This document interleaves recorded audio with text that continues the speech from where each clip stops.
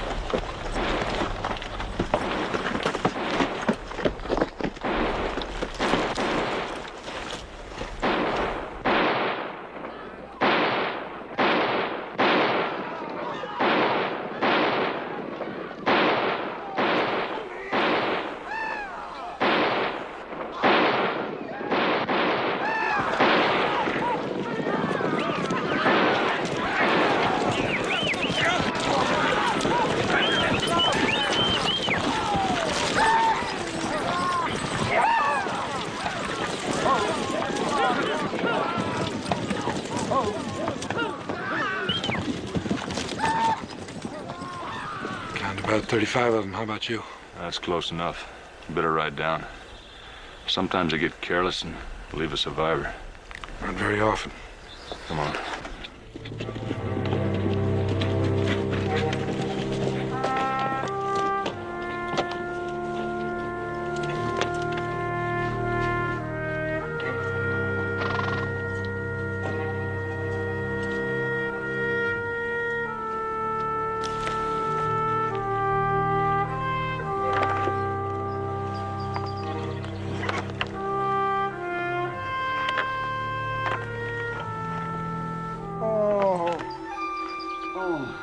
Out there beyond the circle. That'd have to be one of the attackers. Figures Comancheros won't even bother with their own wounded. I don't know why we should either, Duke.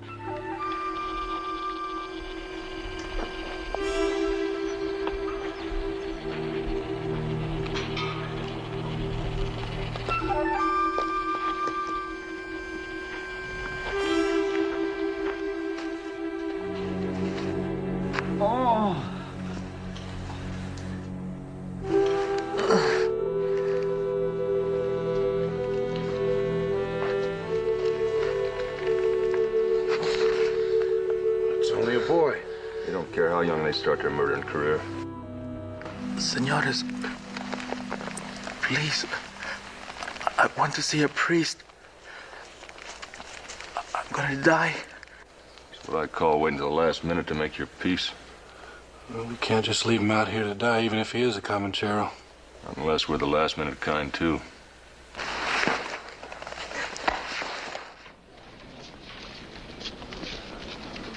Bring him to my wagon. Was it the Comancheros, Bill? Was they fighting a little wagon train? Is it fighting all over? Yeah. Yeah, what? Yeah, I did everything you asked me. That's the only survivor, Charlie. Comancheros headed this way, Duke. How many of them are there? There's nothing to worry about, Charlie. We only counted 35 of them, and they headed for the hills. That's just a boy. Well, where are you going? I'm going to help that boy if I can, Leland. Why are you always trying to run things, Ma? That's no way for a boy to talk to his ma.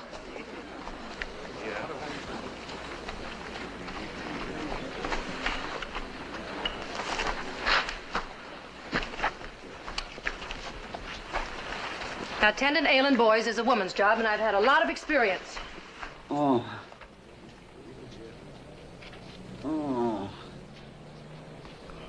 He's a Mexican. Seems to be. Ain't some of them Comancheros Mexican? Some of them are. Some of them are Indians. Others are white. They're all renegades. Maybe you won't want to tend him, Mrs. Barber, knowing that he's a Comanchero. You saying he is? That's what I'm saying, ma'am. He's still a boy, Hannah. Right now, he needs help a lot more than he needs judging. Just which was it you had in mind?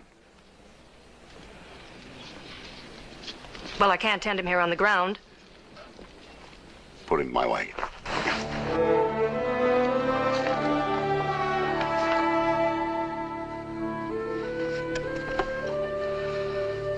suppose you'd mind looking in on him from time to time.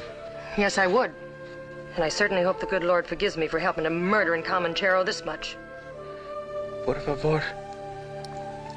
El Padre. El Padre. Sounds like he's asking for a priest. Well, a lot of good a priest could do one of his kind.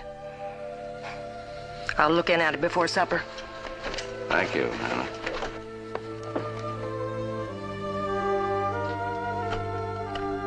Please, senor. I must see the priest.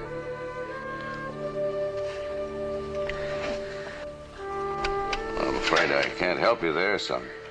I have much to tell, senor. I must tell it before I die. If it'll make you feel any better, you can talk to me. Only a priest will know I was telling the truth. I'll do my best to believe you, son, if it's that important. It is most important. For you. For me? And for your people. I knew about your wagon train, senor. The big one that followed the little one. 2 days ago, I heard our leaders talking about attacking it. This wagon train? See, but they decided to wait until the others returned, so they would have enough men. You mean the band that attacked that train today, that wasn't all of them? Less than half of them. The others had gone to raid a small settlement to get more guns and ammunition. When they return, all of the Comancheros together will attack this train. They said that? I heard them. In 3 days, the others will return. In 3 days, all of your people will die. A priest would know that I would not lie at a time so close to death. I didn't say I didn't believe you. I can see it in your eyes, senor. I'm responsible for a lot of people, son. What I might do about what you tell me could make a lot of difference to them. That is why you must believe it is the truth. I swear it in the name of the Holy Ghost. What would a Comanchero know about a holy anything? I was not always one of them. I was taken prisoner by them during a raid on my village. Today was the first time I was allowed to ride with the men. I tried to escape to the wagons. It was a Comanchero that shot me. Now you want to get even with them, is that it? It is not revenge alone that is in my heart, senor. Only by helping to save the many lives of this train can I cleanse my soul. Please, senor, believe me, so I can die in peace. All right, son, let's say I believe you. Gracias, senor. Now, how is what you told me going to stop the Comancheros from attacking us? They will not take a chance until they get all their men back together. And that'll be 3 days from now. I don't think we can move fast enough to be out of their reach by then. I do not think so either, senor. But there is another way. I know. History books call it divide and conquer. But lives could be lost that way, too. Perhaps a few, senor. But the Comancheros are already divided. Those that are here will not be expecting an attack. Always after a successful plunder, there is much celebrating in their camp. You could destroy them quickly. Will you do it, senor? It's a drastic step. I'll have to think it over. If you believe me like you said, you will do what you have to do in order to save the lives of your people. Senor, I am called Ronaldo Ortega. The next time you see a priest, will you tell him what I have done? That he might pray for me? All right. Please, senor, do not forget the name. Ronaldo Ortega.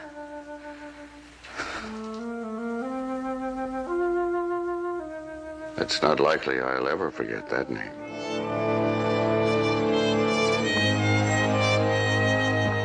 I wouldn't believe anything any Comanchero said any time. That boy's sure he's on his deathbed, Bill. He doesn't want to die with a lie on his lips. Can't be sure enough about that to risk getting people killed. It's a risk either way. How do we get these wagons moving and get out of here? A few miles won't stop the Comancheros. Right now, half of them are 50 miles away plundering a settlement. You believe that boy, don't you? Yes, I do. Well, I'm afraid I can't go along with you. You may have to. It boils down to this. We can't ignore what Ronaldo said. If we do, we run the chance of being wiped out, a good chance. If we disable the Comancheros with a surprise attack now, we'll greatly reduce that chance. We're also sure of getting some of our men killed. One more thing. It goes without saying I'd like you boys with me in this, but whether you are or not, I've got to make the decision. Charlie, how do you feel about it? Well, that's a tough one, Mr. Chris. I know it's a tough one. I want your opinion. Well, I'm for taking a chance, but what I mean is declaring war on them Comancheros is too much of a sure thing for me. I'll fight them, but I sure don't want to unless I have to. Duke? I've fought Comancheros before. Known some personally. But even if one of them were to fly down here right now with angel wings on, I just wonder where he stole the harp.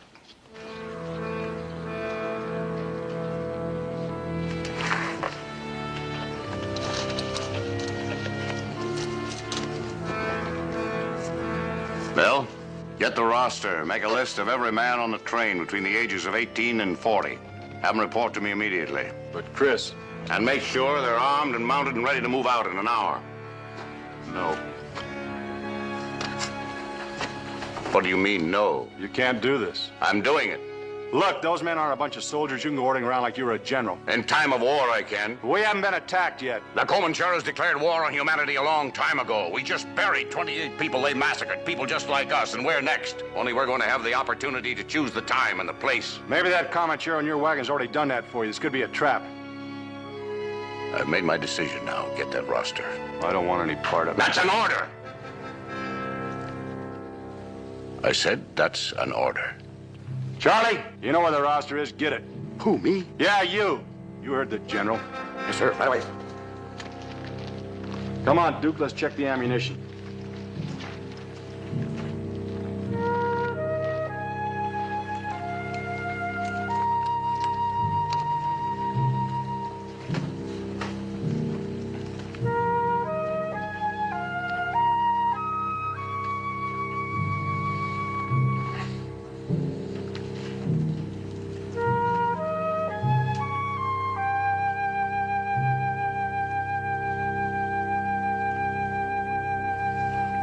It ain't fair. My boy only turned 18 just 2 days ago. If I made an exception in your case, Hannah, I'd have to make others. I can't do that. I'm sorry. You're not taking my Leland. Will you stop trying to run everything, Ma, and quit treating me like a little boy? You got your rights, and I'm going to see you get them. I'm 18. If the others got to go, it's right that I got to go, too. And I'm going. But it ain't fair. There never was anything fair about war, Hannah. Some have to fight, some don't. Some live, some die. But those who die give their lives for a reason, so the majority can go on living. That's the way it is. No, that's not the way it is. Not here, not now. And I'm going to tell you why. Because there ain't no war. Only the one he's trying to make. Do you know why he's taking our men and our boys out there to get killed? Because of the word of a murderous Comanchero. The one that's lying in his own wagon right now. Even his own men think he's wrong. Bill Hawks thinks it's a trap.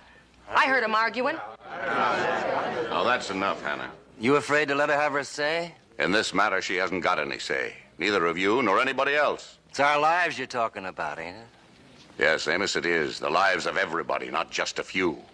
And we'll do what I decide to do, because that's my responsibility, not yours or Hannah Barber's or anybody else.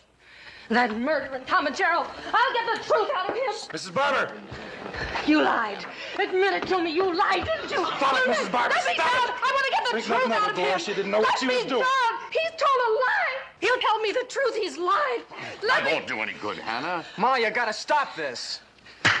Why can't you stand up for yourself? Why won't you ever let me?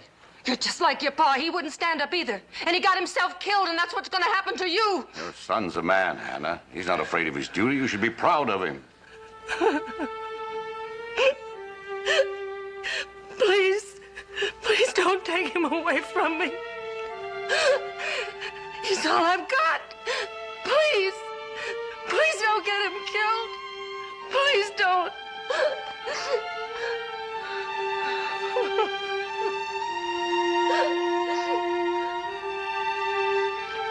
All those men whose names I read off earlier move out and fall in over here.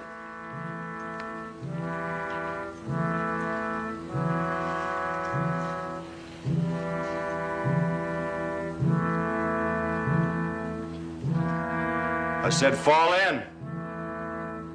You're getting pretty military for a guy who don't believe in the war himself, ain't you? It's none of your business what I believe in, Amos. I follow orders, and so do you. And don't forget it.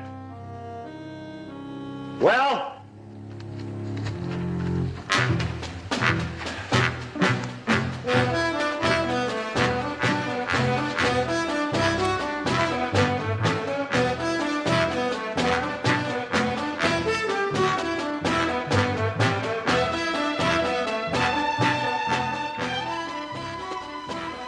Thanks, Bill. Don't mention it.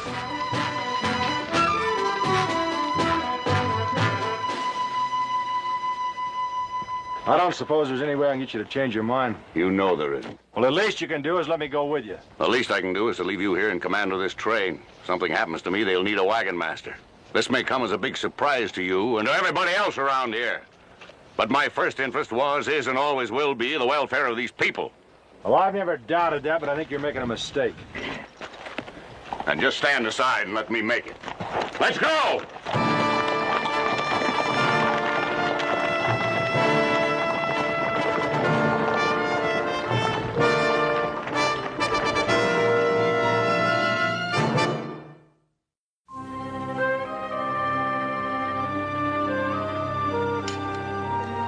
Well, they're up there, all right. Looks like a permanent camp. It's just about how you had it figured. They're celebrating a victory, and the whiskey's running pretty free. How many are there? No more than we counted first time, but one less. Sentry spotted me. He shouldn't have. Every little bit counts. Now remember, those are Comancheros we're going after. And our fight's a defensive fight any way you look at it. But is it necessary? That's the question. We ain't afraid of a fight, none of us. You ought to know that by now. We ain't squeamish if the fighting's necessary. Well, you better have your hearts in this battle, and you better make every shot count, because you might not live long enough to find out that it was necessary. We'll proceed on foot.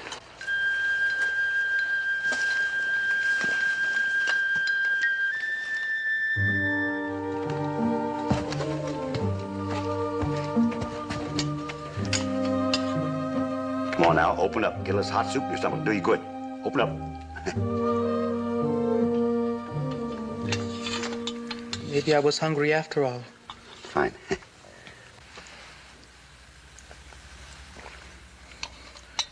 It tastes very good. Well, at least you're not lying about that. I made the soup myself, you know.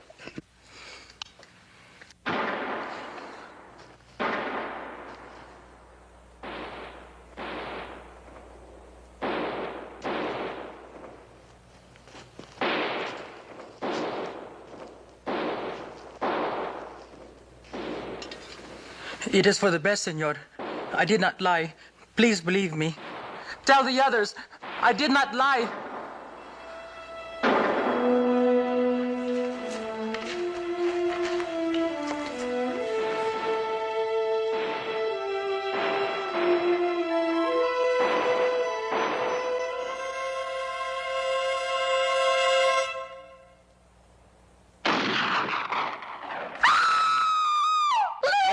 What's the matter with you? Oh, he's dead. They've killed my son. Now, calm down. You have no way of knowing about a thing like that. Where's Ma? I know he's dead, and the Comanchero in that wagon killed him.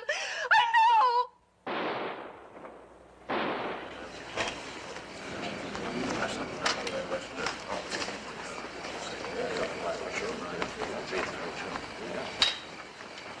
know. Mr. Hawks, we've been over there talking. Well, there hasn't been any sound of fighting for more than an hour. Yeah, I know. Well, don't you think if the fighting's over, our men have had time to get back here by now? Maybe. We think somebody should go out and find out what's happened to them. I'm thinking we better stay right here.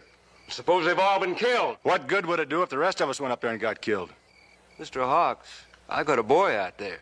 I know, Mr. Hunter. Yeah, I got it. All right, now, wait a minute. Hold it down, will you? I know that you're all wondering what's happening, and so are we. That's why we're not going to go running back into those rocks. I know it's hard for you to sit here and wait, not knowing. But that's what we're going to do. Come tomorrow morning, if we don't have an answer, we'll do something about it. I'll give you the answers now. Mr. Chris! Our mission was successful. We took them by complete surprise. We gave them a chance to surrender. They answered us with guns. Darkness kept us from completing it. We can't get at the rest of them until daylight. To make our morning attack quick and decisive, we'll need 10 more men. I'll accept volunteers. You're telling us you lost some men, aren't you? Mr. Hunter. You're telling us so many of our boys got killed you need replacements. That's what you're saying, isn't it? Ah, shut up! I didn't expect the man to tell you if you're all talking at the same time.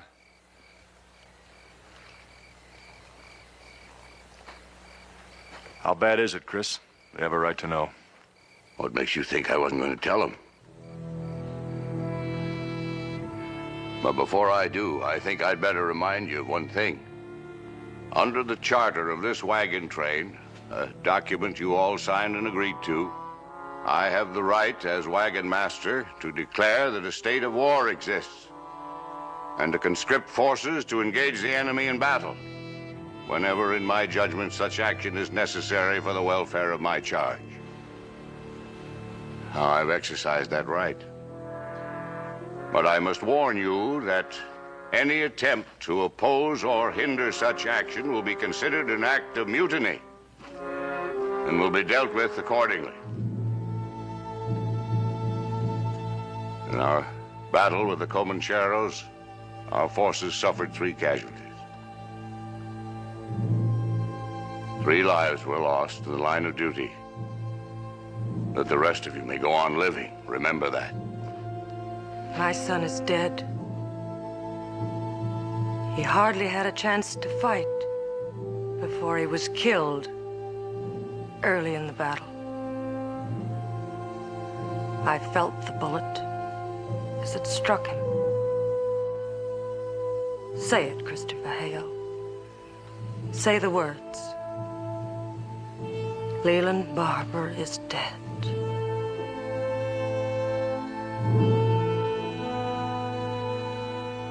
Leland Barber is dead. And so is Isaac Miller. And Bror Hansen.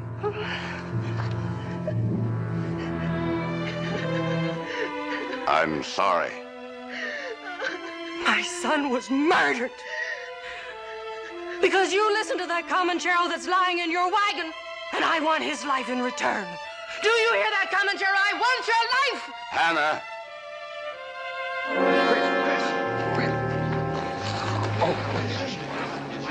What's the matter? Among the casualties, there was also one wounded. You got a bullet in you? A knife. Knife.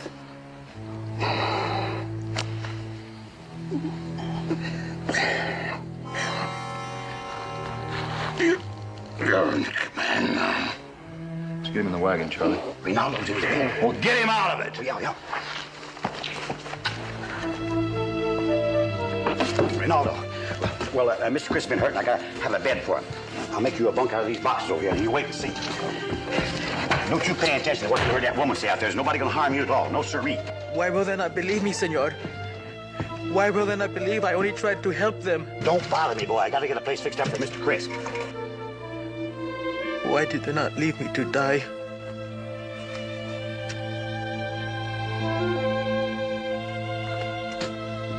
I believe you, son. Even if Bill Hawk scalps me, I think you were telling the truth.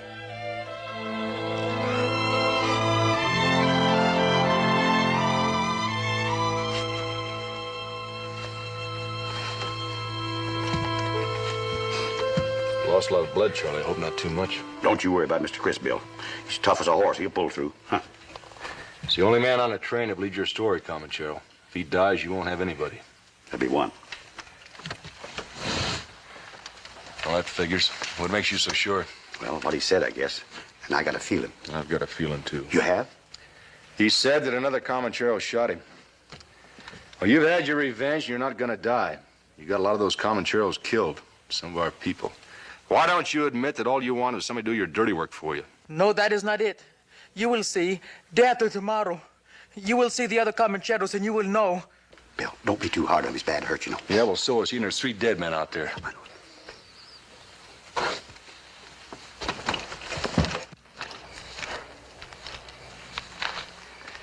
Nothing to stop us from going up in the hills now, is there, Mr. Hawks? What do you mean, Hunter? Well, you're in charge now. We know you've been against this thing from the beginning. There's no need to get any more men killed, is there? You just give us the word, Mr. Hawks, and we'll go up and bring our boys back here where they belong. We're counting on you, Mr. Hawks. We're all agreed we'll be better off with you in charge. Oh, you did you? It seems to me that you people have real short memories. If it hadn't been for Chris Hale, you'd been dead a long time ago, 100 times over. We ain't discounting what he done in the past. It's just that we can't figure Mr. Hale making this kind of mistake, but he did. And you can't blame us for losing faith in him. You did yourself. I did not. Are you telling us now that you agreed with him all along? I didn't say that. I said that I didn't lose my faith in him. I disagreed with his decision. We had words about it. It's happened before, no doubt it'll happen again. But the day that I lose my faith in Chris Hale will be the day that I refuse to take his orders. And that day is going to be a long time coming. Now, the wagon master said that he needed 10 more men. Nothing's happened to change that. You can either volunteer or I'll name you. Which is it? If my boy needs help up there, you can count me in.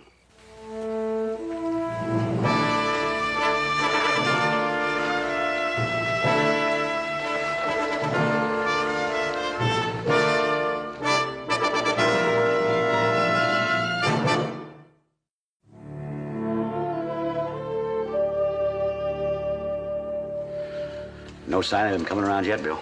All you can do is keep them comfortable, Charlie. If I were you, I wouldn't get any sleep tonight. Those people out there aren't too happy with losing one of your patients. Don't you worry, Bill. I won't close my eyes till Mr. Chris opens his. Oh, Bill, you keep that hard head of yours behind the trees when the shooting starts tonight. On account I made another big pot of soup, and if you ain't around to eat it, I don't know who will. Maybe you'll have to. Me? I'm not loco. I know what's in it. Take care of things, Charles. Yes, sir.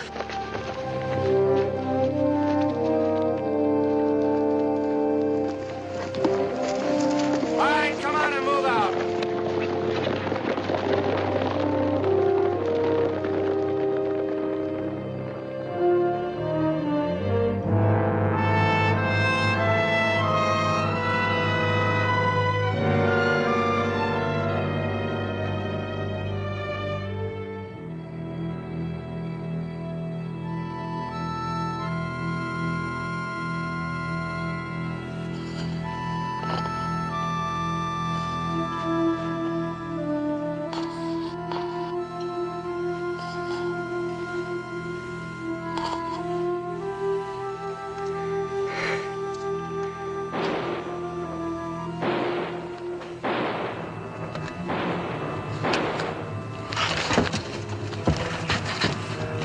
Charlie. Mr. Chris.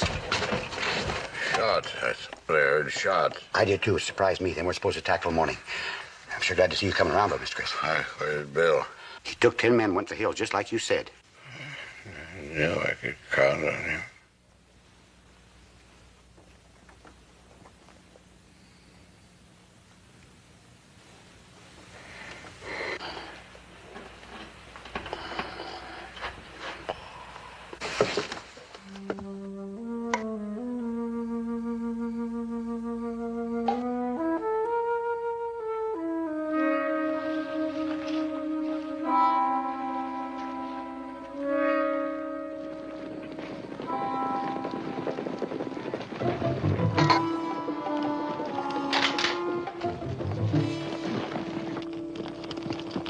Hold it, Charlie. It's us. Bill, I couldn't see who it was out there in the dark. What happened? I heard a couple of shots a while ago.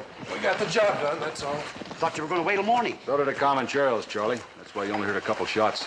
How's Chris? Well, he come to. I think he'll be all right in the morning. And now, ain't that just dandy? Don't that make you boys feel good? Mr. Hale's gonna be all right. It's too bad they don't know it. Tickle them to death. That's enough, Amos. We'll see if it's enough. When that sun comes up 2 more times, and there ain't no sign of the other half of that Comanchero band, then we'll know that we got ourselves all shot up for nothing. Then we'll see what's enough. And what ain't enough.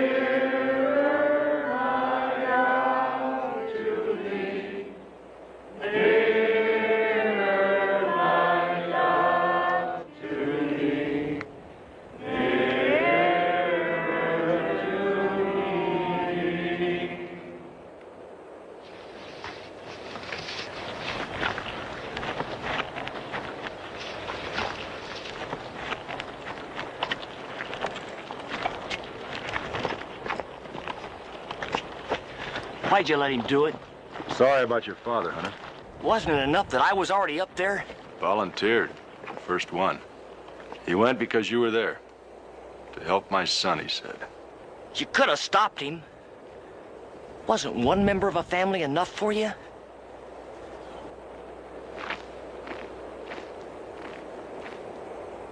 They giving you a rough time, Bill? Why did Chris do it, Duke? Why did he have to listen to that Comanchero?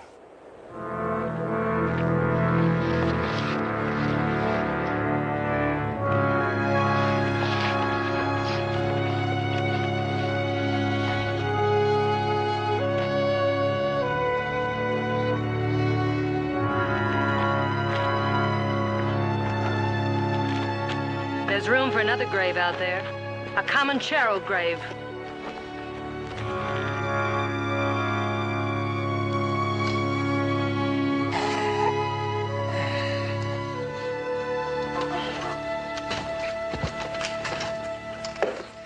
Do not worry, Senor Hale. Tomorrow is the third day. Tomorrow they will beg your forgiveness.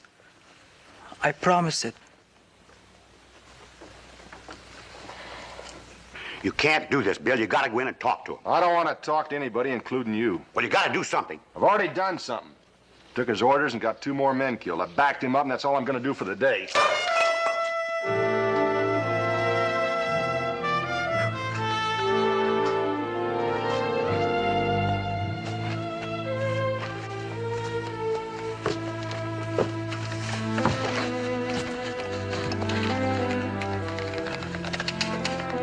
I guess Charlie told you how he came back last night. Yes. I was asleep, I guess. You were still sleeping this morning, so well, I figured I'd wait until after the funeral to come and see you. I'm glad you came, Duke. It was Bill decided to finish off the Comancheros at night. I'd scouted their camp pretty well, and Bill pulled an old army maneuver. He made the men take off their boots and leave their rifles behind. Just knives and pistols. Didn't take long. You did a good job, both of you. I'm grateful. Well, I suppose you won't want to be leaving till morning. Not even then. Well? The rest of the Comancheros won't show up until sometime tomorrow.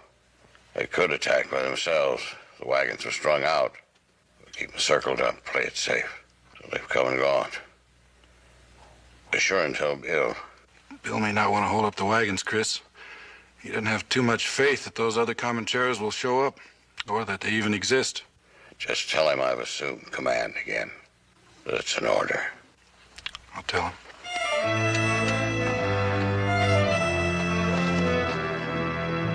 We're losing valuable time just sitting here.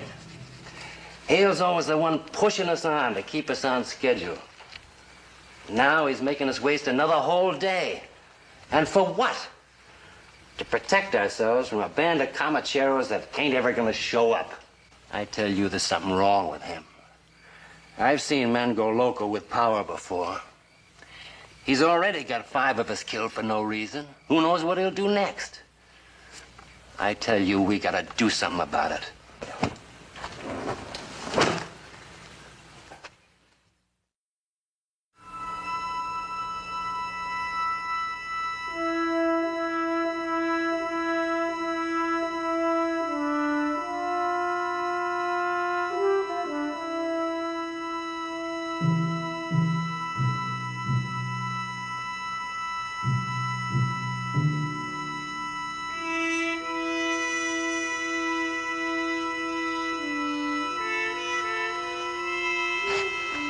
Are you sure they'll come from that direction?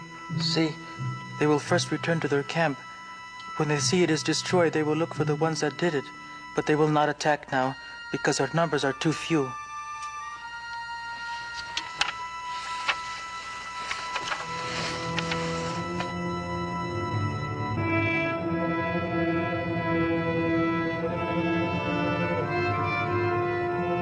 I'm getting a stiff neck from looking up in those hills for so long.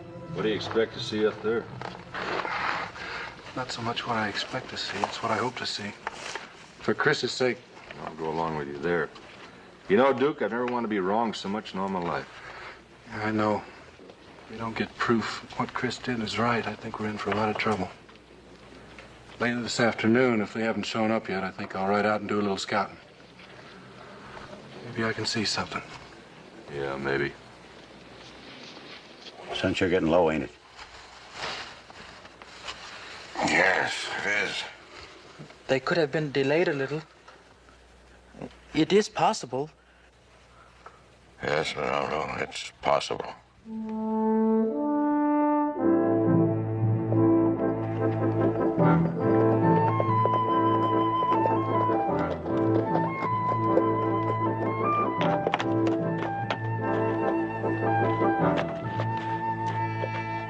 There's no Comancheros out there, Bill. I could see for 10 miles from a rise out there. Couldn't even see a dust cloud.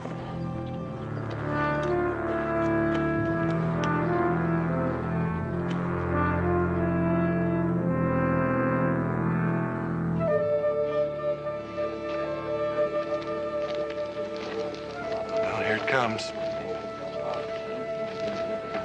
Bemis right out in front. We'll have to concentrate on him. Well, boys, it's all over. What's over, Amos? It's the third day, remember? It's all over. And so's our waiting.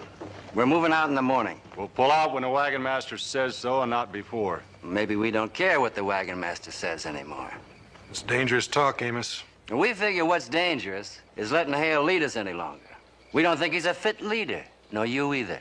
Do you have somebody else in mind? Well, the folks have decided to back me up. Does that answer your question?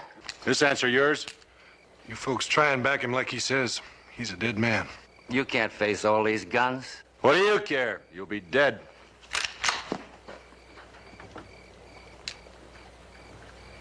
Now, just what was it you were saying? I'll say it for him, Amos. And I'm only going to say it once. You've gone too far, Amos. You've committed an act of mutiny, and you'll pay for it. And unless the rest of you want to suffer the same penalty, you'll turn around and go back to your wagons. Right now. Hold it. Horses.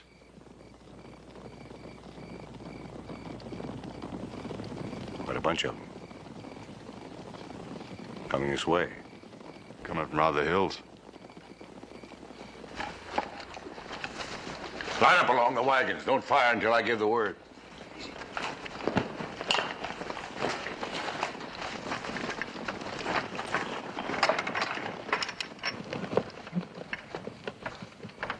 Stop.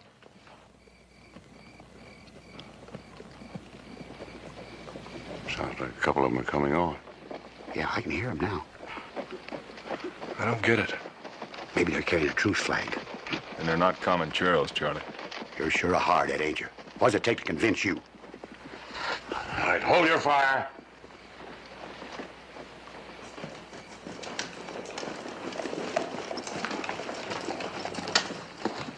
I want to talk to the wagon master. Can one of you men find him for me? I'm the wagon master. I'm Major Groff. Chris Hale. Looks like you're expecting somebody else. Oh, yes, we were. Some Comancheros. Just how wrong could Hale be, I'd like to know. He gets 5 men killed for nothing. And all the time the cavalry's around with all the protection we'd ever need. Maybe now you won't take so long to decide which side you're on. We've been after a band of Comancheros for weeks now. A couple of days ago, we got word that they'd raided a small settlement. What, about 50 miles from here? Yes. How'd you know? A friend of ours told us. Go on, Major. Well, we finally picked up their trail, but couldn't quite catch up with them. It was partly because we had to exercise extreme caution against ambush. Ambush? Yes. This band of Comancheros is especially tricky. They split up and work in 2 groups as a rule. If one group gets into trouble, they run. And they lead the pursuer into a position where the other group can attack them from the rear. We lost 2 whole platoons that way 6 weeks ago. But not this time, huh, Major? I was beginning to think you might know something about that. Judging with all the wounded here, and you yourself, sir. We know all about it, sir. Mr. Chris here took a few men up in the mountains and wiped out their whole camp. I wondered who did that. You have my eternal gratitude, Mr. Hale. You've done a great service, not only to the Army, but to every traveler who might someday come out this way. You know, sir, that band of Comancheros we chased for 50 miles did lead us into a trap. But when they found out the other members of their team no longer existed, and they couldn't spring that trap, they lit out. And we've got them on the run now. And we're going to chase them until we catch them, or until they run clean across the border. I'm glad to hear that, Major. Yes, we saw the light from your fires. And that was when I decided to come down here and have a look around, see that everything was all right. And I'm mighty glad I did, Mr. Hale, because it gives me a chance to thank you personally for what you have done. If both those groups of Comancheros had gotten back together again, they could have wiped out your whole train. Yes, I know. Goodbye, Mr. Hale. And the very best of luck to you, sir. Bye, Major. Thanks for stopping by. It's my pleasure, sir.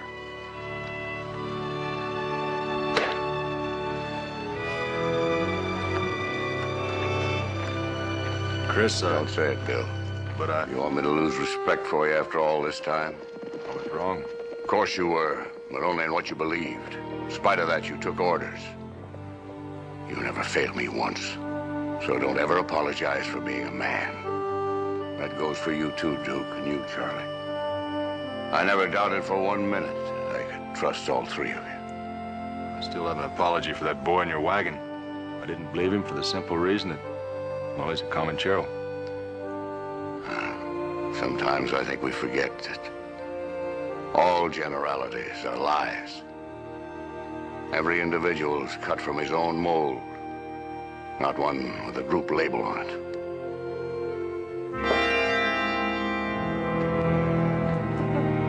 Mrs. Barber!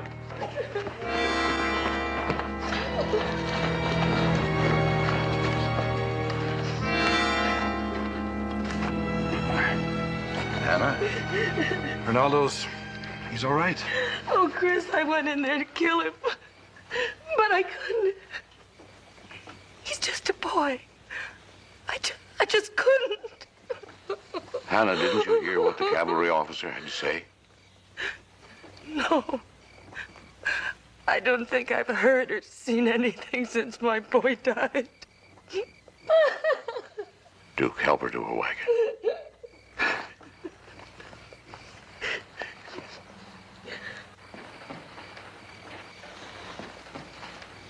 Just a minute.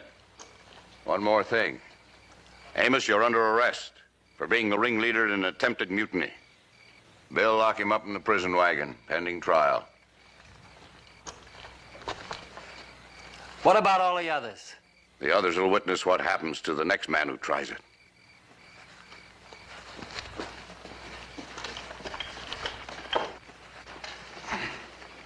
Charlie. Yes, sir? Something tells me I better get back in bed. Bed? I don't see why. You only been up a few minutes. On second thought, better make it the hammock. I'll feel more like my old self there. Yes, sir.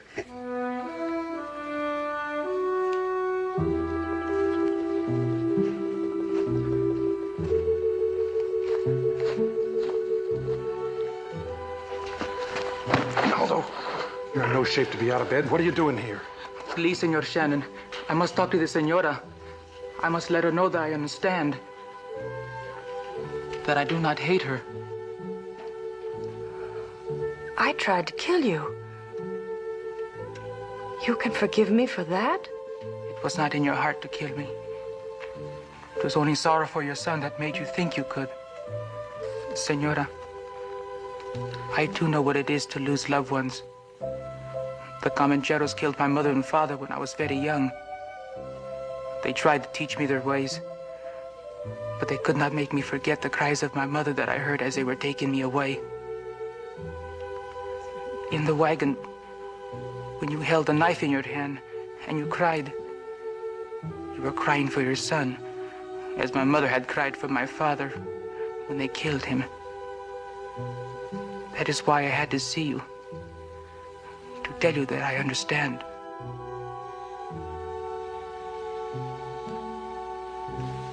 I'm ready, senor. Duke Shannon, Yes, ma'am? didn't I say once that tending ailing boys is woman's work? Yes, ma'am. But you can't expect me to go traipsing up to Chris Hale's wagon every time I want to take a look in on him. Now, can you? Well, put him in my wagon. Ronaldo? Si, senor.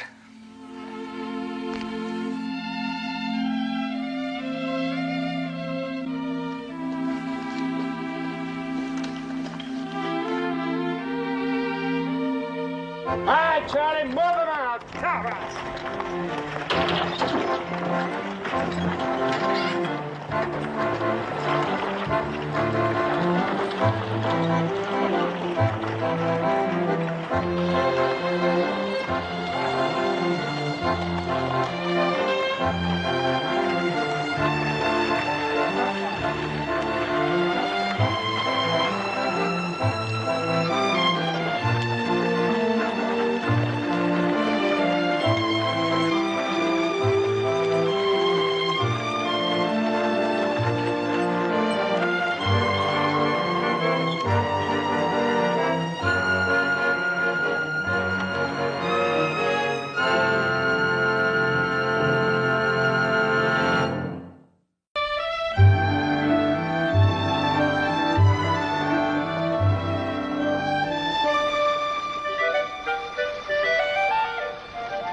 Hey, Duke, wake up. We're in town.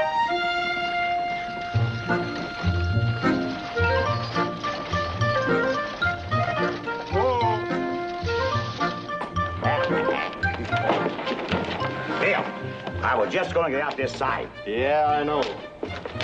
Did you see what I saw? Mm-hmm. Supplies come first. Come on. Yeah, they always do.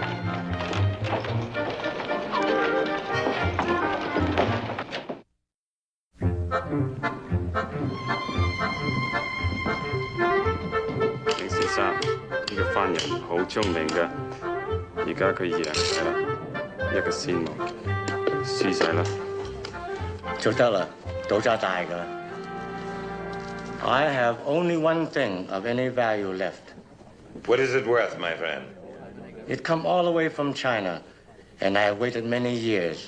It arrived only today. Well, put a price on it. In Yankee dollars. There are some things man cannot put price tag on. What have you imported from China? Truth, honor, faith? What price would you pay for obedient love? I respect your evaluation. Make a bet. This, for all the money you have won from me. I give you my word, this is more than worth it. Well, if that's the way you want it, double or nothing. You are a gentleman, sir. A gentleman. Not a scholar.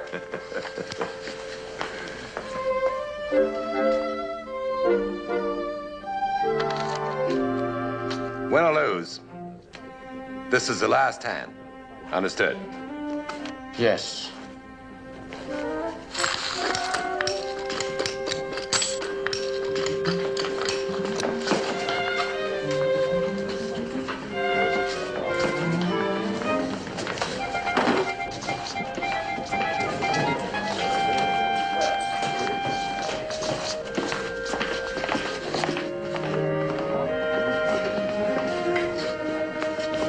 Ain't for fun, you know. Three kings.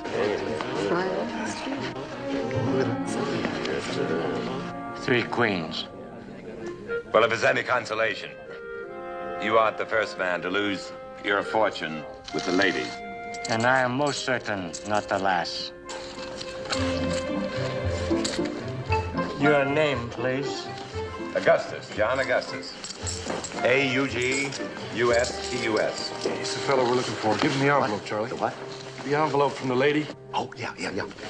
Mr. John Augustus, Your servant, sir. here's an envelope a lady asked us to give to you. Thank you. Mighty pretty, too.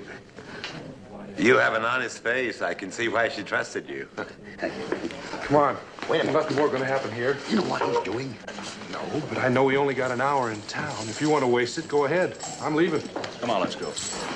Bill, this is an education. Ain't you curious? Don't you know that curiosity killed the cat, Charles? Yeah, and I'm dying to know what he won, ain't you?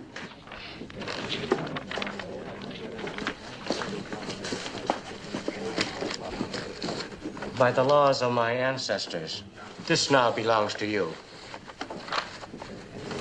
I shall treat it with no less responsibility than you would, sir. I know it is true. No bet if not so. You are gentlemen. Thank you. He will deliver most valuable possession to you here. You wait, please.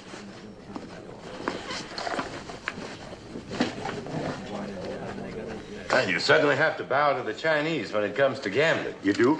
Yes. To them, it's not only the greatest of pleasures, but a high art. You mean that he enjoys losing everything he owns to you? Well, the true moment of ecstasy comes only when you gamble what you can't afford to lose. Well, I've done that, and it never gave me any true moment of accident. It just made me plain miserable. Just makes me plain shooting mad. Well, if you can't lose as graceful as you win, you simply shouldn't gamble. This man is a gambler. What do you think this, whatchamacallit, is worth, the value? Who knows? One man's food is another man's poison. Oh, sit down, gentlemen. Like to buy you a drink? Yes, sir. Bartender, bottle of your best and 2 glasses. You're buying and not drinking? Not exactly polite, is it? I'd like to ask you gentlemen a favor. Excuse me. Of course, I reimburse you for whatever you think it's worth. We're not for hire, mister. I know, we're just in town for a couple of hours. We're with the wagon train outside of town, you know.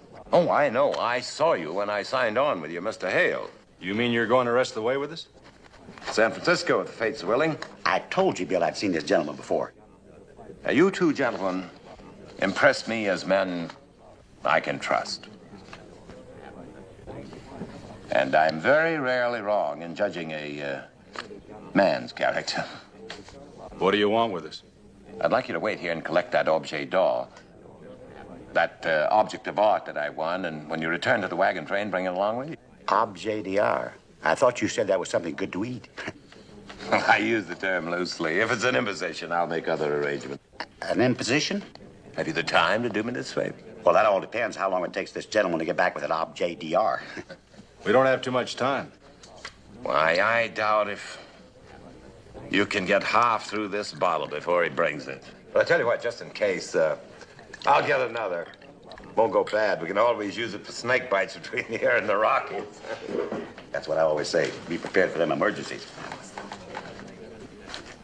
Took care of that one. Aged in wood. What do you think, Charlie? Well, Mr. Hale would be by to put out, Bill, if we didn't help this gentleman who just joined the wagon train. Yeah, I guess it doesn't hurt to do a favor and make a friend, does it? I just hope this objet d'art or whatever it is don't break our back getting us back to the train. Charlie, don't you know you're not supposed to look a gift horse in the mouth? You think that's what it is? I certainly do appreciate that favor. Glad to help you. We're just like one big happy family on Mr. Hale's wagon train. Yes, I knew I could trust you. Like brothers. May need this to pick it up.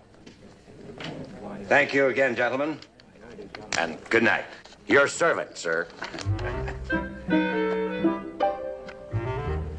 Take a good look at that. We take a few more drinks and we'll be able to understand.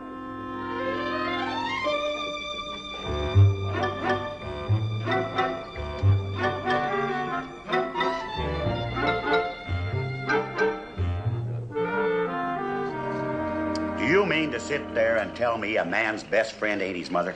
Charlie, we were talking about horses and dogs. How'd the mother get into this? Sat right there and claimed a horse was a better friend than a dog. And I don't agree with you. Man's best friend is his mother. Would you call your mother an object d'art? No, and you better not either. Hey, senor! You looking for us? For Mr. John Augustus. You know where fine? What have you got for him? What my friend means is that if you're delivering an object d'art to whatever his name is, you give it to us and we'll see that he gets it. You don't make sense, Hawks.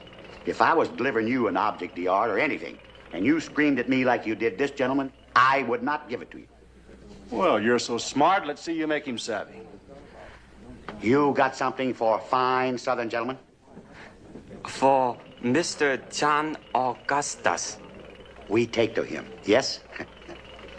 No. Well, now, Charles, that was real good. Why don't you draw him a picture? Wait a minute. We take to Mr. John Augustus. No? Yes, please come. Yes, come.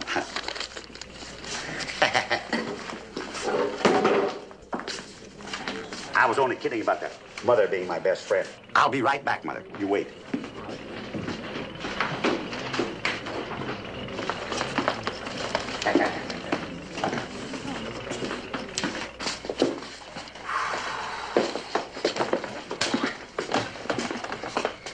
She belonged to Mr. John Augustus. You take, please.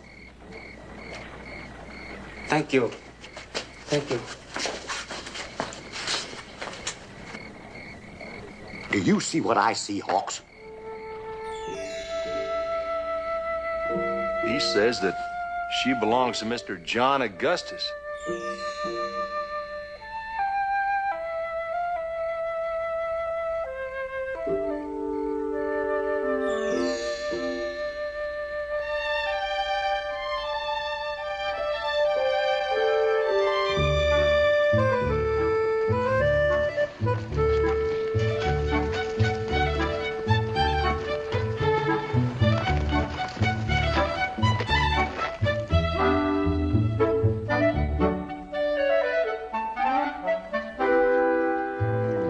Mr. Augustus? Be with you in a minute. Do you remember that last bet you won from that rich Chinese merchant last night? Oh, yes. You didn't have any trouble picking up the pot, did you? Oh, no, he delivered just like he said he would. Just put it on the ground over there anywhere. Do you have any idea what you won? No. It isn't worth more than $1,000. I've been cheated. Well, I don't think you'd like this lying around. I mean, just any old place.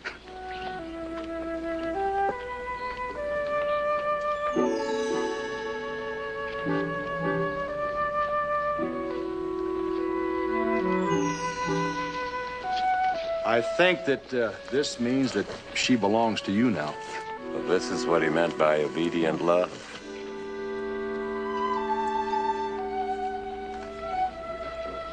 You call me Mei Li. I make you happy.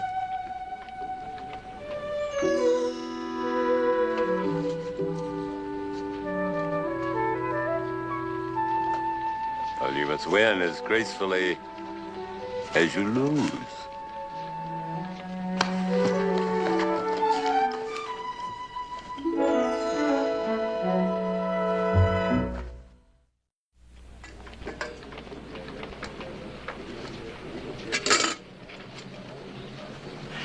The older I get, the thicker my skull gets. Act like children, I should know enough to treat them like you.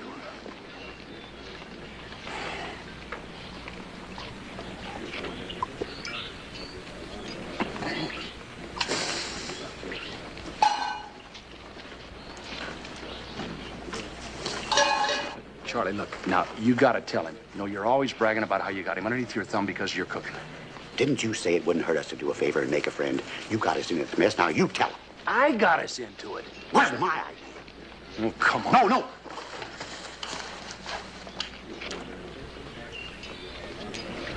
Where have you been? Well, You were going to be gone 2 hours, right? would we lie to you, Mr. Chris? Yes! You're a miserable cook and a worse liar. Yes, sir. Breakfast coming right up. Yes. You go at sundown, come back at sunup. That's slightly more than 2 hours. We were just doing what you'd want us to do. Spent all night in a saloon just for my sake. Your orders, Mr. Chris. The welfare of the wagon train folks come ahead of everything else, you know. All right, let's have your story, but make it quick. This train's got to roll. All right, Sir Lancelot, who did you rescue? John Augustus. You see, we were just minding our own business when Augustus, that southern fellow who joined the train yesterday going to San Francisco? Yeah, the fellow that you told to park at the end of the line, remember? Nothing wrong with my memory, but you seem to be having trouble. I couldn't forget what happened last night if we lived to be 100 years old. Could I, Charles? Forget? Forget what? Can't you see I'm busy fixing Mr. Chris's breakfast? I can't take this on an empty stomach. Get about your business. What'd you say?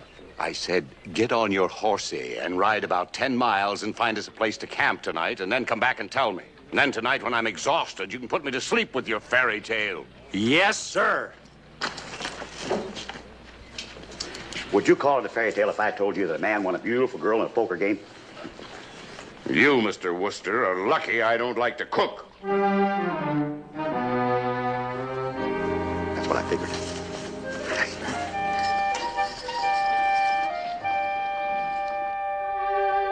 One day is pretty much the same as any other.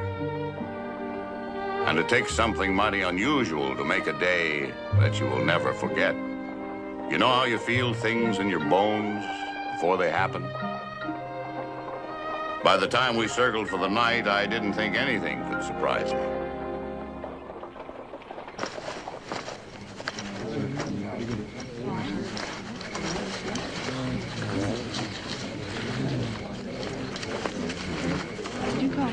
What's going on around here that I don't know about?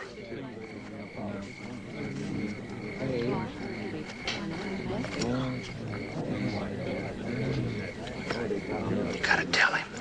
I did, kinda. We gotta let nature take its course. Whatever it is, I know you two are in on it. Duke? Circulate around, see if you can find out what everybody's whispering about like a bunch of gossiping old women. Yes, sir. Now, don't come back and tell me nothing. No, sir.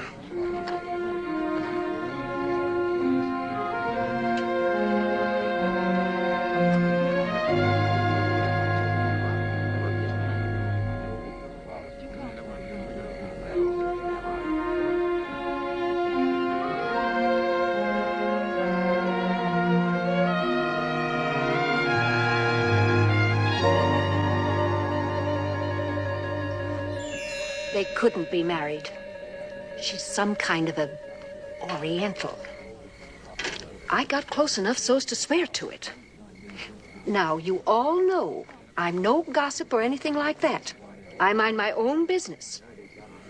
With this situation, well, I just don't see how we can afford to keep our noses out of it. Do you realize what's at stake? When she got the fire going, she come and got him. Followed him. Just like my hound dog looking up at me. In Peking, a great school. Many, many scholars. Didn't power by them like he by me.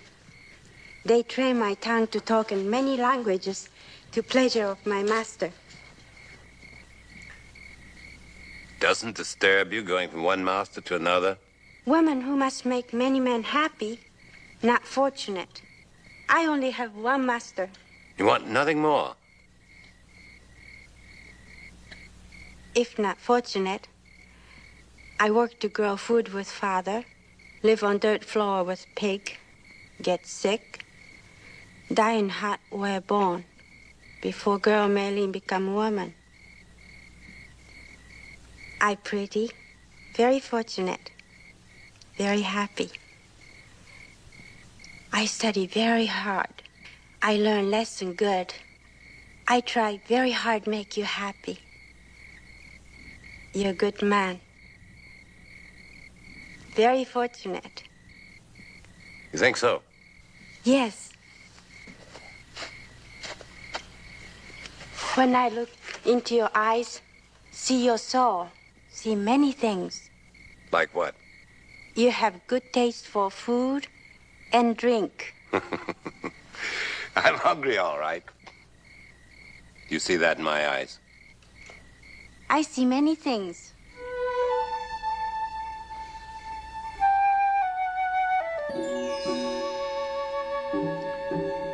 No, Maylene. You're an orchid in the desert. They'll think you're a weed and try to destroy you. Why? I do nothing to make men or women unhappy. You look different, you think different. You have a different God. How can they tolerate all this? I belong to you. Nobody would destroy your property. Maylene very fortunate.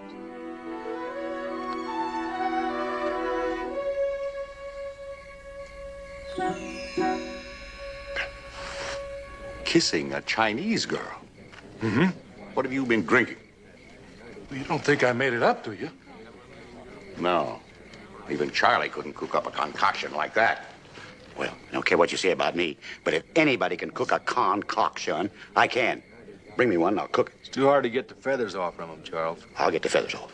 John Augustus was traveling alone. You two spent all night doing him a favor.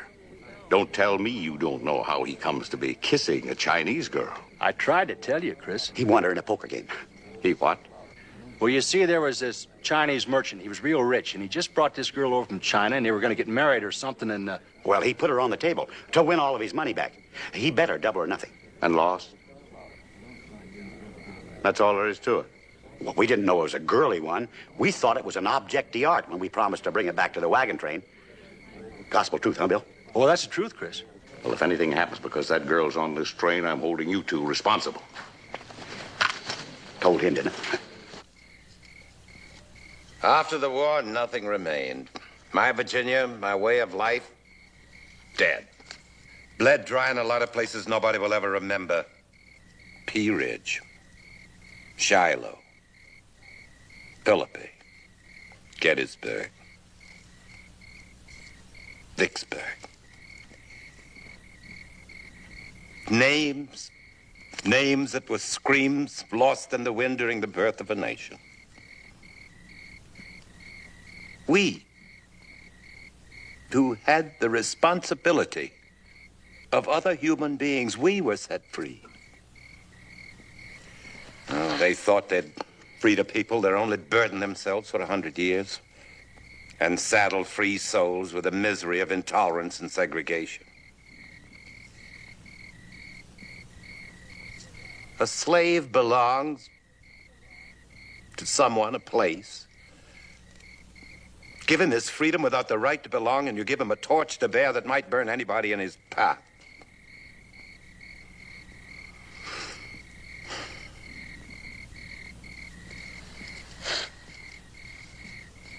How do I set you free? How do I get back my own freedom? You do not want me. I do not bring you pleasure. I want you very much. You bring me great pleasure. It isn't that simple. It's very complicated. Like your cooking. What in the world is that? Mud. Baked mud. Mud? Well, I've heard the Indians eat mud when they're famished. Do not eat mud. What is in it? Very good. It is called beggar's chicken. Beggars? Looks fit for a king. A long, long time ago, a beggar stole a chicken. Soldier go after him. He hide a chicken in mud, throw in fire. After soldier go away, he take a chicken from fire. Best chicken I ever tasted. Beggar say that too. He tell his secret to try to save head. He deserved to live. King cut off beggar's head so no one else gets secret. But he'd already told somebody. No. King tell girl in harem. Some things never change. This is superb. Snail steamed in moss and baby turtle. Fat grasshopper and tiny snakes. Snakes? In China, snakes very special. Makes men very interested in women.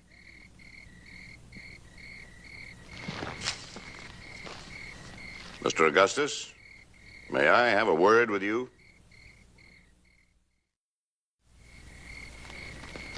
Mr. Hale, this is Maylene. Maylene, this is Mr. Hale, the master of the wagon train. Well, she not only looks like a dream, she cooks like one. Maylene, bring Mr. Hale a plate. No, thank you. I've already had my supper. Have you had beggar's chicken? Snails steamed in moss, served in thermidor of turtle? Roasted grasshoppers? Baby milk snake? Mr. Augustus, may I get right to the point? Yeah.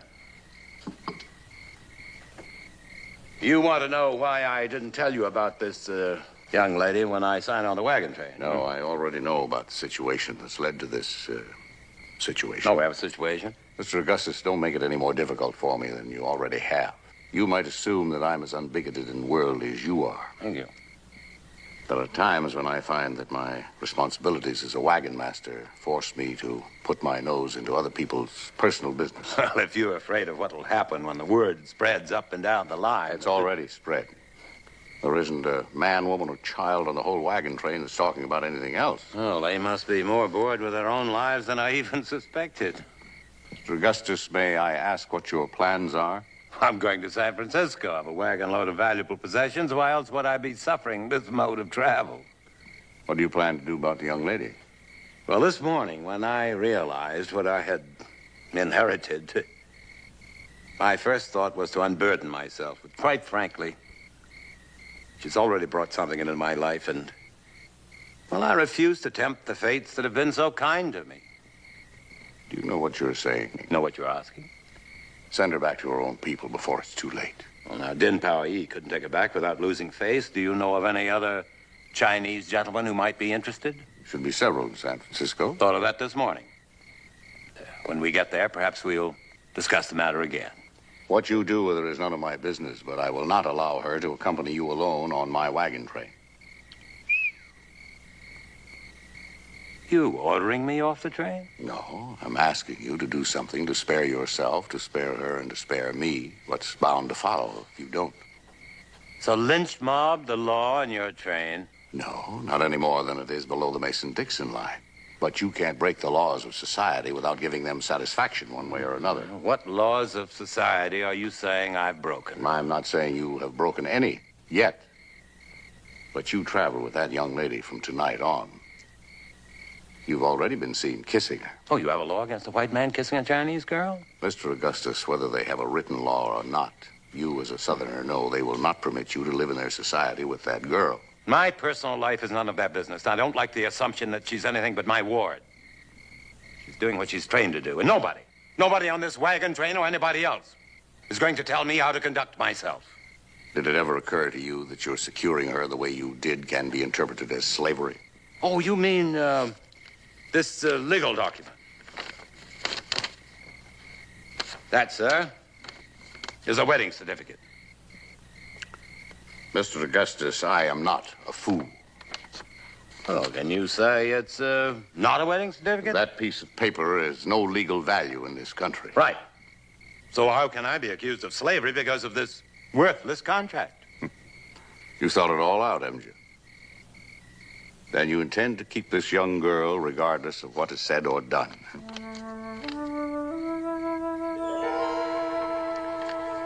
What would you do in my position? I wonder. Good night, Mr. Augustus. Good night, young lady.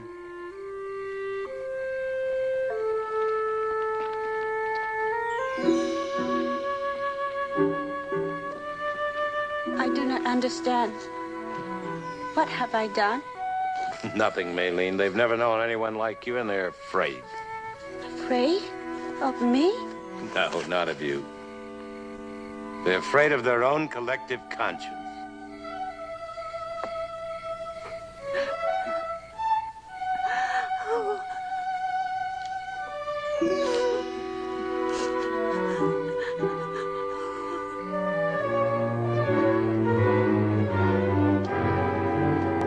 Mr. Hale, you saw for yourself, didn't you? What, Matilda? What did I see for myself? He's a monster. Hezekiah?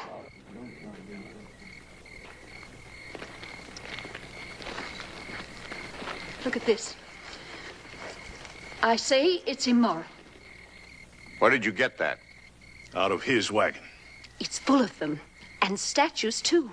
You wouldn't believe the things that man's harboring. What right do you have to search his things? Whatever we have to do to protect ourselves from this man, we will do. Even if he committed murder, that wouldn't give you the right to invade his wagon. That's his home. He's done nothing to warrant this. Bringing that Oriental into our midst, flaunting his moral decadence, that's nothing. Why don't you wait until you hear the truth? If you don't make them leave this wagon train, we will do what we have to do. Won't we, Hezekiah? Yes, Matilda. We've got to protect our homes. We're God-fearing people, and this is an invasion of the devil. They have no right to live with decent people. Now you listen to me, and you listen good.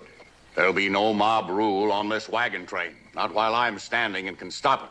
You honestly feel John Augustus is a threat to your way of life, you make a proper complaint. Then what? We'll give him a chance to be heard. Give me that painting.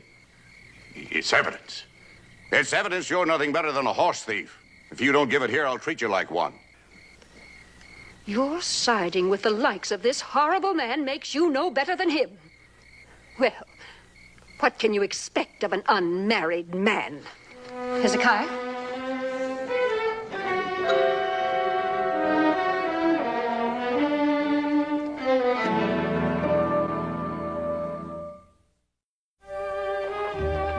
They wasted no time in getting up a formal complaint in writing. We, the undersigned, God-fearing, law-abiding American citizens, demand that John Augustus, who is consorting with a foreigner, be brought to account and dismissed from the society of decent people, after no less punishment than due for such a breach of law and moral etiquette. That's what I got for breakfast, and would give to John Augustus for supper.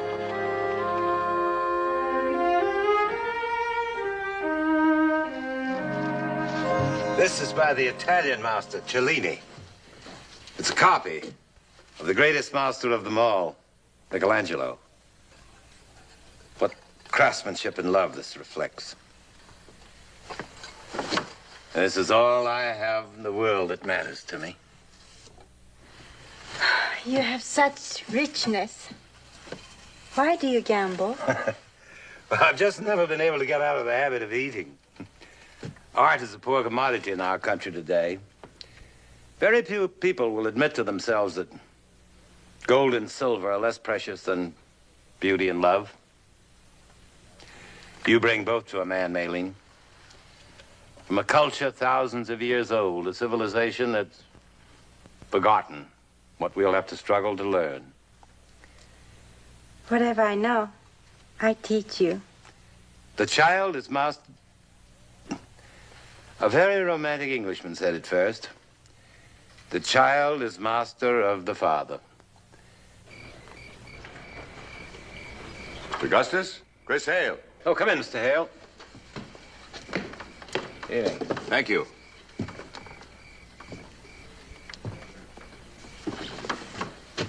Well, may I admire your taste, Mr. Augustus? Thank you. This is all this and I, it's all that's left of a 100-year-old family. And we were allowed to survive only because we were considered worthless. May I ask you to read this, Mr. Augustus?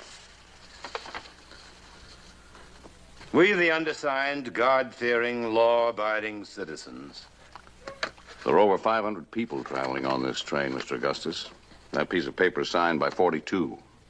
They are a minority group, but they do have the right to raise this issue. Breach of law and moral etiquette. What do they know about either? Their filthy little minds. The law does give everyone the right to sue for satisfaction. You think I should satisfy them by publicly airing my private life? Unfortunately, I don't think you have any choice unless you want to run like a scared rabbit. You have no rights if you don't defend them. Well, if they want to bring me into court, let them get a proper summons. Oh, they will. But I thought maybe we could avoid all this. I don't intend to be swept off of this train by a belated witch hunt. Nobody wants you to be. All I ask is that you confront them and tell them the truth. No, they wouldn't know what I'm talking about. How do you know unless you try? I know these people. They're all law-abiding, God-fearing citizens, and they honestly believe what they're doing is right. If you refuse to be heard, they'll know they're right. And then they might make the mistake of taking the law in their own hands. All right, I'll try to tell them. Mr. Hale, I will not plead.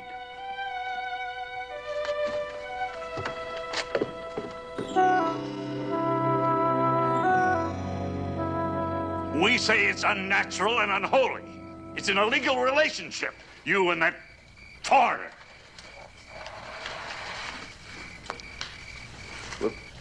Just what do you presume our relationship to be? She's a woman, and you're no different from any other man. That's right, I'm no different.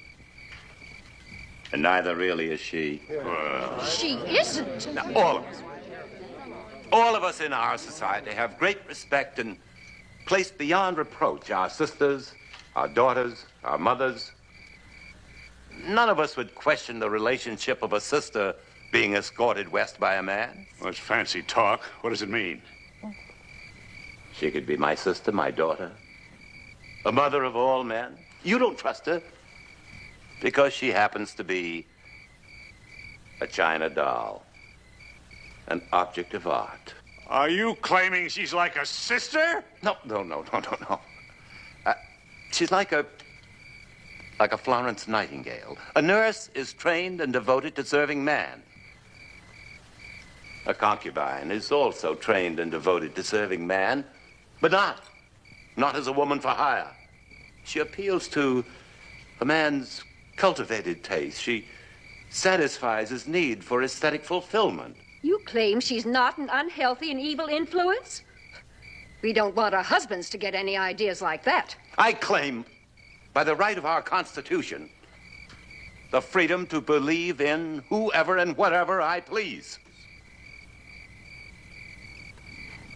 I wish to worship at her feet. Whether you understand it or not, there is nothing you can do about it without breaking the law. Now, as for her being a bad influence on the morals and social customs of our little community, only evil and ugliness should concern us. And that, I assure you, she is not. Abraham Lincoln freed the slaves. You can't hold her in bondage. He also reminded us that all men are created equal. Maylene has the right to go and do as she pleases. If she chooses to serve me, you cannot deny her that right. You have a paper saying she belongs to you. Your husband has a paper saying you belong to him, I hope. Oh, haven't we enough problems on this perilous journey? Through the wilderness, aren't we all trying to accomplish the same thing? How can we rebuild our nation after a war in which brother killed brother if we don't profit by our own mistakes? And if loving thy neighbor is asking too much, at least try to understand him. Listen, I got rebel lead in my leg, but I hold no grudge. Any man who saw as much killing as I did learned something. Archie, you haven't got the sense you were born with. Yeah, well, I got enough sense to say that us men are being pushed around by our women folk. Why, there ain't a man here wouldn't give 10 years of his life to have a beautiful woman like John Augustus has, to do the things our women folk do begrudgingly. No, sir, I say men apologize. Yeah, and if my wife don't like it, well, who knows? Maybe I'll get me a gal like his. Archie, after 21 years, you have no right to talk to me like that. After 21 years, I got no more time to waste. Hezekiah, go get him down. Get him down, Hezekiah. All right, look out! Get up! Get up back in the gate! Go on, hurry it out! Hurry it out! Stay up over there! Hurry it out!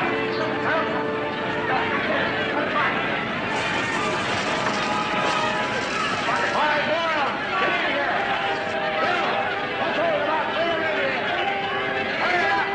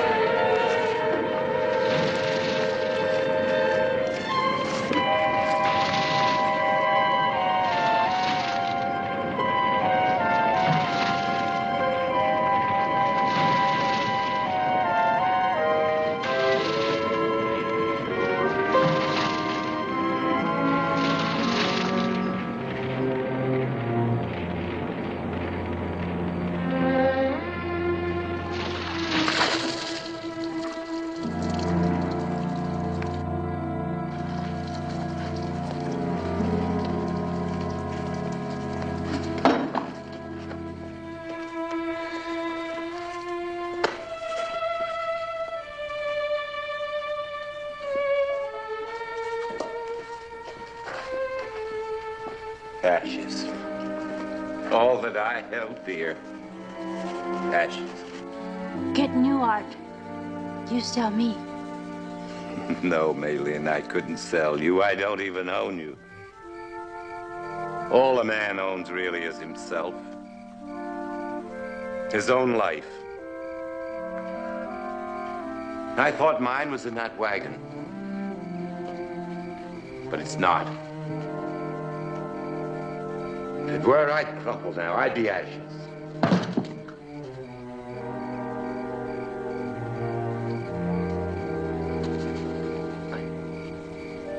Instead, I feel suddenly free. Freedom like I've never known before. I thought I owned those works of art, but they possessed me. I allowed myself to be enslaved by them as if by a drug. Maylin, Poppy seed to you? What do you call opium? Yes, Maylin, you are a dream. You're the only thing that separates me from reality, and I shall fight to keep you. As all men must. For their dreams. There's a town a few hours by wagon from here. If you'll let me, I'll have Charlie Worcester drive you there. It's asking too much for someone to share their wagon with Maylin and me? I don't think it would work, do you? I suppose not. I appreciate the ride to town. Bye, Mr. Augustus. Goodbye. You're a scholar and a gentleman. I hope living 100 years ahead of your time doesn't prove too much for both of you.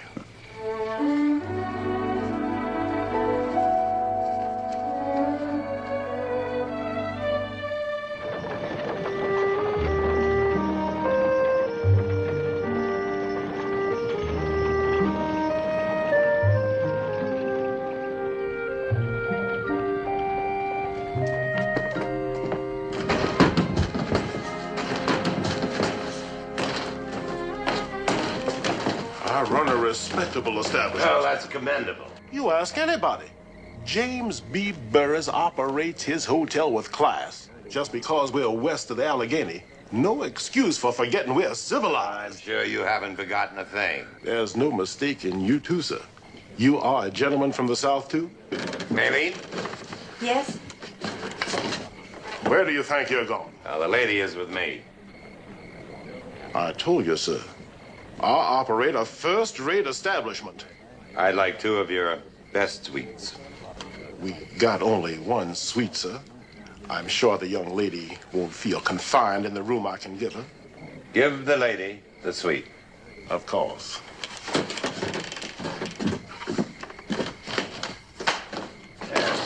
You have brought your civilized way with you. Just because we're west of the Mississippi doesn't mean we forget, does it, sir? All I have is money, and with it I could buy your soul. If you had a soul. Sir, your servant would add class to my establishment. If you find yourself in need of ready cash or credit... You have imagination. That's the most I can say for your proposition. Pardon me, sir?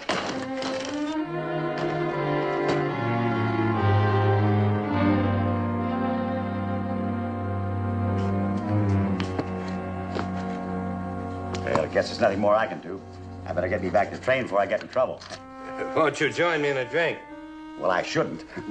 Oh, I'm sure Mr. Hale wouldn't mind if I insisted. Well, that's different if you insist. I'll join you in the bar. Yes, sir.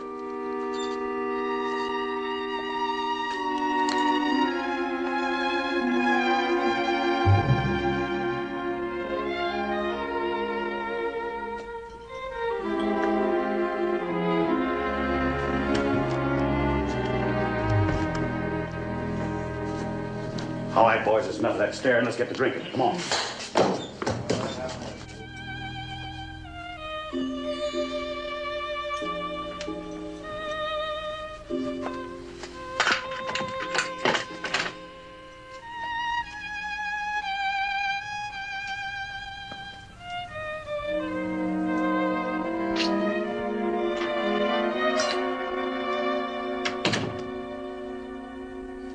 Maylin, sit down. I've let this go long enough. I want you to understand. Do you know what happened on the wagon train? I mean, really happened. I don't mean the silly things that were said or done. But why? They not understand you. I can live without being understood. They think of me not clean, made of dirt. They don't know, Maylene. They have no way of knowing what you are made of. I trouble, much trouble. I make you unhappy. I tried to tell myself that we could live our own lives, believe what we wanted to believe, do what we wanted to do. I assumed that right is right and good is good, that what other people thought didn't matter. But you saw that man who runs this hotel. You saw what was on his mind, those men at the bar, the gambling tables, the way they looked at you. No. I know now it's not enough to be right in our own thinking. We have to be so in the eyes of the world or they'll destroy us. You come to my country. Nobody will think you're not good or right. No.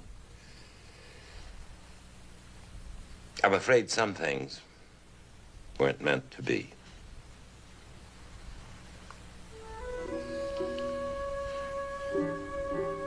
But I shan't forget you.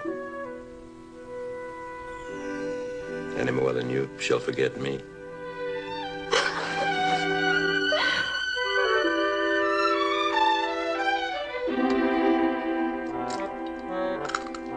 Yes, sir. That's what she said. 1 egg to every 3 ounces of good aged whiskey. And then you top that with some good 100-proof brandy. Is that the brandy? Top it a little bit. Who's got the matches? Take these now. You like that? Well, Mr. Augustus, you're just in time. This is that concoction that Maylene was telling us about on the way in town this afternoon. That the ones you call the Fountain of Youth? Yeah. You know, I bet she could even teach me to cook if she had time. Mr. Worcester, I've been invited to sit in a poker game. Maybe you'd like to join me. Well, I hardly think so. Perhaps I could make it worth your while. What have I got to lose, partner?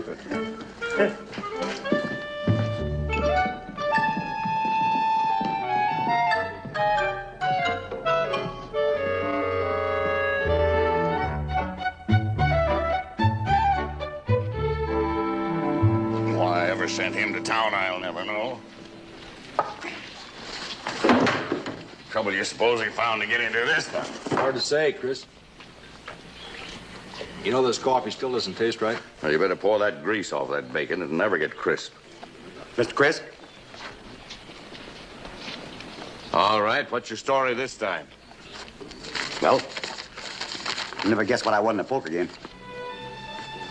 Well, Mr. Augustus. He said he'd never seen anybody so lucky in his whole life. I had one hand right after the other. Did he say anything else? Oh, he said something about reading the fine print in her contract, but I didn't have my bifocal, so I just signed it. Upon safe arrival in San Francisco, I, Charlie Worcester, will see that Maylene is returned to her home in China at my expense. This is in return for aid and advice in the culinary arts until that time. Signed, Charles Worcester. I signed that? You know how much it'll cost to put her on a boat? No. Better than $500? That's all the money I won. You didn't win. You lost.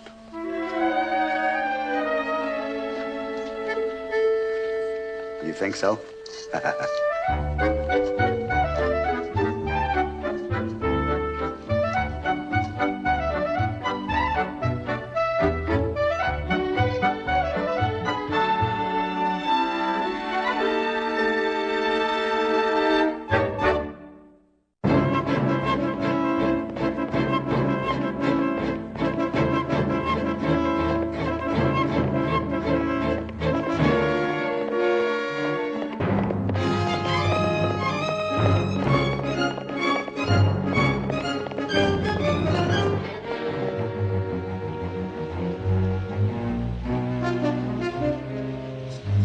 of coffee. Same as always? Yeah? I don't know why Mr. Chris didn't take me on that horse buying trip. I can sure use a week away from this outfit. Charlie, maybe he figured he could use a week away from you. Huh. Bill.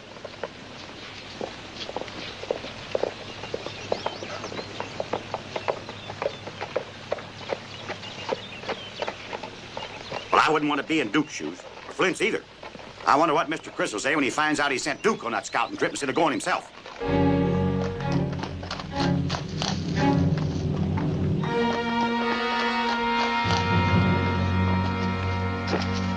Hiya, Duke. Where you been? You realize you're 2 days late? I know it. Where's Flint? Right over there, but if I was you, I'd walk up to him on the shady side.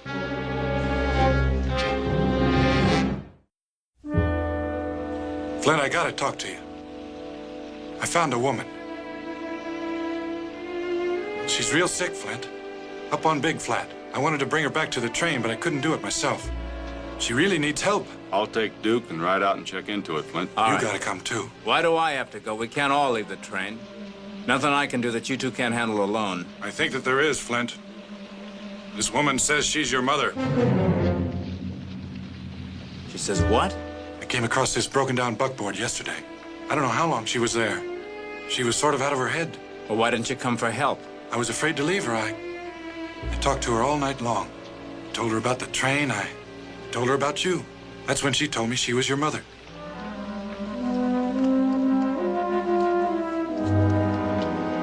He never told us about her. Charlie, there's a lot of things he hasn't told us. Why don't you get us some water and extra blankets? Yeah. You get a fresh horse, Duke. Yeah.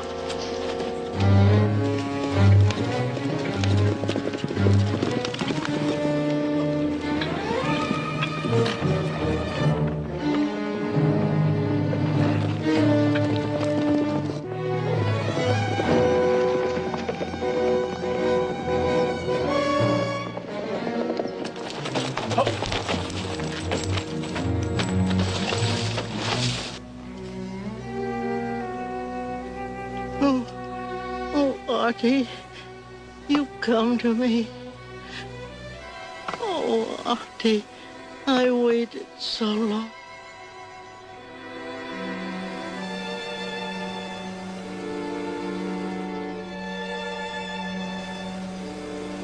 Flint. I suppose I knew. Whenever I called Artie, you always... Don't worry about that. We're gonna get you to a doctor. Flint, my son. Always sweet, always considerate. Don't talk. I want you to rest. Rest.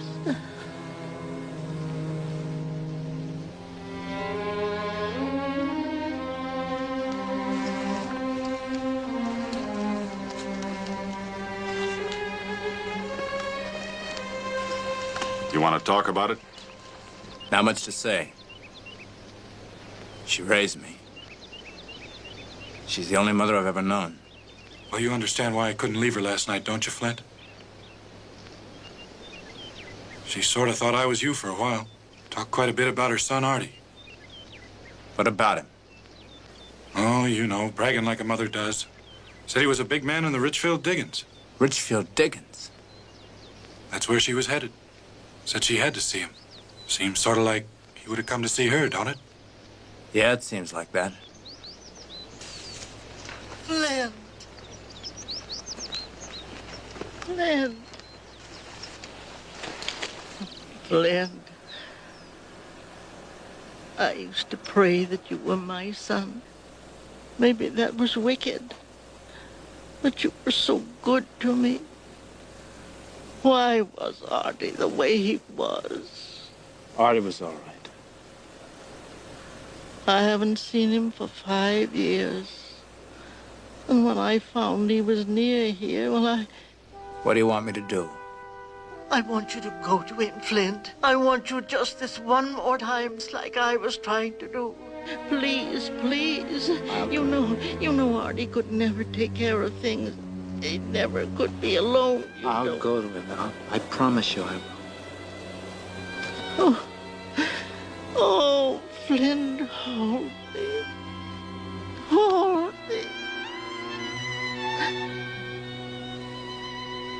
You know, when you were a little boy, you used to call me Mom.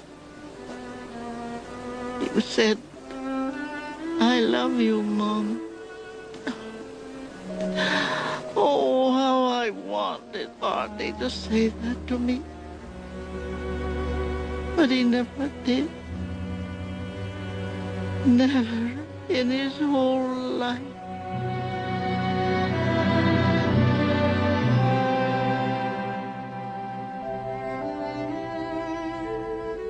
I love you, Mom.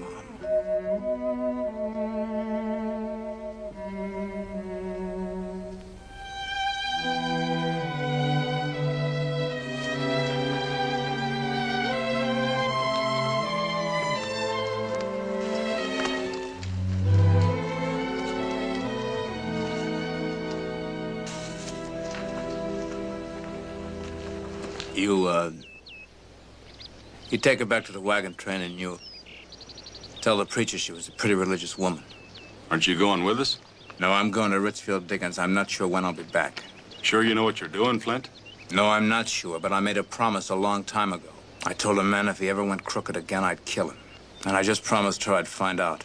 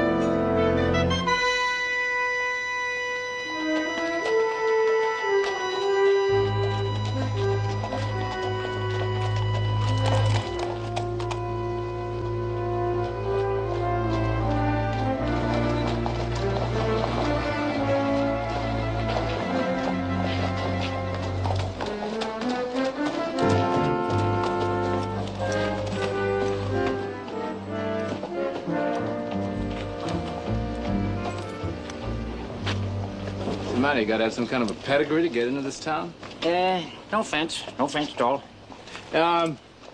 This funeral procession, you know who it's for? Look, mister, I got a bad memory for names. Real bad. I do my job around here, and the law lets me alone. The law does its job, and I let it alone. Seem like that makes sense. Seems like a lot of law for a town this size. Mister, this town takes a lot of law. No offense, mister, but that same law don't allow people packing guns in town. That's so? Well, let's let the law tell me that. Oh, you know a man named Artie Matheson? Like I told you, I got a poor memory for names. You let the law answer your questions. Take care of it, huh? Yeah.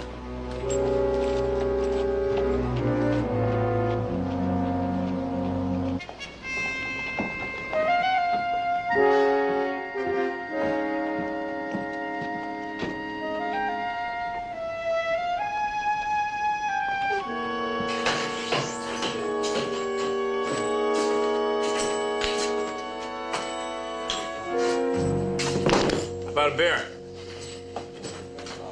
New in town, ain't you? That's right. Figure on mining?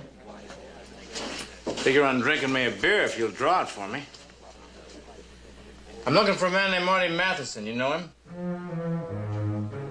Yeah, I've heard the name. You know where I could find him? What is it you said you wanted him? I didn't say. You know where I can find him?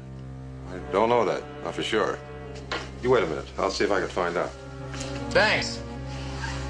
That's the first friendly thing that's happened to me here in Richfield Dickens. I know you're right, Artie. I keep making myself believe it. But that dead man they brought in, I've known Art Beale ever since I was a little girl. Art Beale was a cattle thief. He resisted arrest, tried to pull a gun. How much longer does this have to go on? I want a clean town as much as you do, but I'm sick of killing, and you're hiding and jumping every time a sound.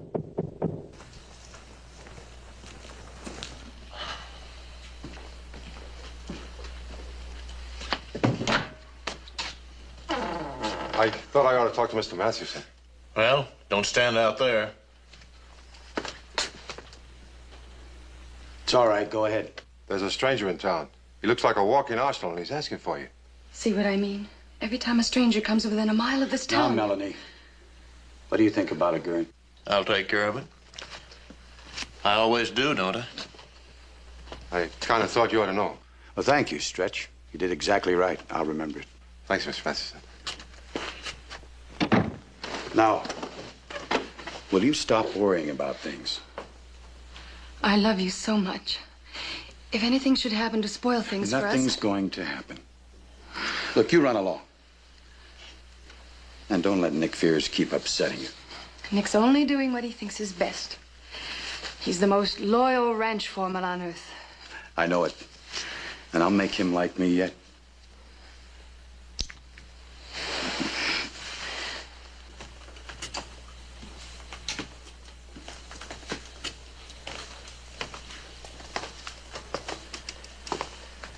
Hey, they tell me you're looking for Artie Mathewson. That's right, Sheriff. What'd you want with him? I prefer to tell him that myself. All right, well, you tell him, but when you do, I'm going to be there listening.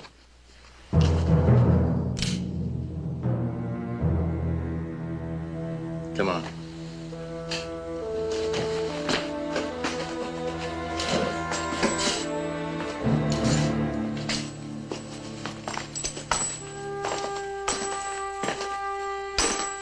Thanks, friend.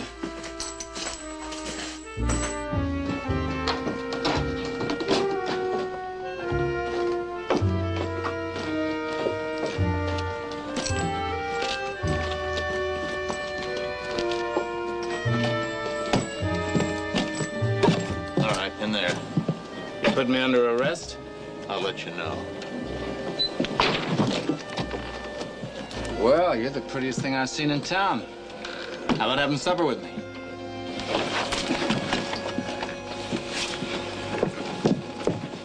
That's another good way to get yourself killed, friend. Yeah, but you'll admit there are worse ways.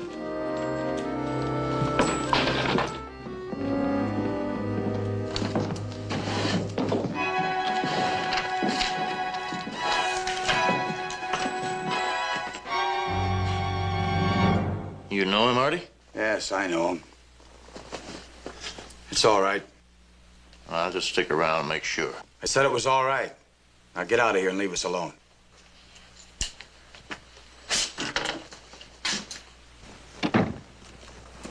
You seem kind of surprised to see me. Why shouldn't I be? It's been a long time, Flint. That's right, Artie. You're the last person I expected to see. What are you doing here? Maybe I came to pick up a couple $1,000 you owe me. That's how much it cost me, you know, to get you out of that jam you're in. Nobody asked you to get me out of it. You're wrong, Artie. Mother Mathewson asked me. You always greet old friends with a gun in their back? Well, the sheriff, he's just doing his job. There are a few people in this town who have an idea they ought to kill me. I'm not surprised. I've thought about it myself. I'm not worried about you, Flint. You're much too noble. Yeah, I thought about killing you, but Louise asked me not to. Remember her? I'm sorry about Louise. She took too much for granted. You gave her the money to buy the wedding dress with. What did she take for granted? Can't resist a lecture, can you? You sound just like Mom. Ah, let's quit it, Flint. That's all in the past. I don't want to fight with you. Hey, we used to have some great times together, didn't we? I used to think so. Well, sure we did. We were very thick in those days, Flint. Why, Ma thought more of you than she did of me. You're wrong again, Artie. You were in her thoughts right up to the moment she died. Ma dead? She died in my arms, worrying about you. I'm sorry. I didn't know, honest. I haven't heard from Ma in 5 years. I thought she was all right. You didn't even try to find out. I'm not going to try and lie to you, Flint. Wouldn't do any good. I tried to get along with Ma. Honest, I did. It just wouldn't work. It seemed like we lived in two different worlds. I'm sorry she's dead, Flint. I know how much you thought of her.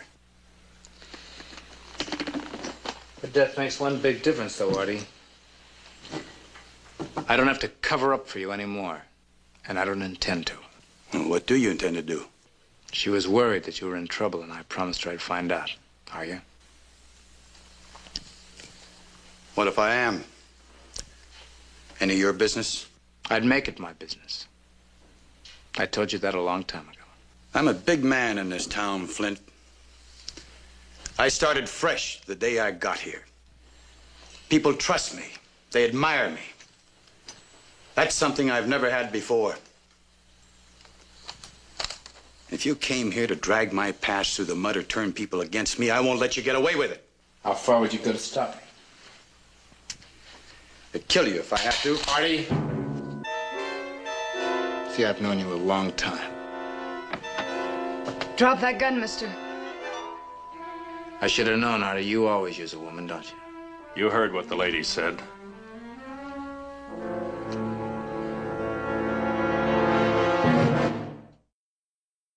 Melanie, put the gun down. You're making a mistake. You know, considering it's against the law to pack a gun in this town, you people are pretty free with your artillery. That's the second time today that I've had a gun in my face.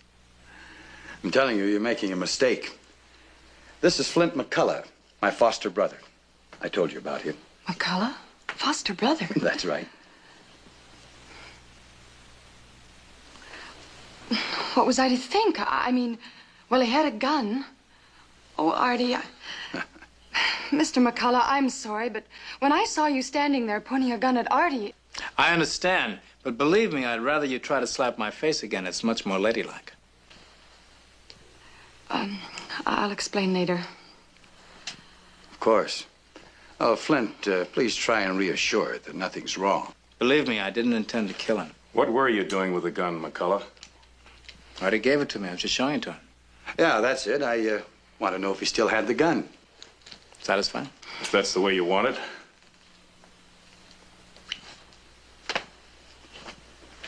Well, now, it's about time you two got acquainted. After all, you're soon to be in-laws. Well, what do you think of her, Flint? You always pick the pretty ones. Well, now, I like that. Just how many pretty ones were there? Well, can I help it if this adopted brother of mine is jealous of me? Oh, Flint was just riding through town and stopped in to say hello. Oh, you mean you're not staying? That depends. Well, at least stay long enough so that we can get acquainted. Heaven knows what sort of impression you have of me now. Well, Flint's with a wagon train. He has to be leaving. Well, I might have managed to stay that long. Besides, I'm curious to find out why every time I turn around, there's a gun on me. And I meant what I said about you having supper with me. I just might do that. His Honor, the mayor here, has a citizens committee meeting tonight. Mayor, too, huh? Didn't he tell you? Artie, how can you be so modest? Aren't you proud of him? Very. But I never realized that a mayor had to have so many guns to back him up. Well, when you're a reform mayor in a town like this, you do. It's a case of fighting fire with fire. I see. Then it pays to be on the mayor's good side. That's right, Flint. I'll try and remember that. Oh, I'll leave that here and pick it up some other time, all right? Sure. Don't forget the supper.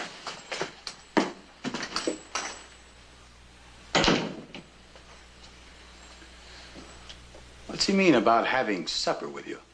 He asked me. And now that I know him better, I just might accept. Well, you better stay away from him. Why, Artie, are you jealous? Well, it's bad enough having Nick Fears running me down all the time. I don't want Flint doing it, too. Now, have I ever listened to anything Nick Fears has ever said against you? I still wish you'd fire him. No, I'm not going to do that, and you know it. I thought we weren't going to talk about that anymore. I'm sorry, honey. It's just the strain of trying to clean this town up. Oh, I'll be glad when it's all over. And then we can have some time for each other. Have I told you today how much I loved you? 4 times. Tell me again.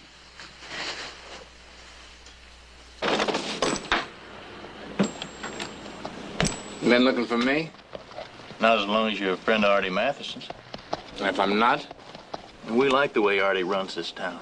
Most people do. Some don't. They generally wind up in trouble. Then it's my job. Well, you better take a good look at me, because I may be your next job.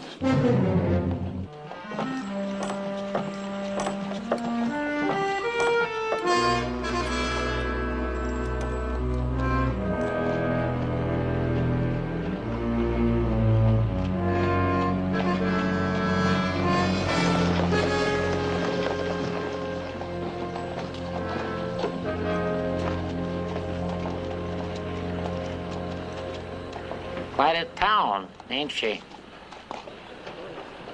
That depends. Gossipy town, in a way. I've been hearing about you. Yeah?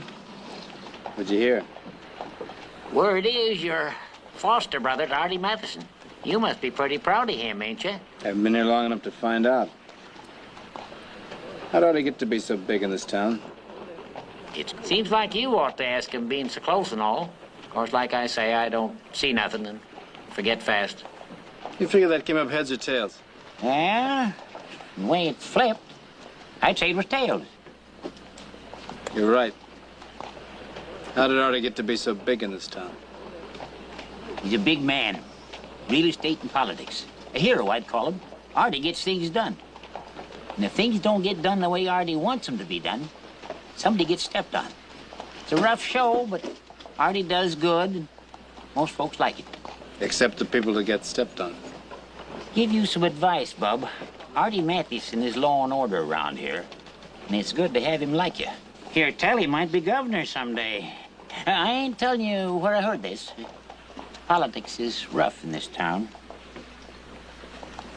Who's behind him? $5 don't go far these days, does it, Bub?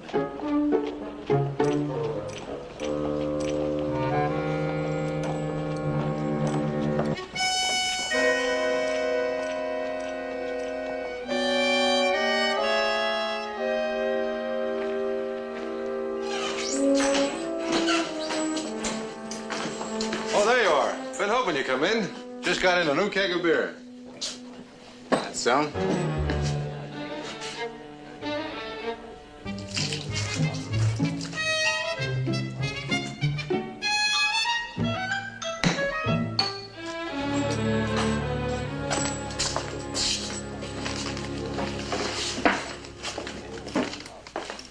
Look, I didn't know you were Artie Matheson's brother.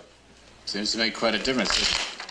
Mr. McCullough, I was in this town long before Artie Matheson got here. There were 2 and 3 killings a day. And Luke Rafferty took half the receipts out of every cash drawer in town, or else you didn't stay in business. What happened to this Luke Rafferty? He got shot down right in front of the saloon by Gurn Meeker. And that makes a hero out of Artie Matheson? As far as me and the other businessmen are concerned, yes. It was Artie Matheson hired Gurn Meeker and brought him here. Funny thing when a town makes a hero out of a man because he uses known killers to work for him. We don't call them killers, Mr. McCullough. We call them lawmen. And they don't just work for your brother. They work for every decent citizen in this town. Your brother sees to that. Thanks for telling me.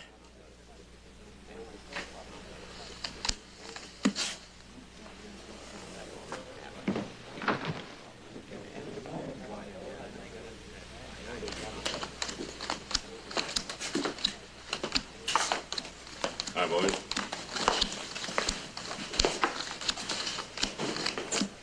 Can I talk to you, McCullough? Why not? A couple of hours ago, nobody wanted to talk to me, and now I'm first on the list. What's on your mind? Same thing that's on yours. Artie Matheson. He's my long-lost brother and a great man, so everybody says. What are you really after, McCullough? Look, if Artie sent you to keep an eye on me, go home. I don't work for Artie Matheson. I work for Melanie Sanders. There's a difference? A lot. I don't happen to like Artie Matheson. Seems to me you're the only man in this town that doesn't. I figure there's 2 of us now. So what are you driving at? That gun you had in your hand in Artie's office. Your little act might have fooled Melanie, but it didn't fool me. You were standing there trying to figure out whether to pull that trigger or not. Why? You got some reason that makes you think I'm going to answer that question? I think so. Because for 3 months, I've been trying to figure out whether to do the same thing myself. I'd like to talk to you. Go ahead. I'm not going anywhere. Alone. I got a room at the hotel. Number 8. I'll meet you there. I'll go with you. I'm not hiding from anybody. You will be if you start spending some time with me. If you still want to talk, I'll meet you in the room in about an hour. I don't like your brother, Artie. Neither do I. That makes us even. You can cut a pie into just so many pieces. Now, if you plan to cut your brother in, that's one too many pieces. What gave you the idea I was going to cut him in? Well, he's your brother, ain't he? Flint McCullough, he hates my guts, and the feeling is mutual. Then what's he doing here? He came here to tell me my mother had died. He's told me. Now I want him out of town. When you want it taken care of, Artie? Boy, he has a chance to do any talking. The dear ladies of this town may not appreciate their mayor's background. And women have a way of influencing men. That's what I've been trying to tell you all along. Petticoats and politics don't mix. And a lot of people are starting to listen to Nick Fears. And ever since you brought that girl into it... Leave Melanie out of this. Her and everything that belongs to her, and that includes Nick Fears as long as he's working for her. Don't you forget who you're talking to, Artie. You go right on playing God. But don't you start believing it. Come on, Gil. Let's go find McCullough. He left his rifle here. Take it to him. And Gil, I don't want him dead. I just want him out of town. What's the matter, Artie?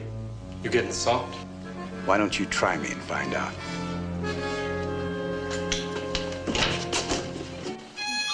Ah, Mrs. Prescott, Mrs. Fowley, Mrs. Brown, please come in. Well, so this is the beginning of the Ladies' Rose Culture Society.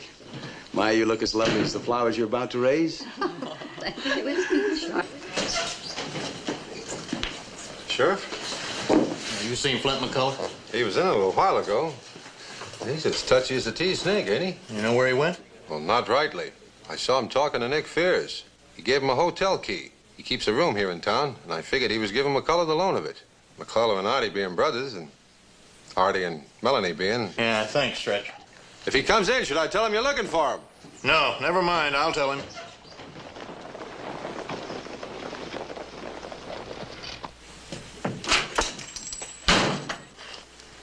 You always come into a room like that, McCullough? Tom teaches you bad habits. Yeah, I suppose it does. You know, we got off to a poor start. Trouble is, so many hard cases come drifting through this town.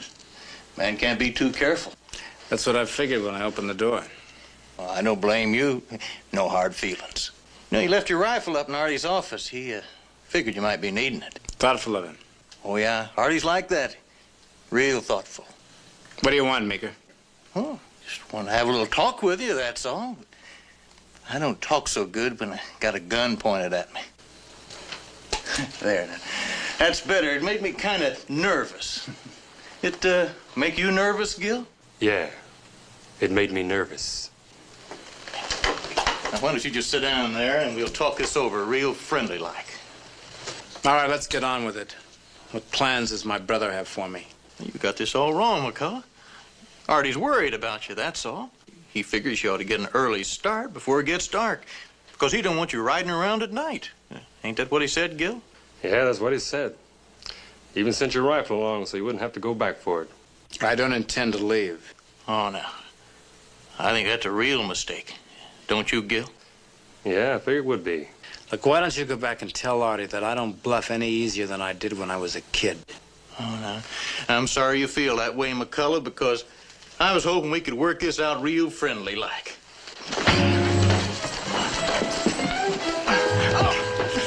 Now, when did you say you was leaving? I'm not leaving. You're leaving right now, and you ain't coming back.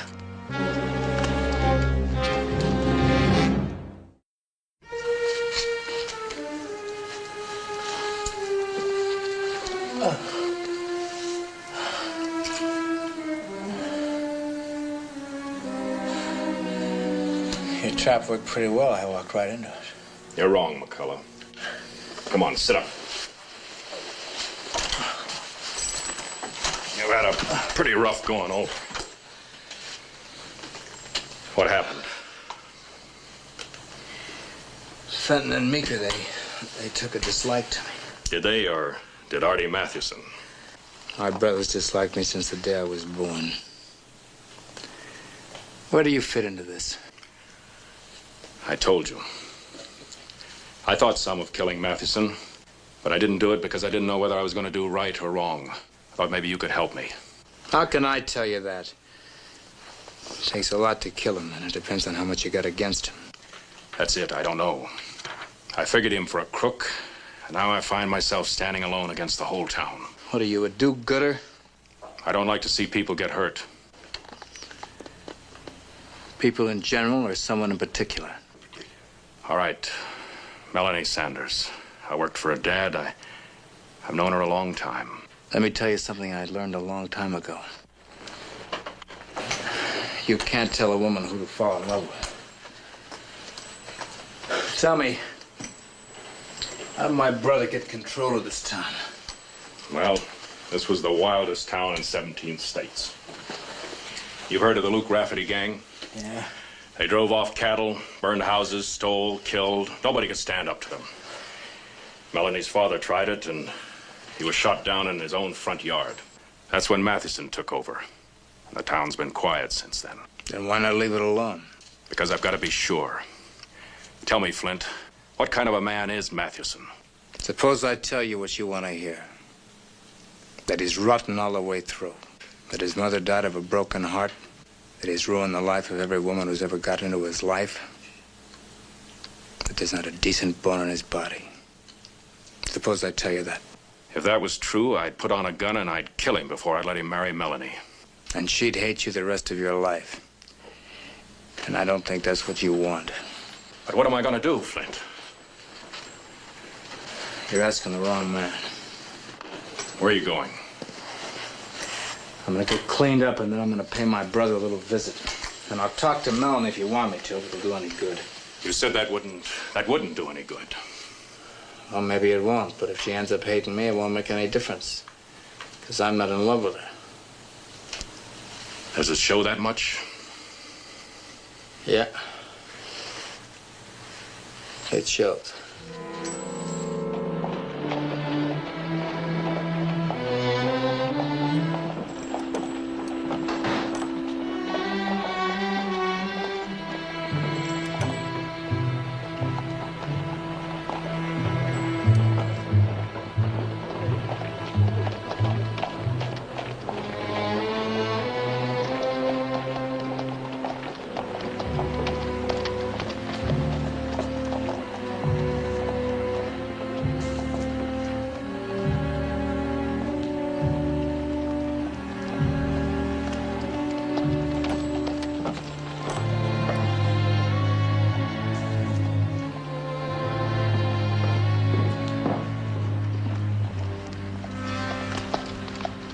Well, where have you been? I've been waiting for you for more than an hour. What'd you do, buy the store out? What on earth are you doing here? Well, saying I'm not going to leave town, I thought that you and I should get better acquainted. Well, since you're just sitting there, I think you ought to help me with these packages. You won't slap me again. Looks as if somebody already did.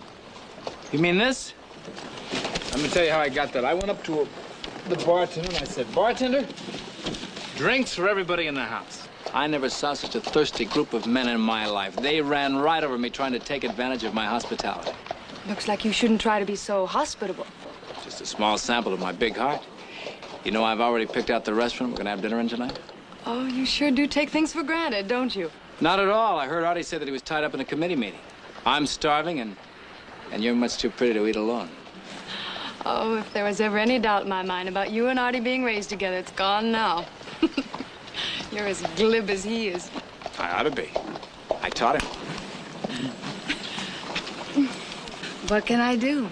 My mother always told me to get along with my in-laws. You know, Artie always had beautiful taste in women. Remember, there's no guarantee I wouldn't slap you. Taking bets?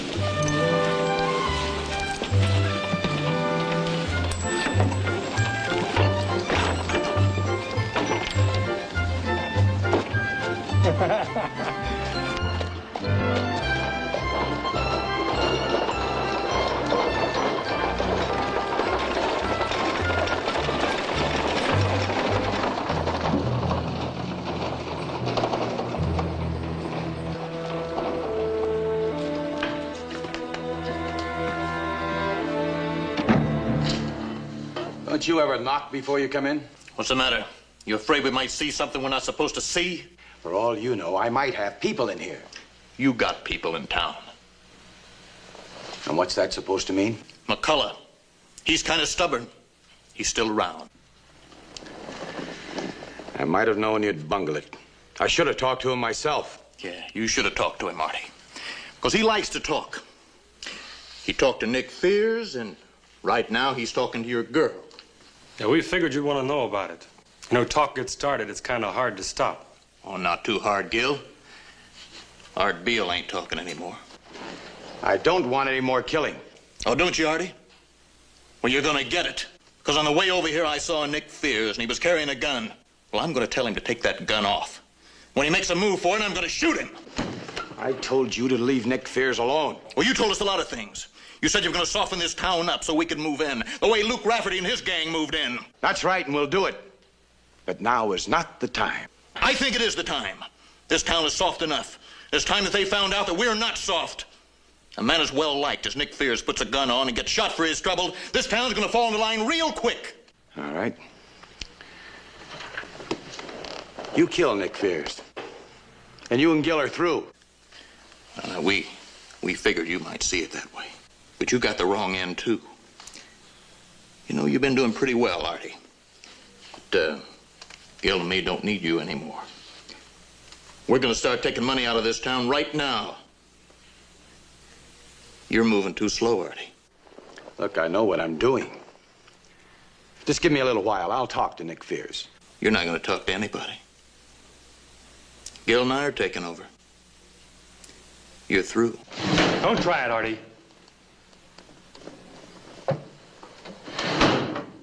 You made the mistake I was afraid of. It was all right for you to play God. I told you not to start believing it.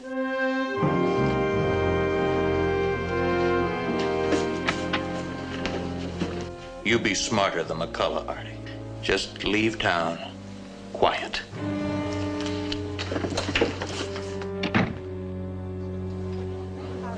Tell me about him. I mean, about when the both of you were boys. I want to know everything. Maybe you won't like what I have to say. What do you mean by that? I don't think Artie's good for you, Melanie. I'm not sure that Artie's good for anybody. I think I'll be the one to decide that. I knew another girl once who thought she was the one. You'd have to wait in a church in a wedding dress for a wedding that never took place. Why are you telling me this? Because I always wished that I'd talked to that other girl. Because maybe I think that Nick Fears is worth 10 Artie Matheson. Why all this sudden concern for Nick Fears? How do you know there aren't a few things in his past he'd just as soon forget? I don't know. But I do know that Nick didn't let me spend 6 months in jail to take the blame for something that he did. And maybe Nick's mother died of a broken heart because she thought he was no good, but I doubt it. Are you through, Mr. McCullough? I could go on. I think you're a liar. And I'm sorry I didn't pull the trigger when I had the chance.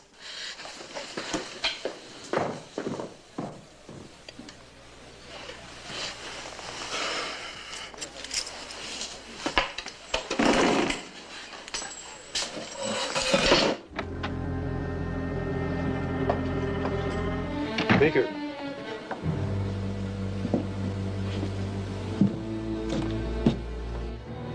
I told you, you can't tell a woman who to fall in love with. You better take that gun off. It can get you in trouble. It's come to a showdown, Flint. I've got to do it. This is a family affair. I'm asking you, stay out of it.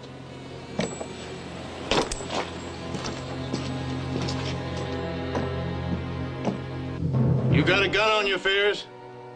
Take it off.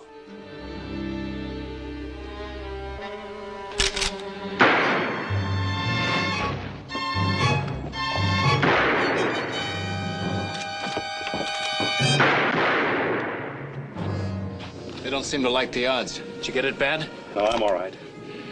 They don't have to take chances. They've got badges. We shot at them. That's all they need. They'll pick us off anytime they want. See if you can get into a doctor. Flint, don't try it alone. Don't worry about me. You take care of yourself.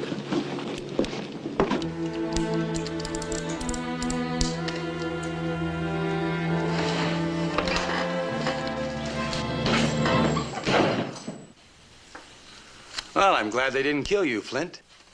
So am I. Easy. $2,000 I owe you. You think that settles everything? I don't think it settles anything. I owe it to you, I'm going to pay it to you. Go ahead, take it. It's clean. I took quite a beating for you today. Well, I wanted you out of town.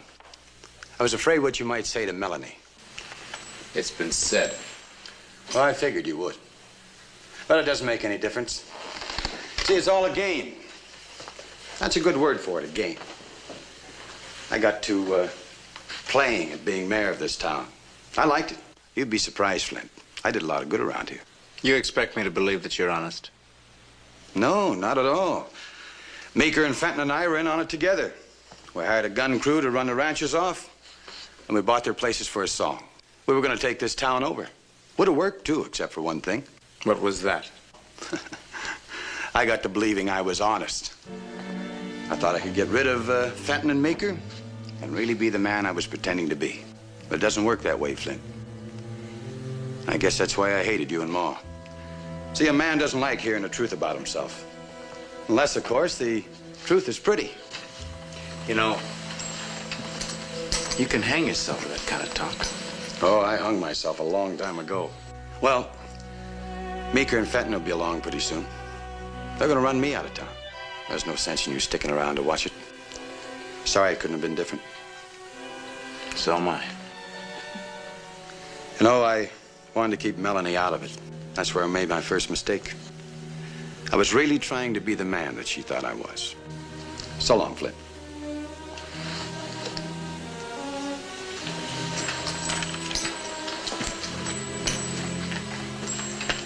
You, sure there's nothing I can do? Oh, yes, there is something you can do. For 20 years, you've always been around to get me out of trouble. Let me go this one alone. For just once in my life. So long, Mayor. So long.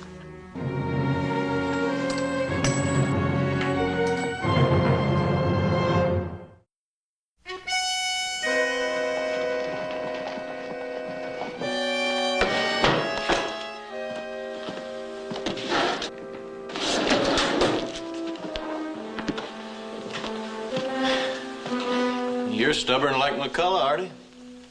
I gave you a chance. You should have left. I'm going, Gurn. You're sure that's the way you want it? That's the way I want it. Unless you want to try for that gun you keep in your desk drawer. I know better than go for a gun against you, Gurn. There are a few things here I'd like to take with me. Why, sure, Mayor. Help yourself. Thank you.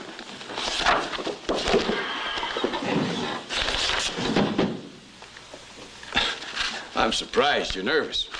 Just getting an envelope. Really very harmless.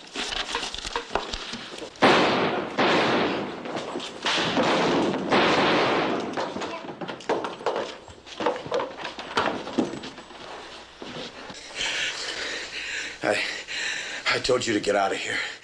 What did you come back for? How about I guess Nick, get a doctor. Nick! I gotta talk to you. It makes a difference, you know.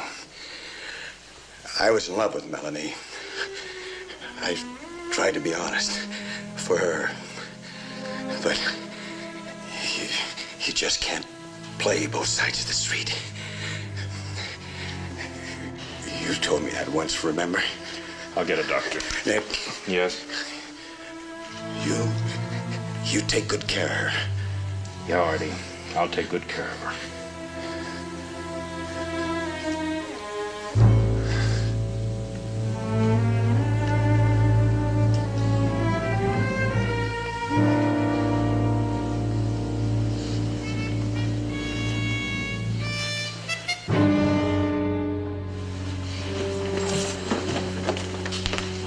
What happened here, McCullough? Meeker and Fenton wanted to take over the town, and Artie wouldn't go along. Take him down to his own jail. Lock him up. Artie! You better take her home, Nick. Come on, Melanie. Come on, honey. I've got to know. Those things you said to me. I was wrong about him, Melanie. While you know him, everything you thought about him was true. He was trying to do a good job. It just got a little too big for him to handle. Thank you. He wanted Nick to take care of you, and if you give Nick a chance, he will.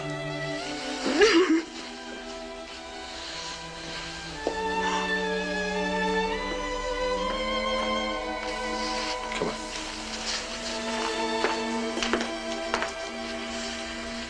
You're gonna tell him the truth? What is the truth? Everybody needs a hero. Why not let this town have one?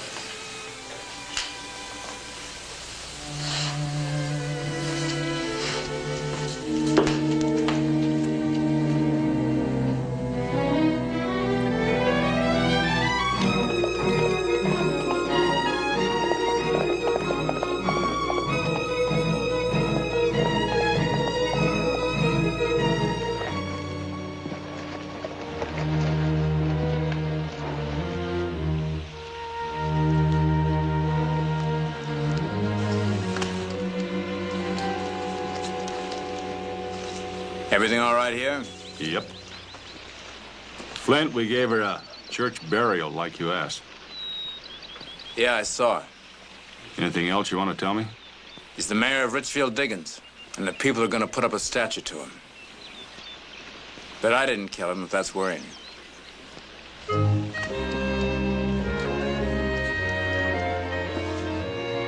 Well, what's on your mind? Well, you remember that map you drew me? Yeah? Well, I got myself 4 miles off the trail before I knew what was happening. Anybody can make a mistake, Duke. I've made plenty.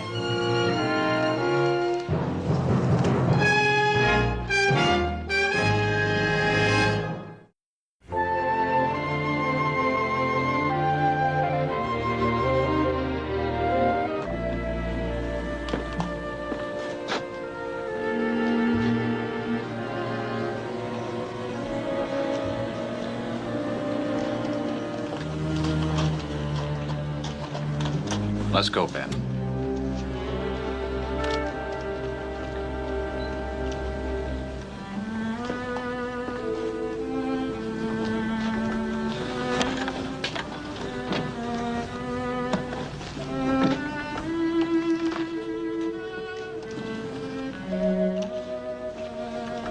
Ma.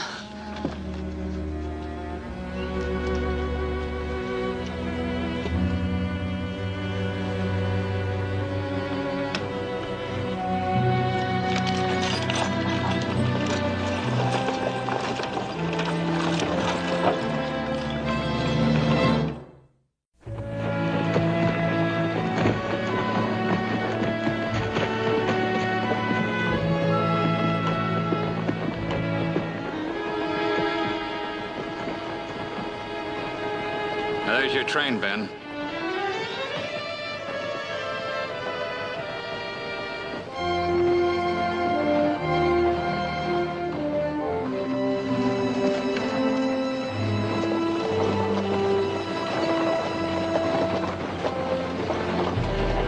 Sheriff Signer, town of Chute.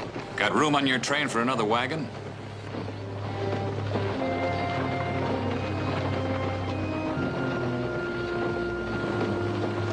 Anything wrong? No, nothing wrong. We don't usually like to pick up a wagon escorted to us by the law. Oh, we came to see him off. Nothing more to it.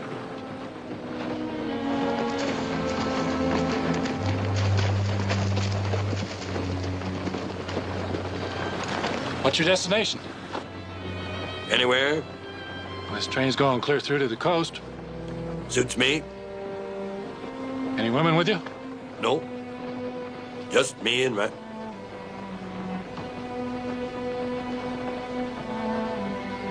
Just the two of us.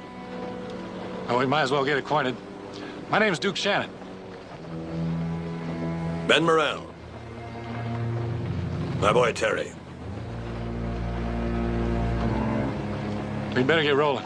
I'll show you your place in the train and tell you about the passage money and the train rules when we get to camp tonight.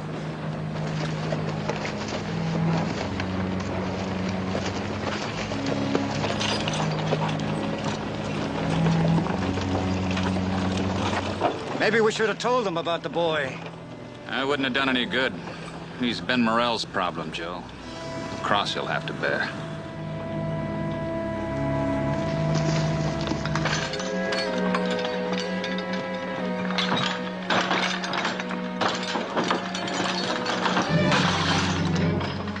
Having a little trouble, Mr. Morrell? I can manage. Oh, no offense intended. Most folks need a little help their first day with a wagon train. Here, let me give you a hand with that. I said I could manage. Sure, mister. Sorry I bothered you.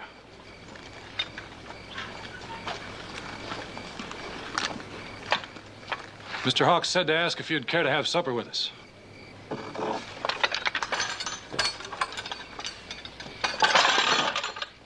Maybe the boy? The boy stays here with me.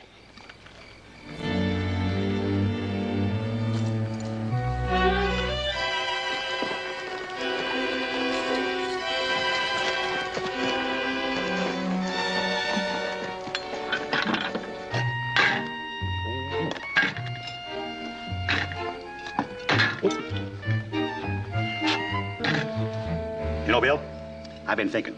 The way McCullough's been mooning about that girl he met in Billings, we're liable to get a message any day saying that he got himself all hitched up. What for? What for? Haven't you ever heard of the birds and the bees? Psst. Well, sure, Charlie, I have, but I didn't think that you had. Well, they coming? He'd rather eat his own food. It serves him right. Unfriendly? Downright touchy. Something isn't right with that boy and him. Well, I've been hearing the talk go around. But, Duke, let's don't judge a man by the way he looks. That isn't what I mean, Bill. What do you mean? I don't know. It's just a feeling. Terry, I know it ain't nothing fancy as the stew, but it's good for a growing boy. You gotta eat something, Terry. You get yourself sick this way,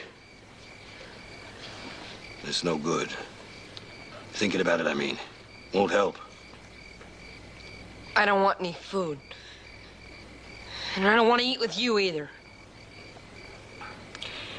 I won't force you.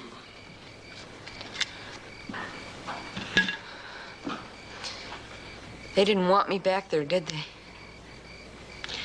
It wasn't them or you, it was me. I thought it best.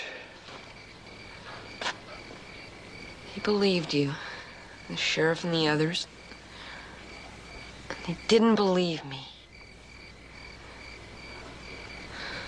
Well, it don't matter what they believe now.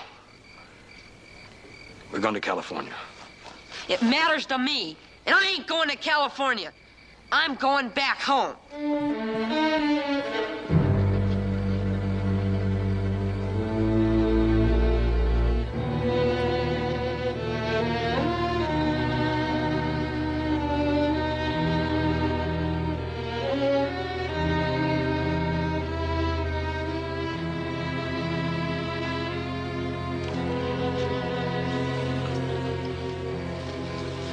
Yeah, it smells good.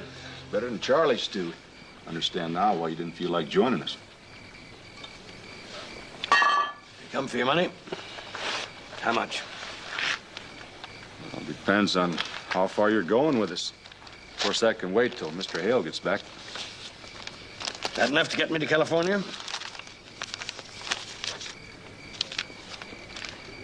What's riding you, Mr. Morrell? I'm accustomed to doing for myself. Anything wrong with that, Mr. Hawks? Well, it's a good trait, usually, until you carry it too far. But you're not alone here. There's better than 250 people on this train. They're all headed west to California. More than 1,000 miles away. We're gonna run into storms and freezes, breakdowns, Indians. Some of us will get sick and some will die. We'll find that we are gonna have to help one another to make it through. I'll do my share of the work. We'll expect you to. I don't know why you left where you came from, and I don't much care. But almost everyone on this train has their own personal reasons why they pulled up hometown stakes and are heading west. You're entitled to yours. But you're gonna find that this is a long, hard trip. Make it a lot easier on yourself if you come out of that shell of yours and start mixing with other folks. Most folks have long noses. I do my share of the work. But I'm not a friendly man, and I don't much care for the company of other folk. I'm sorry you feel that way. Good night, Ben.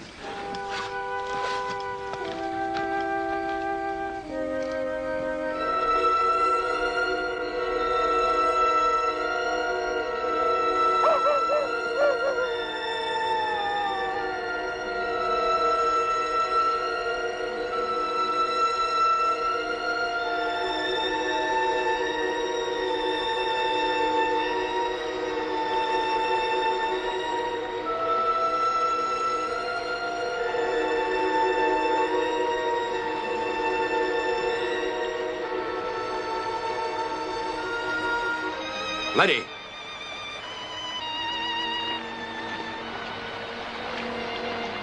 Let me alone, Ralph. Go back to the wagon. No.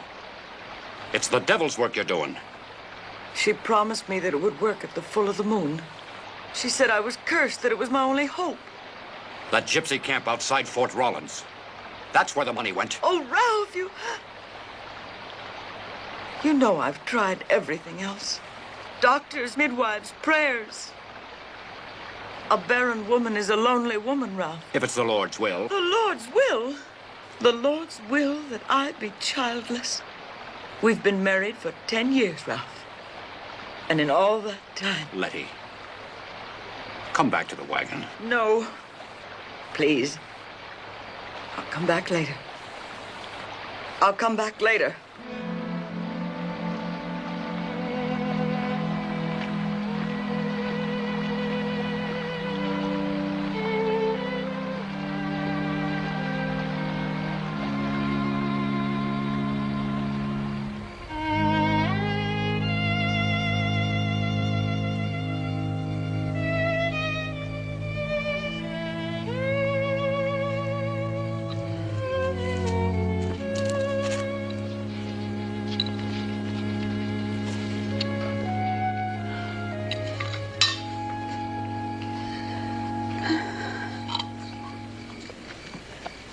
Well, hello. Are you alone? Yes, ma'am. Would you like a piece of that apple pie? Well, now you come right over here. Come on. What's your name? Terry. Terry. Oh, that's a nice name. Sit down, Terry. Sit down. I'm Mrs. Morse. Here. This is very good. Now. Well, go ahead. Please.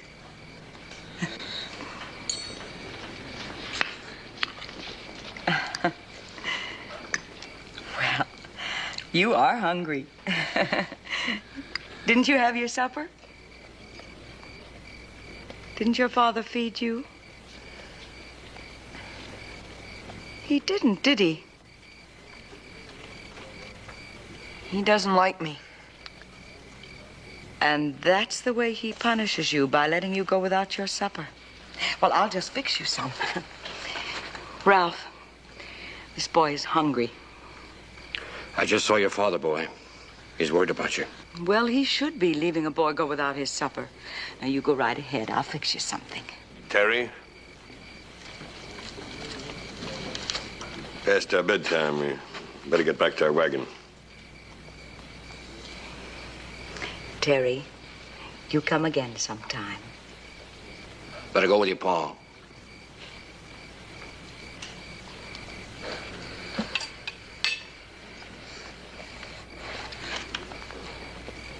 He ain't my paw.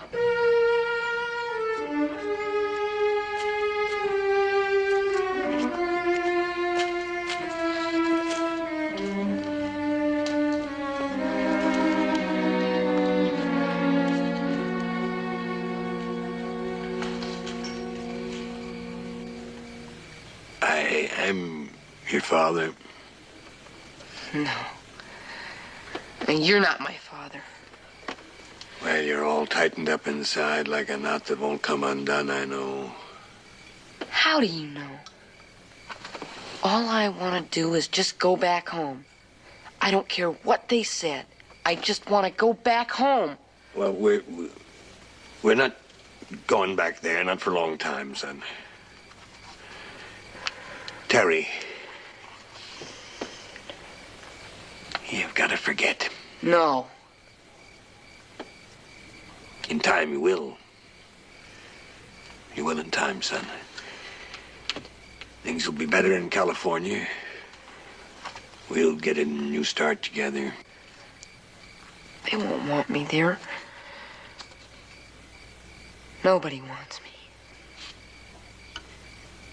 That's not true. Look at me, son. Look at me. I'm your father. I want you. You're the only thing in this world that means anything to me at all. I hate you. You shot my mother. You did it, you. I want to go home.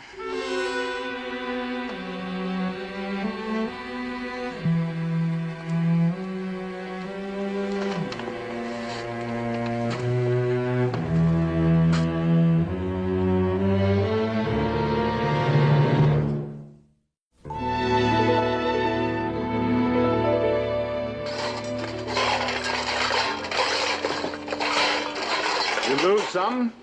I lost my clothes, Bill. I can't find them nowhere. I found them. Smart, Alec. Just for that, you can fix your own breakfast. Charlie, was that you I heard moaning all last night? Well, what if it was? Hey, you're sounding a little bit mean. Well, don't. What happened to your jaw? You look like an overgrown chipmunk with a hickory nut 2 sizes too big for him. Toothache, Bill. Kept me awake all night. I think it's a great big wizard, too. Look. Huh? Yeah, you lost those a long time ago. My grandpa used to give me a chaw tobacco. Work like a charm. Oh, I tried it. It didn't help me at all, Duke. I tried it all night. Charlie, this old... Hops! You stay where you are. You come any closer to me with them pictures, and I'll knock a hole in that hollow head of yours. I mean it. Charlie, there's a half a bottle of whiskey in a supply wagon.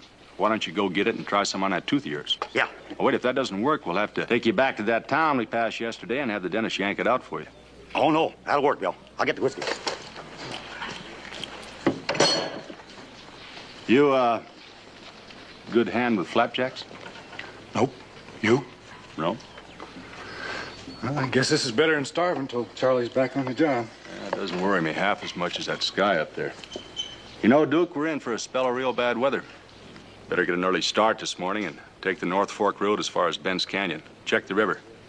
That storm hits before we get there, we'll be stalled for a week on this side of it.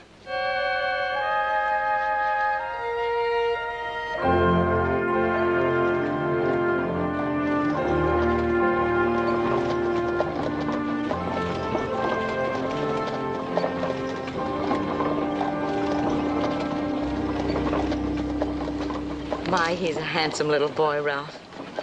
It isn't right that a man like that should have such a boy while we're all alone. Now, Letty. Do you know he's as ugly as sin? It just doesn't seem possible that he could be the father of that boy. Makes me uneasy just knowing that he's driving behind us. He hasn't bothered anyone. They say that he was run out of that town we passed through this morning. Nobody knows why. He's such an evil-looking man. It must have been something terrible he did.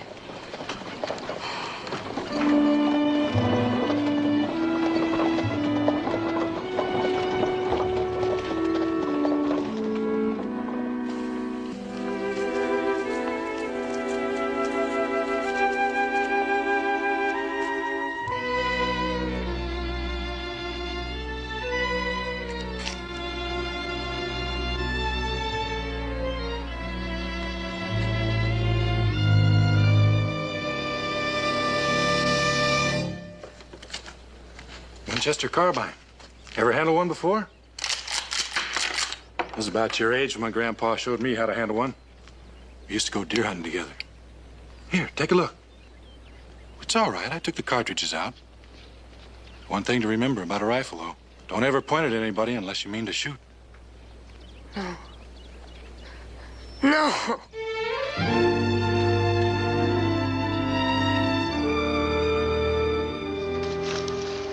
That's what the boy said, Zeb.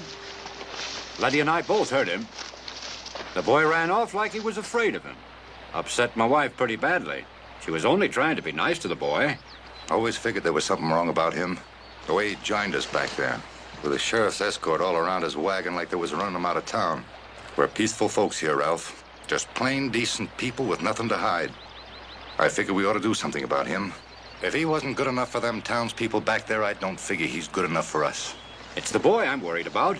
You can save yourself the trouble, mister. The boy is my responsibility. Ralph here says the boy ain't your son. Don't you go getting high and mighty with us, mister. The name is Mr. Morrell.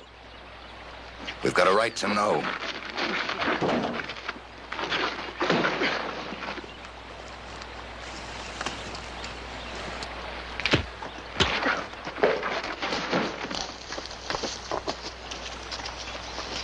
Look out, Zeb. He's pulling a knife. All right, break it up.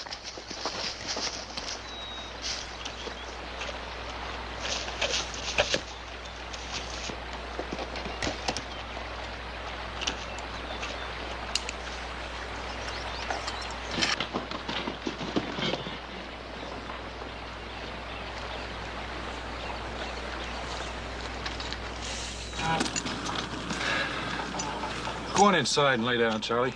I'll drive a spell. Thanks, Duke. Say, you suppose Mr. Hale would mind if I had a little sip of that bottle of medicine he carries in wagon? Now, you heard Bill. No more of that.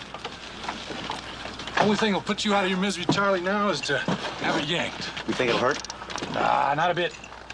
Hurts now. The last time I had a tooth pulled, I was in the Army. Well, I hear tell things have changed a little bit since then, Charlie. They got a newfangled gas they use now. Don't feel a thing. Gas? Ain't that dangerous? Well, Bill says if you'd rather howl a little, he can do the job just as good and save your money besides. Yeah, Bill said, huh? You just drive the team. I'll take my chances with that dental man. And don't hit any bumps either.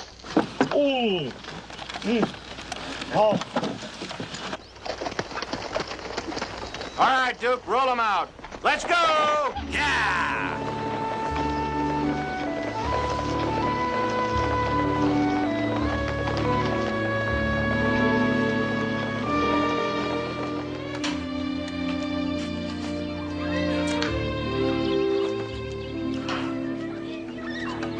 Well, I'd like to see a man who takes care of his wagon. Makes it easier on the rest of us. I'm not thinking about the others. You should. You know, like the wagon, a little grease of human kindness goes a long way. I've seen many little human kindness here or elsewhere, Mr. Hawks. You come here to lecture me on it? I'm afraid I'm not much of a hand at that. Came to apologize for drawing that gun on you this morning. You don't have to apologize to me. Sorry you feel that way, Ben. Well, don't be. I've lived with this face long enough to know what I look like. You're not the first man to judge me by it, and you won't be the last. When I was a kid, I was the ugliest kid in town. I got used to it. You get used to a lot of things. Just don't come around here talking to me about human kindness.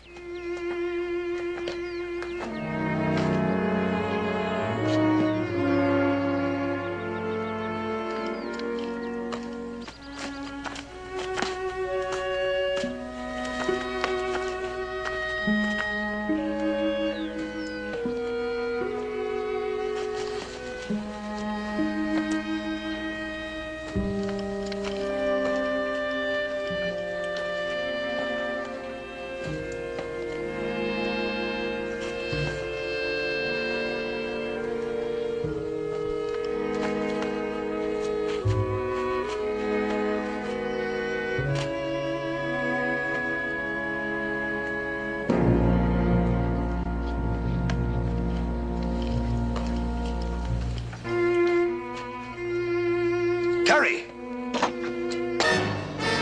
Terry! Why did you do that? Why?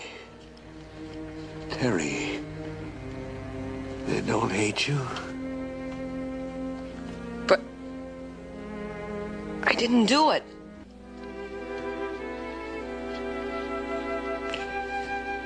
Get in the wagon.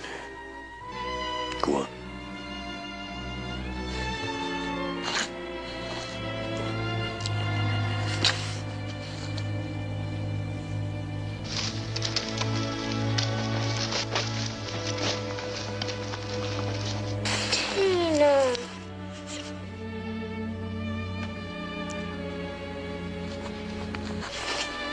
Can I see her, child?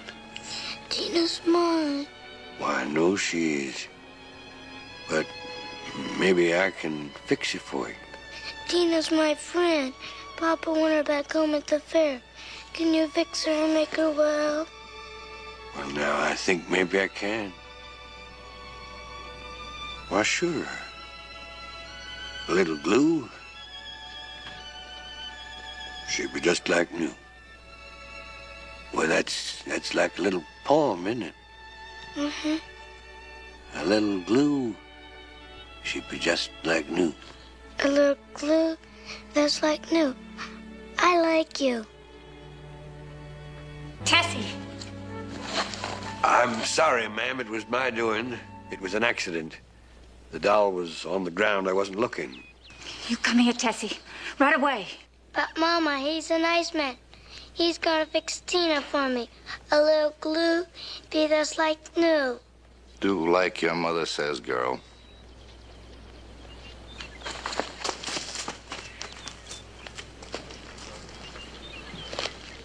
Mister, you leave my little girl alone, or so help me, I'll take a bullwhip to you.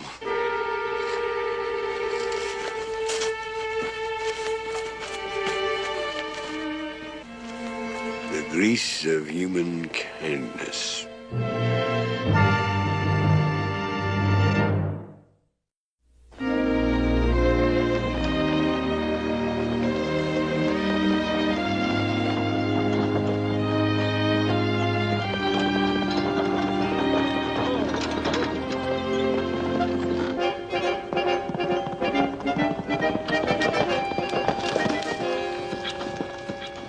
Big storm in the hills, Duke. I figure the river will be rising fast. Can we cross? Yeah, if we make it before dark. We better keep him rolling. How is he? Worse than ever.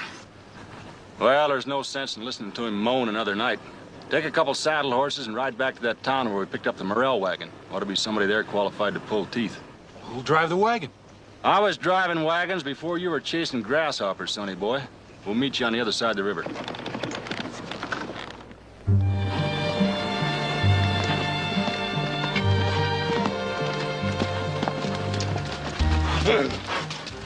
Come on, Charlie. We get back to that boarding house, I'll buy you a big, juicy steak. Thanks. That's just what I need. Hey.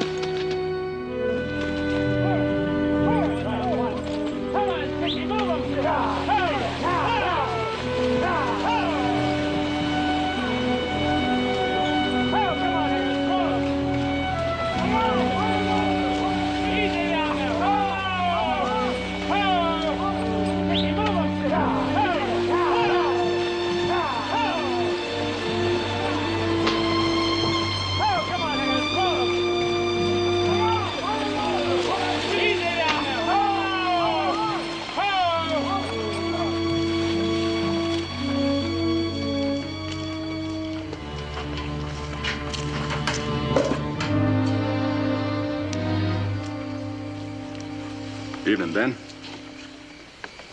Evening. How's Terry, liking the trip so far? All right. He's in the wagon. Isn't it kind of early for a boy that age? What's the matter? Is he sick? Nope. He's more comfortable in there, studying his lessons. Studying? There's no reason why a youngster shouldn't keep up with his schoolwork, even in a wagon train. Well, I guess not. Fixing clocks a hobby of yours? My work, Mr. Hawks. Had my own shop for 20 years. I don't feel much like small talk, Mr. Hawks, if you'll excuse me. Well, I won't keep you. Just making the rounds of the camp. We're due for some bad weather tonight or tomorrow. You got any leaks in that canvas of yours, you better get them fixed before you turn in tonight. You got a rifle handy? I keep one locked up in my trunk. Well, you better get it out and load it. We're in Shoshone country. Expect trouble from the Indians at any time. Well, I'm not much hand with a rifle. Yeah, well, too few of them on this train are. But from here on out, we're going to have to depend quite a bit on those rifles.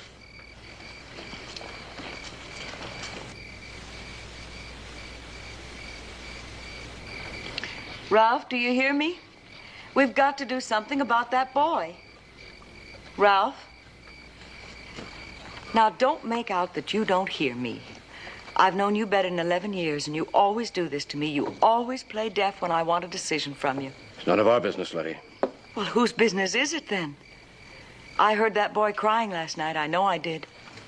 You're worrying yourself sick over that boy. Now you've got to forget him. It ain't for us to question the Lord's will. We have our health, Letty. We have each other. Maybe that's all we have allotted to us in this life. It's not enough. A woman needs more than a man. Why should a man like that be favored when I've been denied? Do you really want a child? Why, you know I do. We could have adopted the Tilson child back home. I wanted my own. I'm a woman no different from the rest of them. I wanted my own flesh and blood, not someone else's. How do you think I feel watching the sons of all our friends growing up around us? I'd have settled for the Tilson boy. And I'd have had all those women laughing at me. Oh, no. I had more pride than that. But now... But now you want the Morell boy. Yes, I do. Letty, do you want that boy for himself?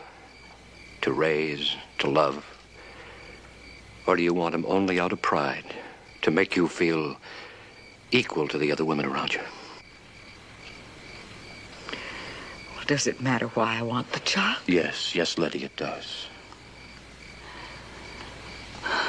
Where are you going? I'm going to see the boy.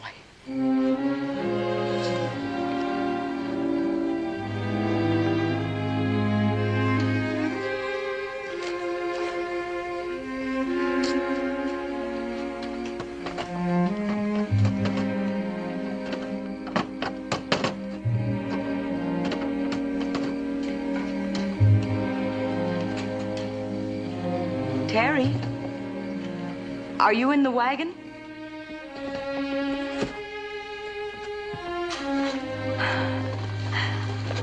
I was worried about you. Have you eaten? No, I wasn't hungry. Oh, you poor child. You don't have to be afraid of me. I have some pie left over from last night. Would you like some? You're afraid of him, aren't you? Oh, that terrible man. Who is he? He isn't your father, you said. Who is he? Do you want to stay with him? No. I hate him. You won't have to stay with him, not one moment longer. I want to go home. Back to my mom. Where is she? Why isn't she with you? He said she's dead. But she isn't dead. She isn't. No.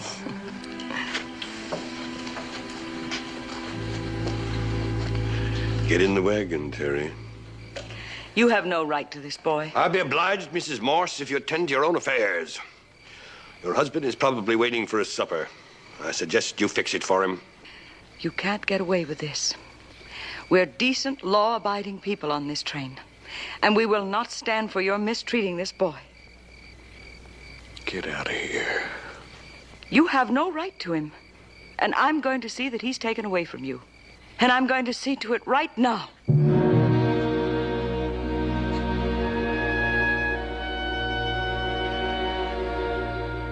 Looks like it'll be a bad night.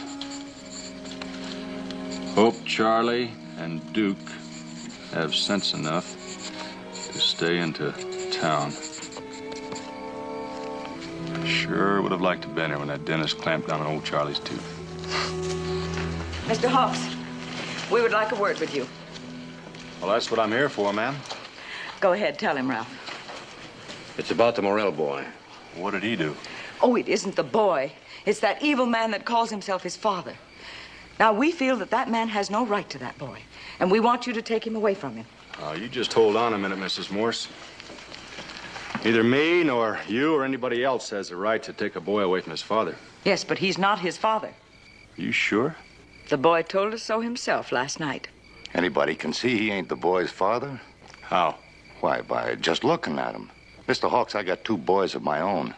And both of them are the spitting image of me when I was their age. Now, lucky for you. Mrs. Morris, I'm sorry, but I have no right to act in this matter. No right? Well, we have rights. We're decent people, and we do not intend to let that man abuse that boy. Why, we don't know who he is. We don't know why he joined the wagon train. Now, if that man is not his father, just who is he? There's one way to find out. We'll ask Ben Morrell.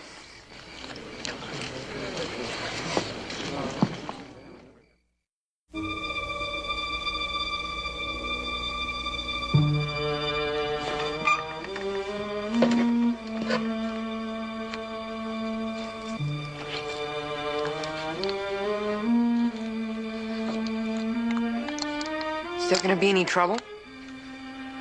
No. But you better get inside, son. I don't want to go with her, with that woman. I know, son, I know. I just want to go back home. You are home. Wherever I am, that'll be home. No. No, I want Ma. Get inside. Go on. Get in the wagon.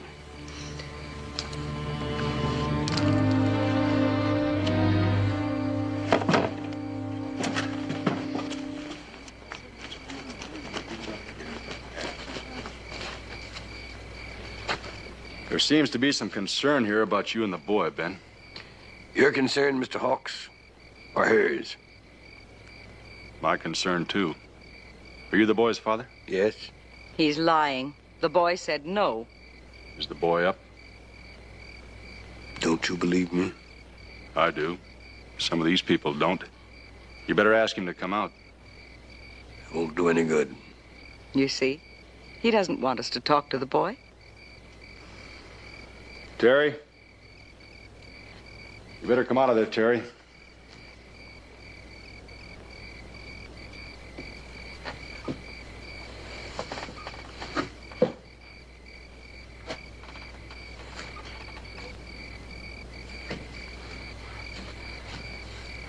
This man your father? Well, is he? Tell him, Terry. You don't have to be afraid now.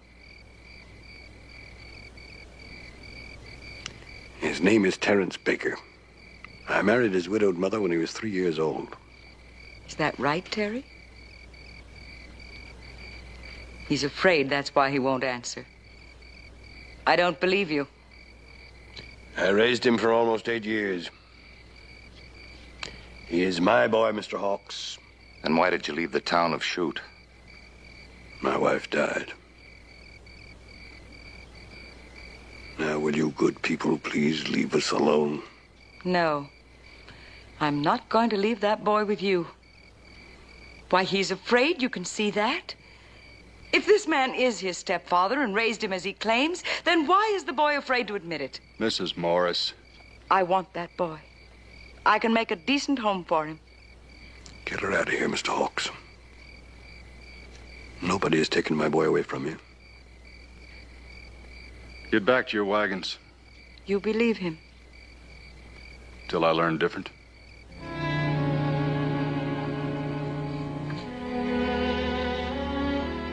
Van, I sent Duke and Charlie back to town. If there's anything that they can find out about you and the boy back there, I know they will.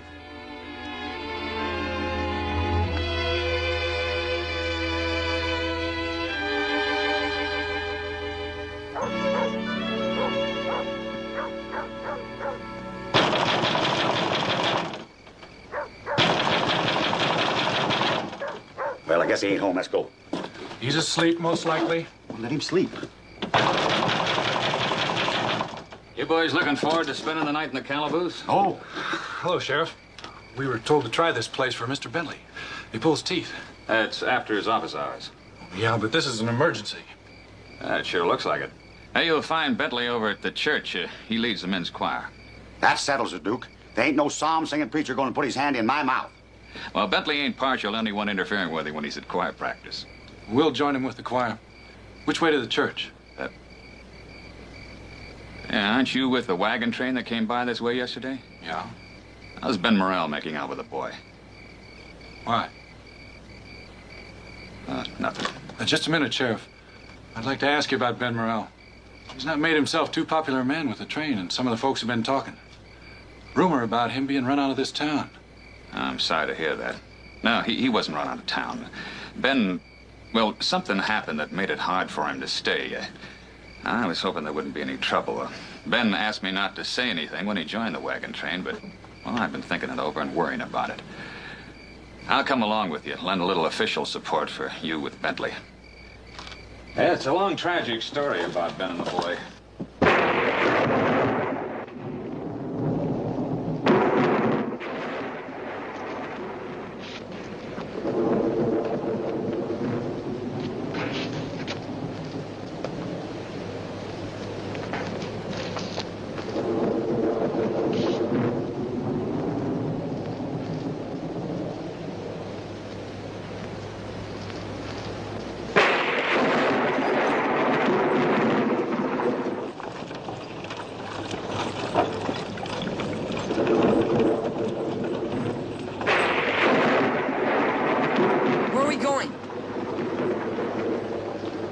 Are we going home? Yes. Go back to sleep, Terry.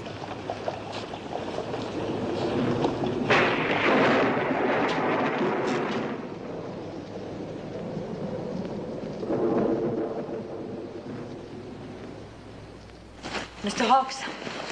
Mr. Hawks, they've gone. Who's gone? Ben Morrell and the boy. You should have let me take that boy last night. Now, Lord knows what will happen to them. Anybody see him leave? No, not that we know of. Must have left during the storm. If they didn't try to make it back across that river.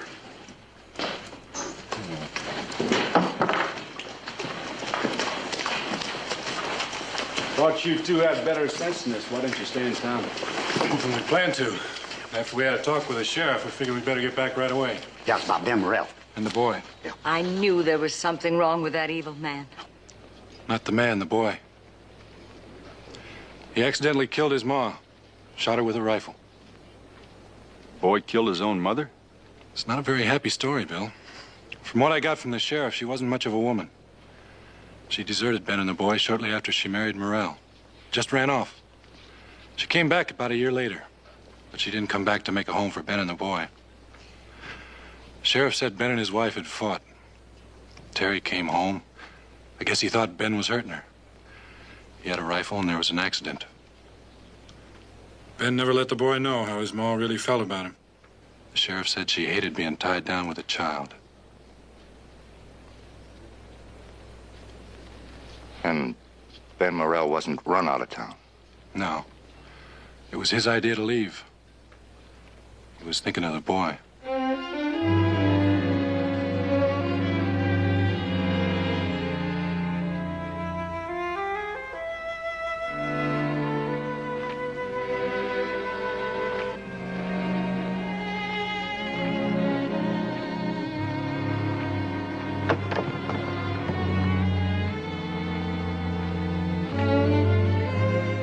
This isn't the way home.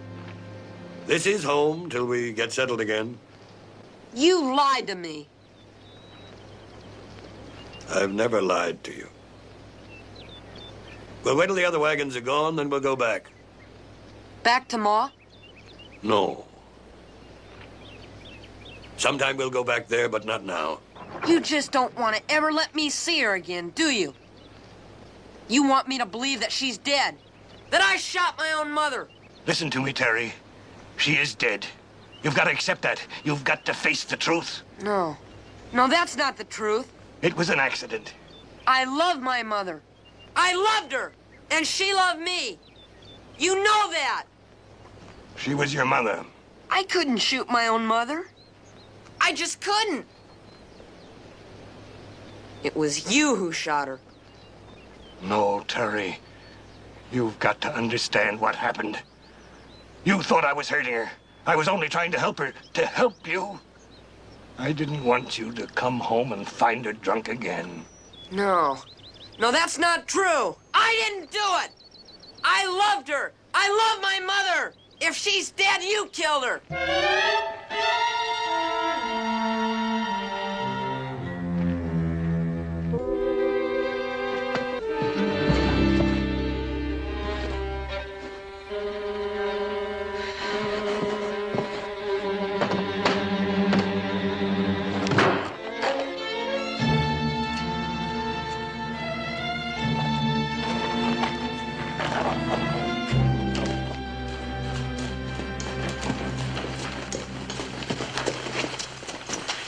He didn't stay on the road.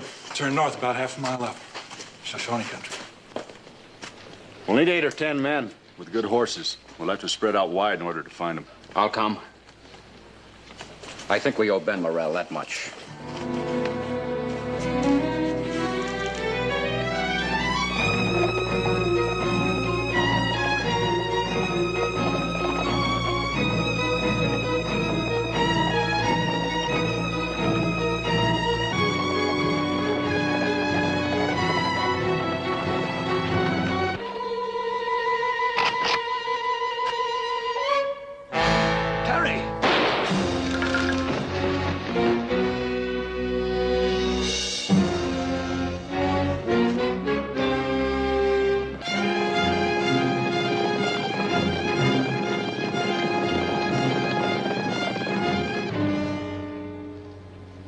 Well, it's not as bad as I thought.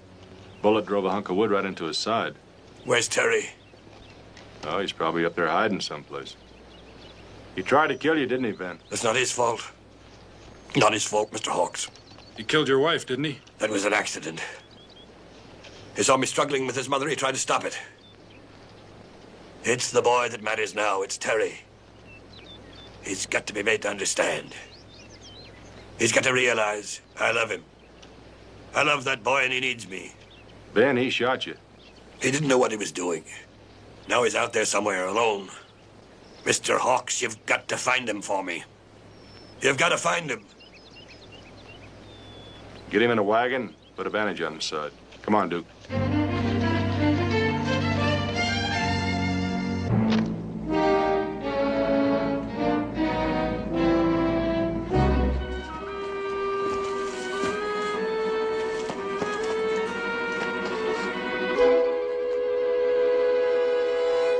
No need to run, son. Your paw's all right. I don't want to go back to him. I want to go back home to my ma. Your ma's dead. We know she's dead, and we know you killed her. We know you didn't mean to, but it's what happened. I know it's a pretty hard thing to face. But a boy has to learn to stand up to things, even if they hurt. You don't want to believe. It's easier for you to run away from it. Blot it out of your mind. But inside you, I know you know the truth, don't you? There's some things between a man and woman, son, that are best known only to themselves. Your ma had her problems. She and your pa quarreled. You couldn't understand this. There was something between them. You thought she was being hurt, so you wanted to protect her. But I loved her. We know, son. But she is dead. And you can't go back. You can only pray. Pa is waiting for you, Terry. He loves you and he wants you very much.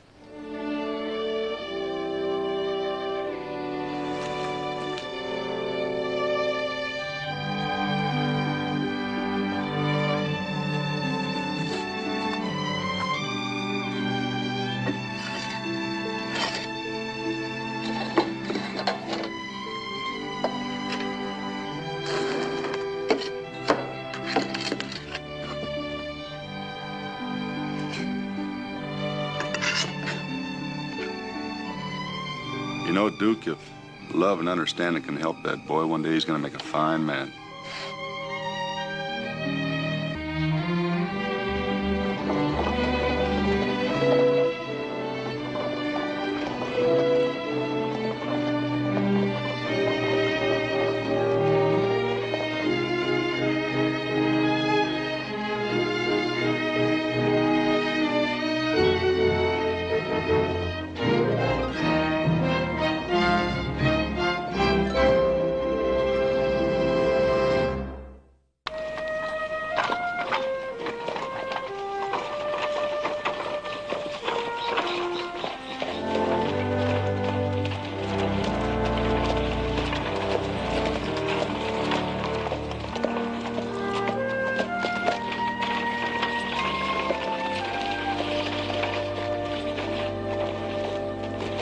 That old man Finkel's got everything his own way around here, ain't he? Yeah, and if we don't get those horses, the train's gonna be in trouble.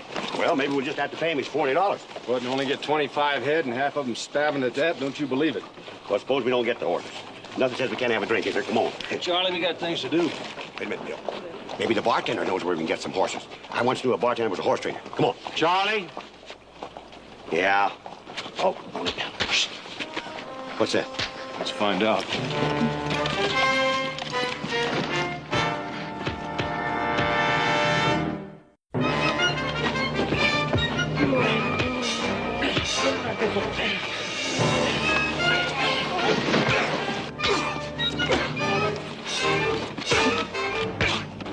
Stay where you are and watch the fight.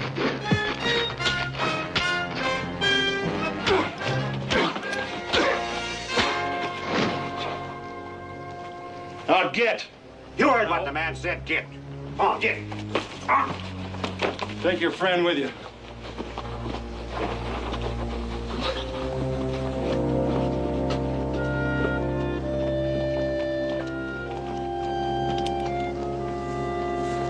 I'll be doggone, an Indian.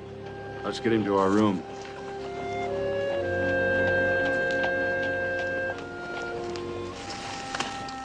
Skinned you up pretty good. This hurt? Wouldn't say so if it did. You Indians are all alike.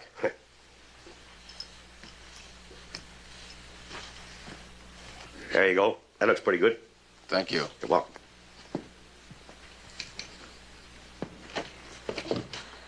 Wait a minute. I know you, but from where? Mister, I said thanks. A little younger then. You know me? No. Sure. Take those city clothes off. White clay mark across there. Running creek 8 years ago. Remember, Charlie? Well, I remember the day we tied up with that cavalry patrol chasing down them Utes. That's the day you hogtied that young...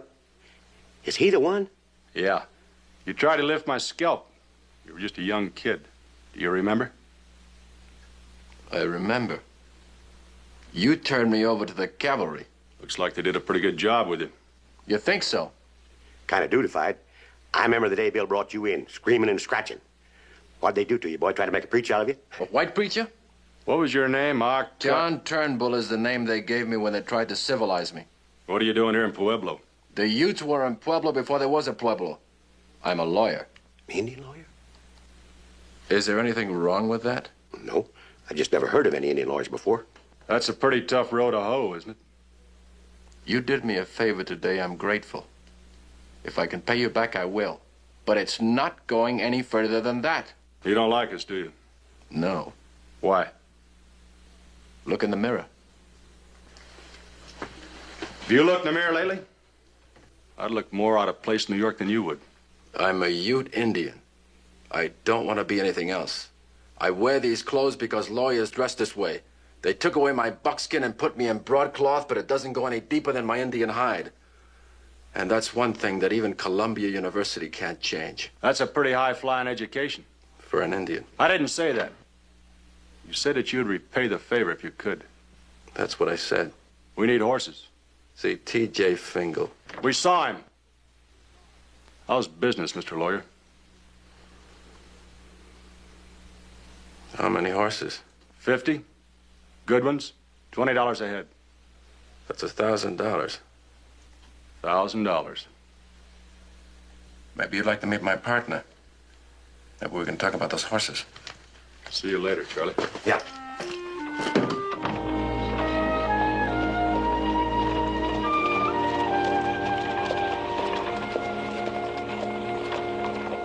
$1,000? It's a lot of horses. We need $800 to get this thing into court. The tribe has no money. I've told you 100 times. But we've got horses. Utes have always had good horses. A little small. But strong. They'll get you where you want to go. Mr. Hawks, perhaps you would like to know what this is all about. The Utes have 50,000 acres across the river by federal treaty in perpetuity. A lot of people have their eyes on it, especially Mr. Fingal and his partner. It's a federal treaty. What's the problem? You haven't met Judge Burkhardt or the town council, huh? I've met nobody but Fingal and a bunch of high-priced horses. John here. Well, Pueblo has a new ordinance. 50% of all lands owned in common must be cultivated. Across the river, that is. That's hard to believe. It's the law. It's nothing but rocks and mountains. Couldn't cultivate it if you wanted to. And we don't want to. My people aren't farmers, they're hunters. We've always settled disputes the simple way, and we've always lost. So Johnny became a lawyer.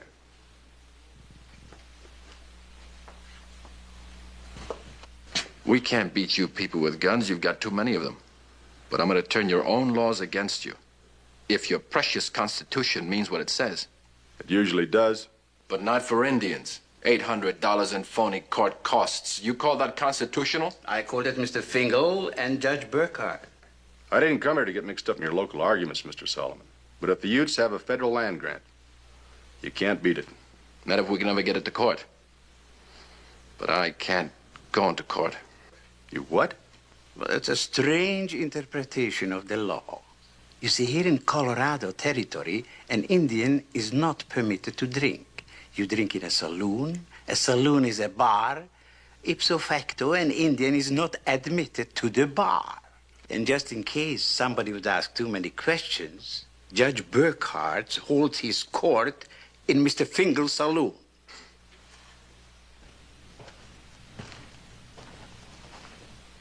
But Jake can practice, and Burkhardt knows that Jake will tear him apart in court. He's not much of a lawyer. I wish you luck. That's very generous for a white man. Hey, you know, you might become a pretty good lawyer one day if you get that chip off your shoulder. I'm not a good Indian either. I stood by and let the whites steal my people blind. As a person, I like you. As a white man, I hate the stolen ground you walk on.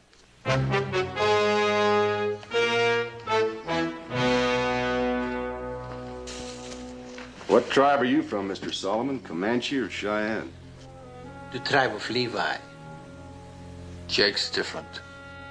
You look around, you'll find the world's full of different people.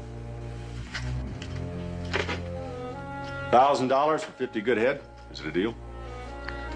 It's a deal. I'll call a council meeting and firm it up. Oh, one thing, Fingal isn't going to like it. He's trying to keep us out of court. He had his chance to sell his horses. He's got a partner named Jack Thorne. The Jack Thorne. Used to be a Pinkerton man? Until they let him go for shooting first and asking questions later. He's a pretty rough boy. As long as you're aware of it, we'll be in touch. Good.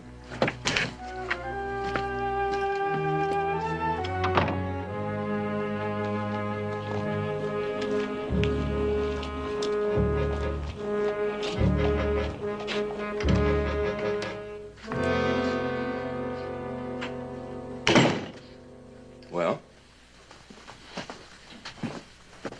Those holding aces, this better be good. It's bad, Mr. Thorne. Jake Solomon's writing up his petition right now. You sure? He told me so when he picked up the forms. I reminded him of the money. He just looked at me and smiled. That man's got the nastiest smile. You sure he's got the money? Not yet, but he's going to. From where? Oh, that fella, what's his name, Hawks, that come in trying to buy horses?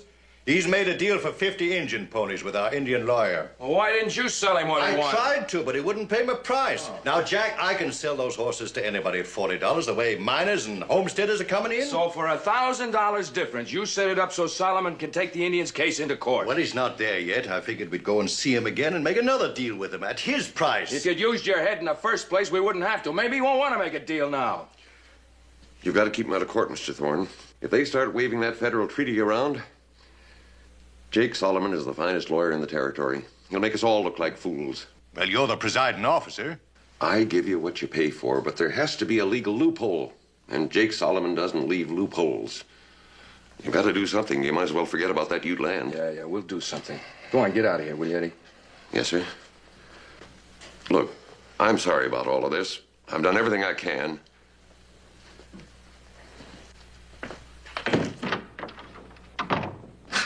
Seen better judges than that at a pie-eating contest. We better go and see Hawks. Only what? You look like a stubborn man. So am I.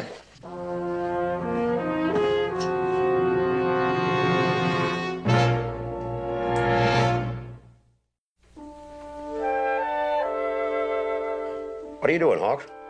Writing a letter. You know, I wrote a letter once myself. I never mailed it because I forgot who it was to and I couldn't read my own writing. Will you be quiet? Yes, sir.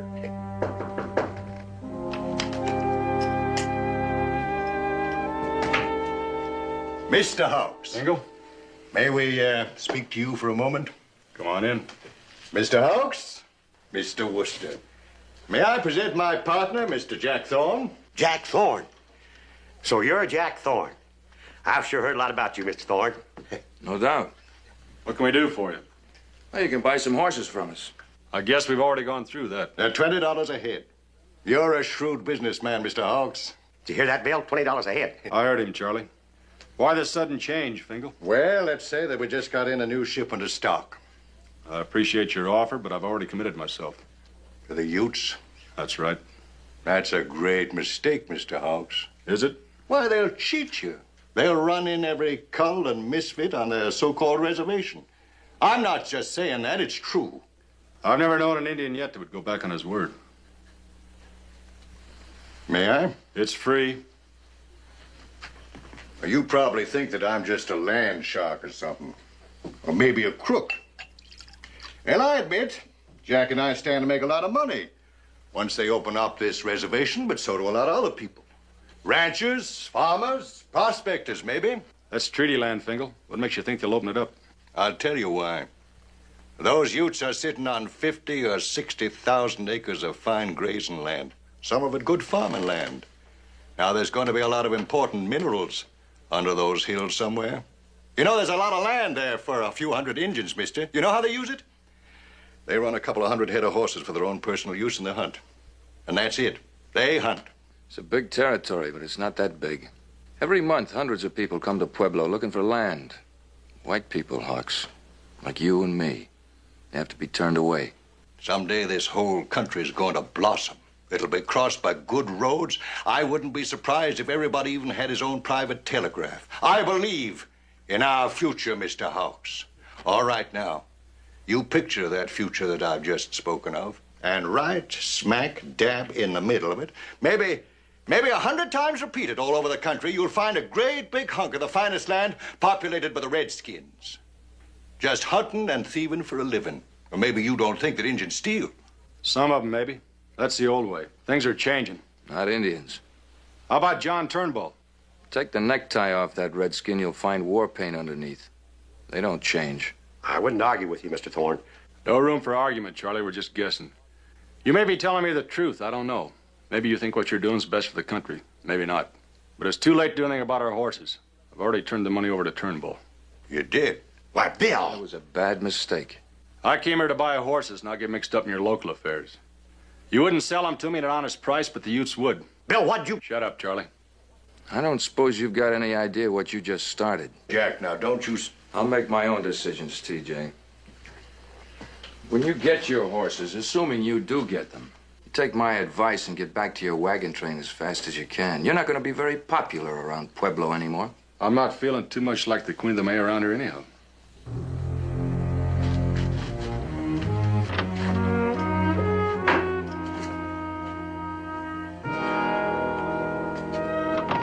What'd you tell him that for? You know you got that money right there in your money belt. Because I don't like the way they do business, Charlie.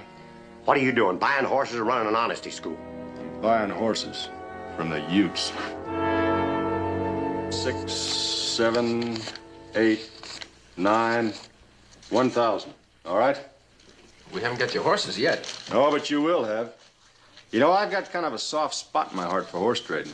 Old Fingal comes around and offers me his horses at $15 a head. I wouldn't be able to resist him. Mr. Hawks, for a wise man, you are a very foolish one. Not that I object.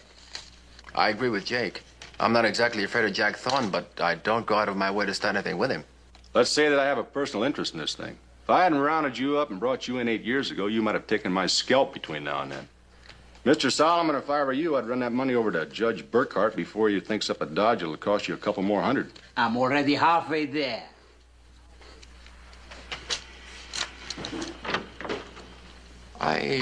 I don't like you. You're spoiling my faith in the perfidy of the white man. Those horses of yours aren't top notch. You might get your faith back.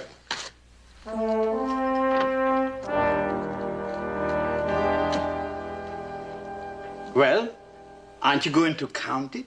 Oh, now, Jake, I know it's all here. We have a pretty crowded schedule. Maybe it won't be so crowded after you talk to the territorial attorney general. Well, what's he got to do with it? I have a feeling he'll drop in to talk to you, unless you hear our petition for an injunction, let's say, within 4 days. Jake, you know the spot I'm in. You think it's hot? 4 days, Judge Burkhardt. Or the spot you are in now will seem like a trip to Iceland compared to the one you are going to be in.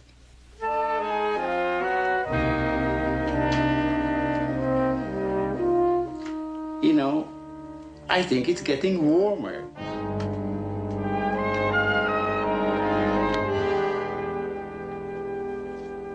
I tell you, if Jake Solomon gets into court with that petition of his, I won't stand a chance.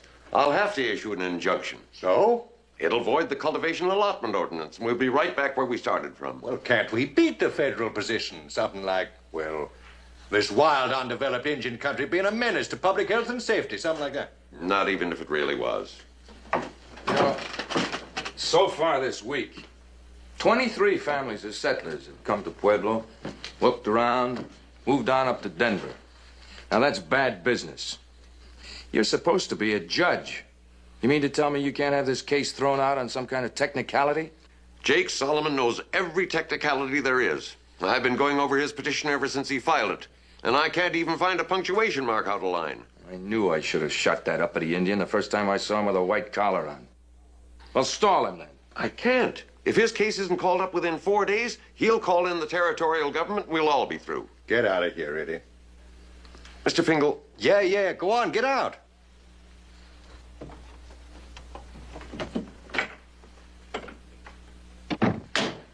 Old country moving west. And a couple of 100 frog-eating Utes standing right smack in the way. You know your trouble, TJ. You believe that muck. Of course I believe it. This whole reservation system is nonsense. Let the Indians get out and fight along with the rest of us. We got no room for tribal cultures in America. Let them scratch for a living along with you and me and the rest of us. Well, you'll have to take that up with Washington. I aim to do something about it right here. Like what? Well, Burkhardt isn't much, but he's the only judge we own. So if Solomon's going to cut him up in court, then he better not get to court. Now, Jack, you be careful. We're law-abiding citizens, you know. Come on, TJ. If we were such law-abiding citizens, we'd let the Indians keep their land, wouldn't we? Personally, I never did see the advantage of a bought judge anyhow. Case can always be appealed. Can't buy all the judges. Where you going? I'm going to keep Mr. Solomon out of court.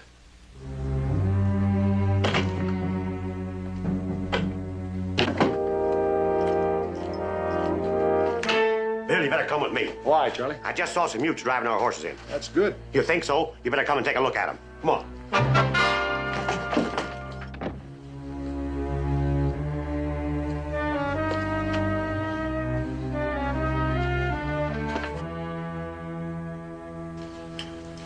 Good.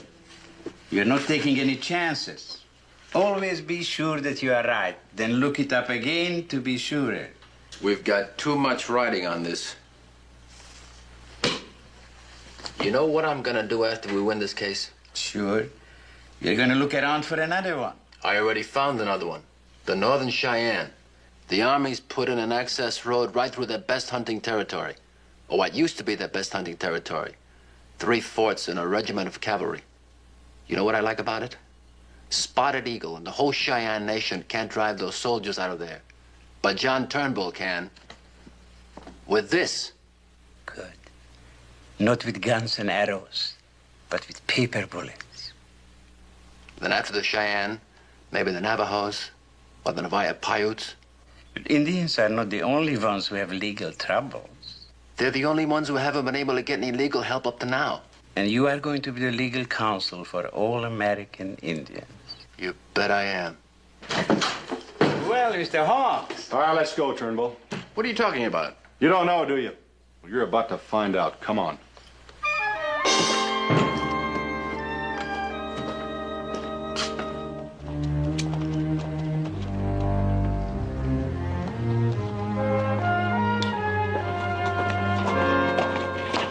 Solomon and the Indian both there?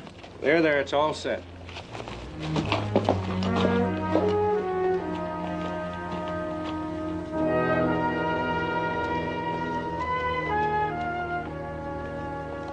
Look at him. Skinny and broken down. I wouldn't have the craw to send horses like that to the glue factory. Bill, Look at that old mare, Bill. I've seen better-looking animals that destroyed out of kindness. I bought 50 head of horses, Turnbull. Where are they? Don't blame the tribe. This is my fault. Well, it's somebody's fault. I'm a member of the tribal council, and when Fingal started putting the pressure on them, I told them to fight back any way they could. Now, if you people were out to swindle them, they should swindle every white man they have any dealings with. I guess I just forgot to have them make an exception in your case. Well, that's just fine. You know, you're no better than Fingal or Thorne or anybody else around here. You're making your people look like a bunch of horse thieves. We're fighting by your rules.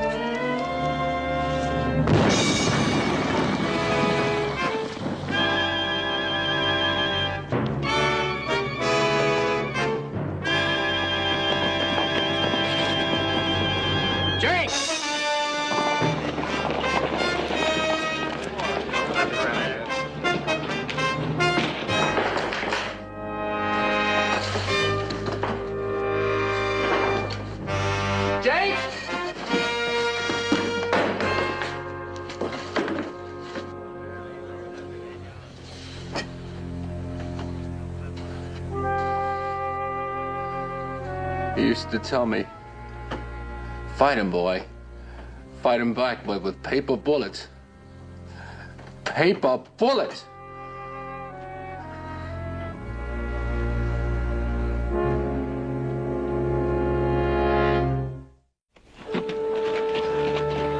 Pardon me, ladies. Excuse me. Sorry. Here you go. How about some nice hot coffee and ham and eggs? Not as good as I fix, but they look eatable, don't they? Go ahead, boy. They'll spoil if you don't eat them. You eat them, Charlie. Well, if you insist. Sure you don't want them.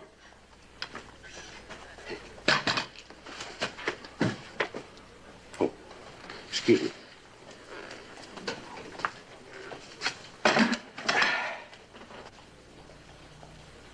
The best-hearted man who ever lived. Jake's dead. You better start planning your next move. There won't be any next move. You been making a lot of big talk about being an Indian. You're not acting like any Indian I ever fought. Jake's dead. They won't let me into court. Besides, Jake was a lawyer. You're a lawyer? Not like Jake. How do you think he got so good? By sending his cases to court with other people? Go ahead and talk. You wouldn't have any trouble. They make it easy for you. But they can rob us and kill us and starve us. There's nothing that we can do about it. I envy you. I wish I had one of those handy little hooks to hang all of my personal problems on like you have. Being an Indian has its advantages. What do you know about it? We're red men in a white man's world. We're outnumbered 10,000 to 1. And every one of those 10,000 hands is against us. That's so. Well, Jake Solomon was one of those 10,000 to 1, and so am I. John, I don't know too much about the law, but aren't you forgetting everything except this crooked little structure they've built up in this town? Why don't you contact the territorial government and turn this matter over to a federal judge? And bypass the court of original jurisdiction? You don't know anything about procedure. I know that you've learned too much of your law out of books, not enough out of people. Now, you get up on your feet, John Turnbull. You're a lawyer, you're an Indian, you're a man. Why don't you start acting like one? Are you gonna contact Denver? You are. I'll never get a wire out of town. Fingal owns a telegraph operator. He doesn't own me. What can I do for you? Send this.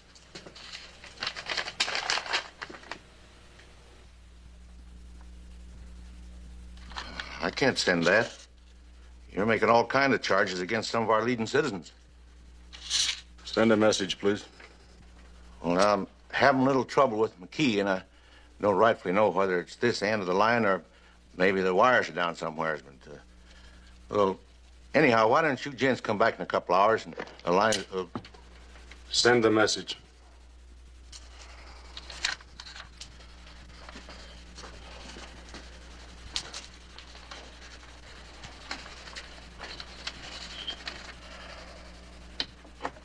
So that you won't get the top of your head blown off, you ought to know that I understand Morse code. I'd be real unhappy if you so much as changed one word of that.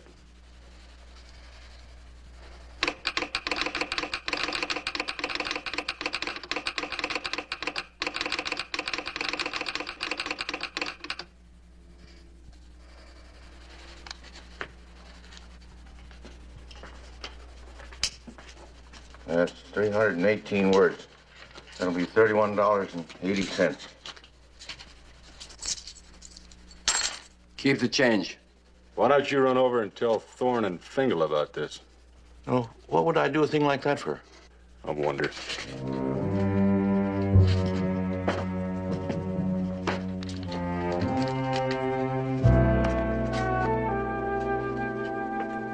And you sent that for him?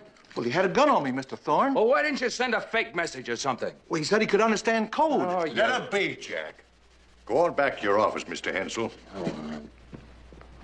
You know that wire's gonna have the territorial attorney general down on us? Well, there's nothing much we can do about it, Jack. We should have covered ourselves better.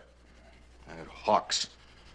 If he hadn't come busting in here taking the Indian side. But he did. Now, you might as well be philosophical about it. I'm not a philosopher, TJ. I told him he was gonna make himself unpopular. Now I'm gonna show him what I meant. Oh, good. You go ahead and kill him, and that'll look just fine to the federal government. I got a lot of respect for the federal government. Confuse is easy. You know, there's nothing that throws a government lawyer off the track quite like a nice, fat major general with his hands full of Indians. Well, we got plenty of Indians, but we don't have any nice, fat major general. You know, Fort Benton has. So? You know what we need around here? A neat little Indian war.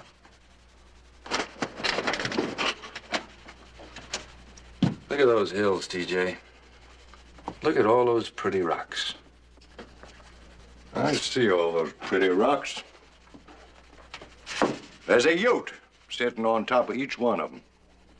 And gold under each one of them. Not under any I looked at. There's gold there. Is Burro Beetle still around? Yeah, I think so. And let's tell him he's had a streak of good luck, TJ. Let's tell him he's just found gold. Gold! I found it! I found it! Gold! It's there! I found it! Ah, gold! I've been looking for this for 50 years. Ah! Look at here, boys. I found myself a big, fat mountain of gold. Look at here, right across the river over there. You ain't never seen nothing like this. I ain't seen none for a long time, but I know what it looks like. He's right. That's gold, sure enough. That'll go $600 to $700 a ton. That'll go $1,000 a ton. Where'd this come from? Well, I snuck over across the river. I did myself some snooping. That's reservation land. That's the promised land, and I'm gonna get me a piece of it. Come on, boy. It's gold. There's plenty of it over there. Won't be a man in town in an hour. They'll all be across the river looking for gold. They're liable to be buried there. Yeah, then the army will move in, your treaty will be broken. How's your case gonna stand up in court then? I'm about ready to forget about your white man's court. This is Fingal's idea of an out-of-court settlement, to start a war. Well, we better get it stopped before it gets started. Didn't you say that you were a member of the tribal council? But that doesn't mean I can stop trouble if Fingal starts it. It's like I said before, John, I don't know too much about the law. But if the killings start and the army moves in, well, you just better stop it.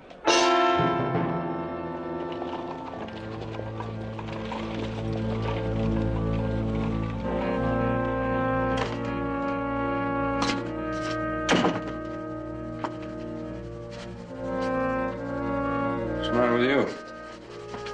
Well, I guess you can't make an omelet without breaking eggs. Conscience bothering you? Take it easy, TJ. I'll go along and make sure everything's all right. You going along with him? Well, you ought to have a guide. Without one, they might accidentally stumble onto Indian territory.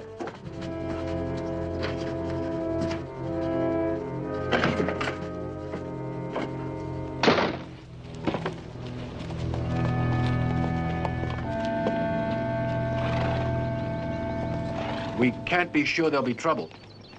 But Fingal is hoping there will be, and it is up to us to prevent it. Our land is our land.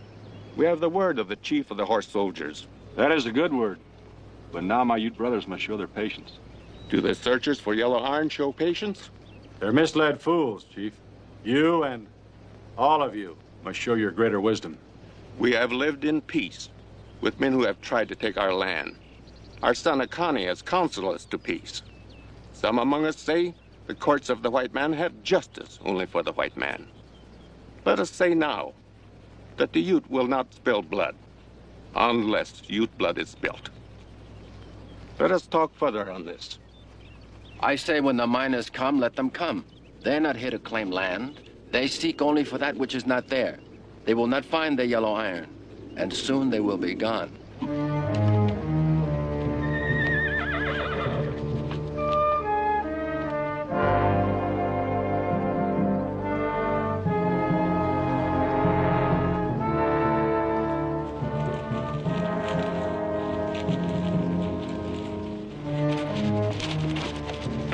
Well, from here on out, we're in Indian territory. You want to go ahead? There ain't no gold here, Mr. Thorne. Let's go on.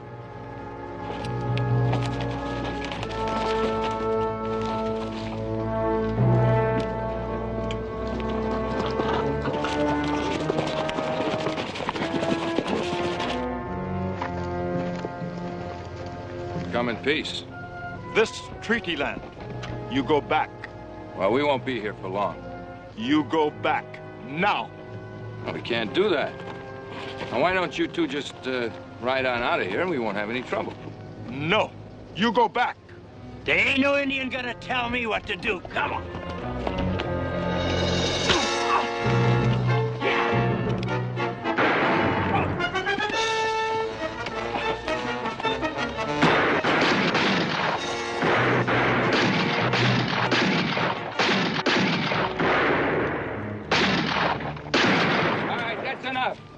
That's enough. They'll be back here with the whole Ute Nation.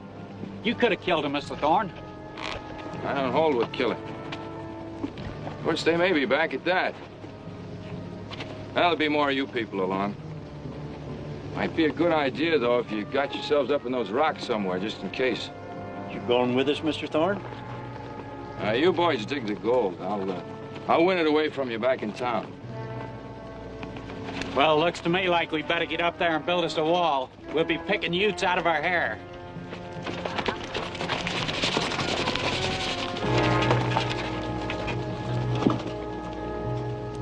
Akani, our son, the words you speak come from a good heart. But the ways you have learned are not the ways of your people. Nankane, if our nation is to live as a people, it must learn these ways. This much I have learned from the white man. He uses the law to fight us. We can use the same law to fight back. There are those who think this is a woman's way to fight. No one dies when the battle's fought in a court of law, Chief. Death comes to all things one day.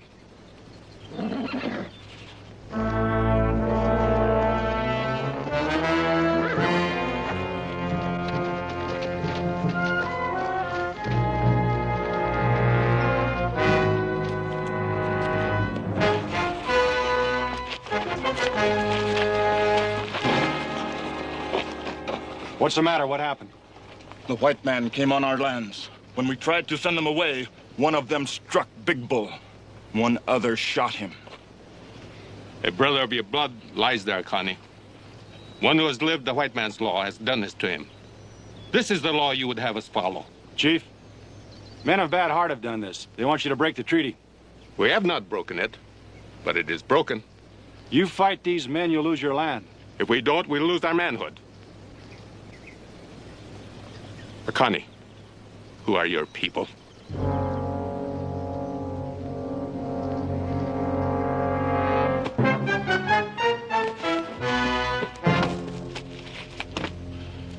White man, you have 1 hour to leave the lands of my people. And you can tell Fingo that's 1 hour more than any other white man will get. John, do you know what you've just done? Certainly, I've taken a bath, and I got rid of an awful lot of dirt.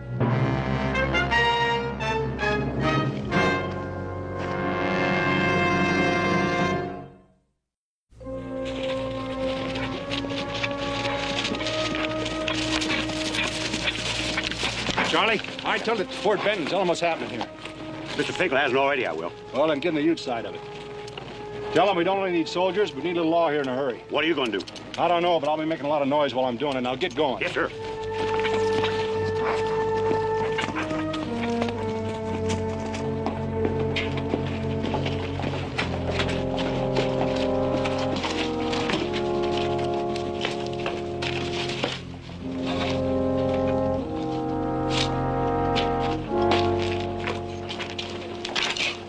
Nice horse, Mr. Hawks.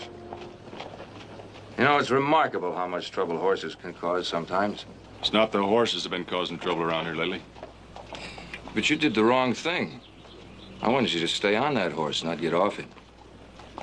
Take that gun off, Thorne, and I'll be happy to settle our differences that way. But I'm not going to fight you with guns. That's the trouble with a reputation. Most folks too yellow to try me. Like you. There's a difference between being yellow and using good sense. Well, in your case, it won't make any difference. Not that you could cause any more trouble. The Army will take care of your Ute friends.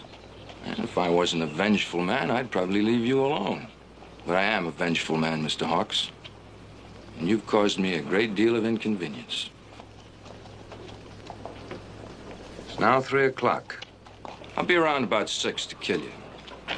Afternoon.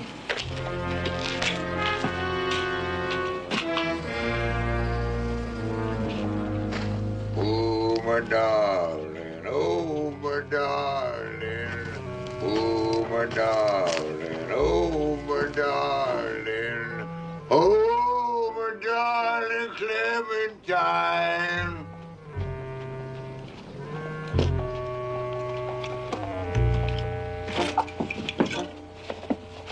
Found gold. A whole mountain of it. Looks like you cashed in on it real quick. Well, you want a drink? Yes, sir. I'd be mighty proud to have a drink with you. Oh, sit down. Here, drink all you want. Say, you ever know what happened to Clementine? No, what? Well, that was my wife's name.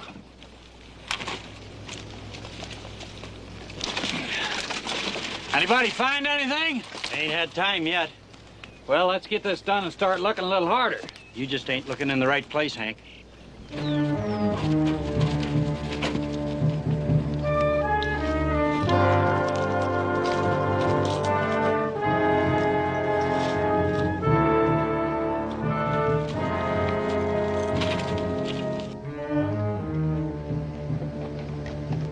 If we're gonna hit them, we should do it now before the army comes.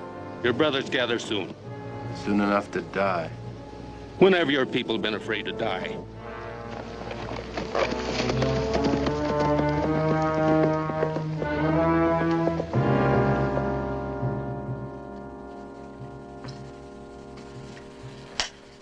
What time is it? Going on 5. Take it easy, TJ. Well, I'm different than you. I've got a conscience and a worry. It's bad for the digestion. I only wish we didn't have to do it this way. What's the difference whether we do it this way or whether we cheat them out of their land legally? The end's the same. Well, my way, nobody would have gotten hurt. Who, the Indians or the miners? Nobody. What would you think would happen to the Utes without any reservations?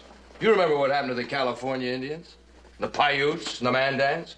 Take away their lands, they die. Wake up, TJ. All I want is to see this country grow. Whose country? Jack. Come here, look.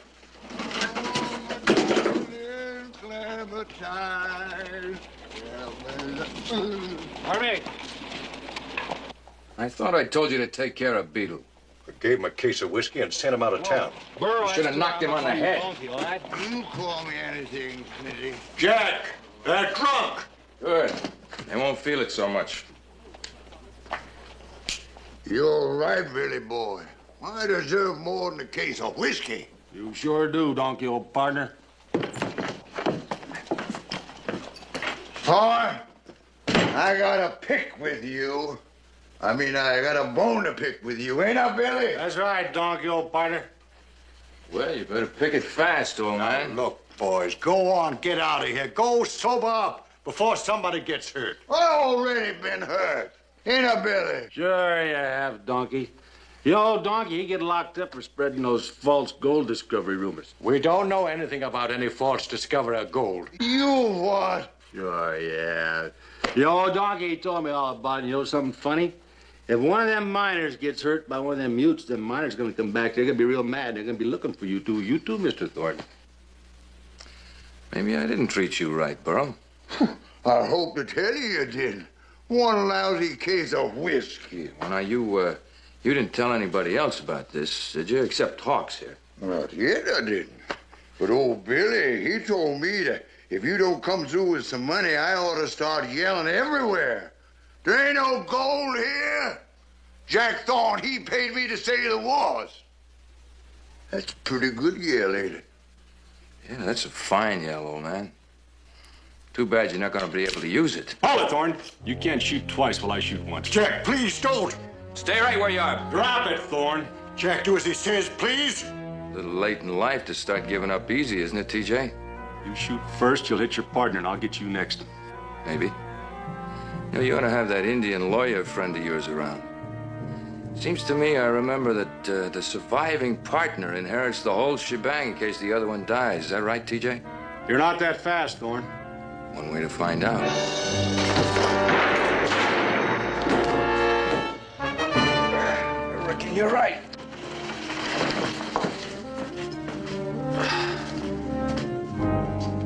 Help me, please. I'm dying.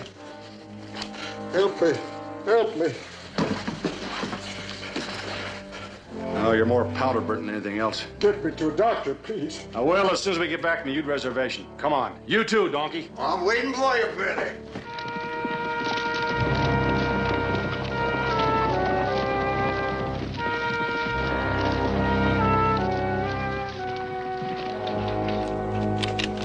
Well, there they are. Now, just don't get shook up. Hold your fire till you get down the bottom of that gully. And everybody, fire at once.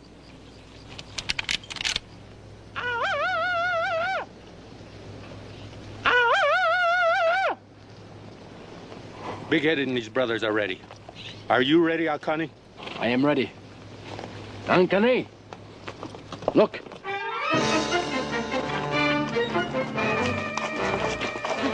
Hold your fire!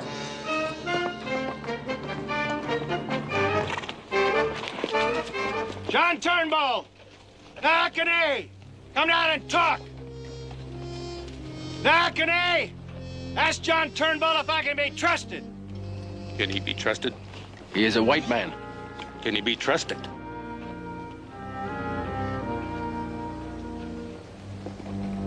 He can be trusted.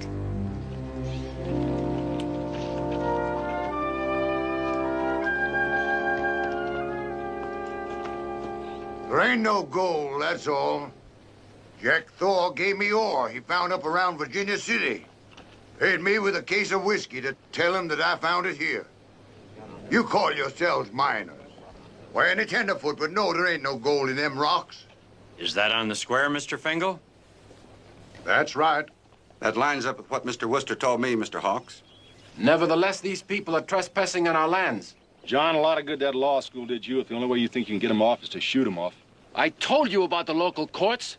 I dropped off a team of investigators from the Attorney General's office, Mr. Turnbull. Whatever may have been wrong with your courts before, there'll be nothing wrong with them now. My warrior, Big Bull, lies in his lodge with a white man's bullet near his heart. Men try to take our lands and drive us off. Now Kane's people have many grievances. Chief, that's why your brother John Turnbull's here. If you have any grievances, take them to court, like any American. There is an alternative, if you insist.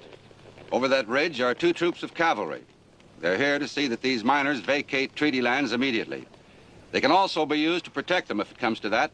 If you think to frighten me... Nankane, if I'm going to be your lawyer, you must listen to me. Come on, let's talk.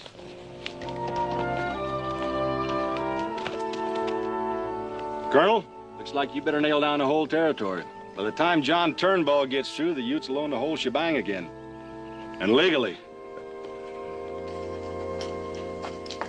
John, I want to thank your people for sending those 5 braves along with us. Oh, that was just in case a tribe of white renegades tried to steal your horses. Bill, Johnny, you know them old plugs the Utes trying to sell us? Sure. Somebody's trying to buy them.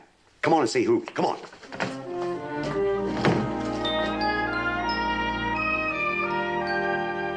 Trying to tell me those crow baits are the only horses available? Well, what about those horses in that corral over there? Hey! I tell you, I need some horses. Those horses are spoken for, mister. Yeah. Well, where you been? I was beginning to think something happened to you. It did. Those horses are ours. That's right. Well, then why'd that thieving Indian try to sell me these 4-footed disasters? Oh, it takes a little time for the word to get around. I heard about the trouble with the Utes. Oh, there was no trouble with the Utes. Well, there might be yet. Where's my bill of sale? Ah, that's the trouble with you foreigners. You're too suspicious. Well, it looks all right. Maybe you didn't read the fine print. Thanks, Bill. You got nothing to thank me for, John. Of course, I might be needing a lawyer one of these days real soon. Just in case some of those helpers of yours decide to run off with a few of our horses. And if they do, I'll be fixing to sue the whole Ute Nation. I object. Your allegation is based on hearsay, which is not admissible as evidence. Objection sustained.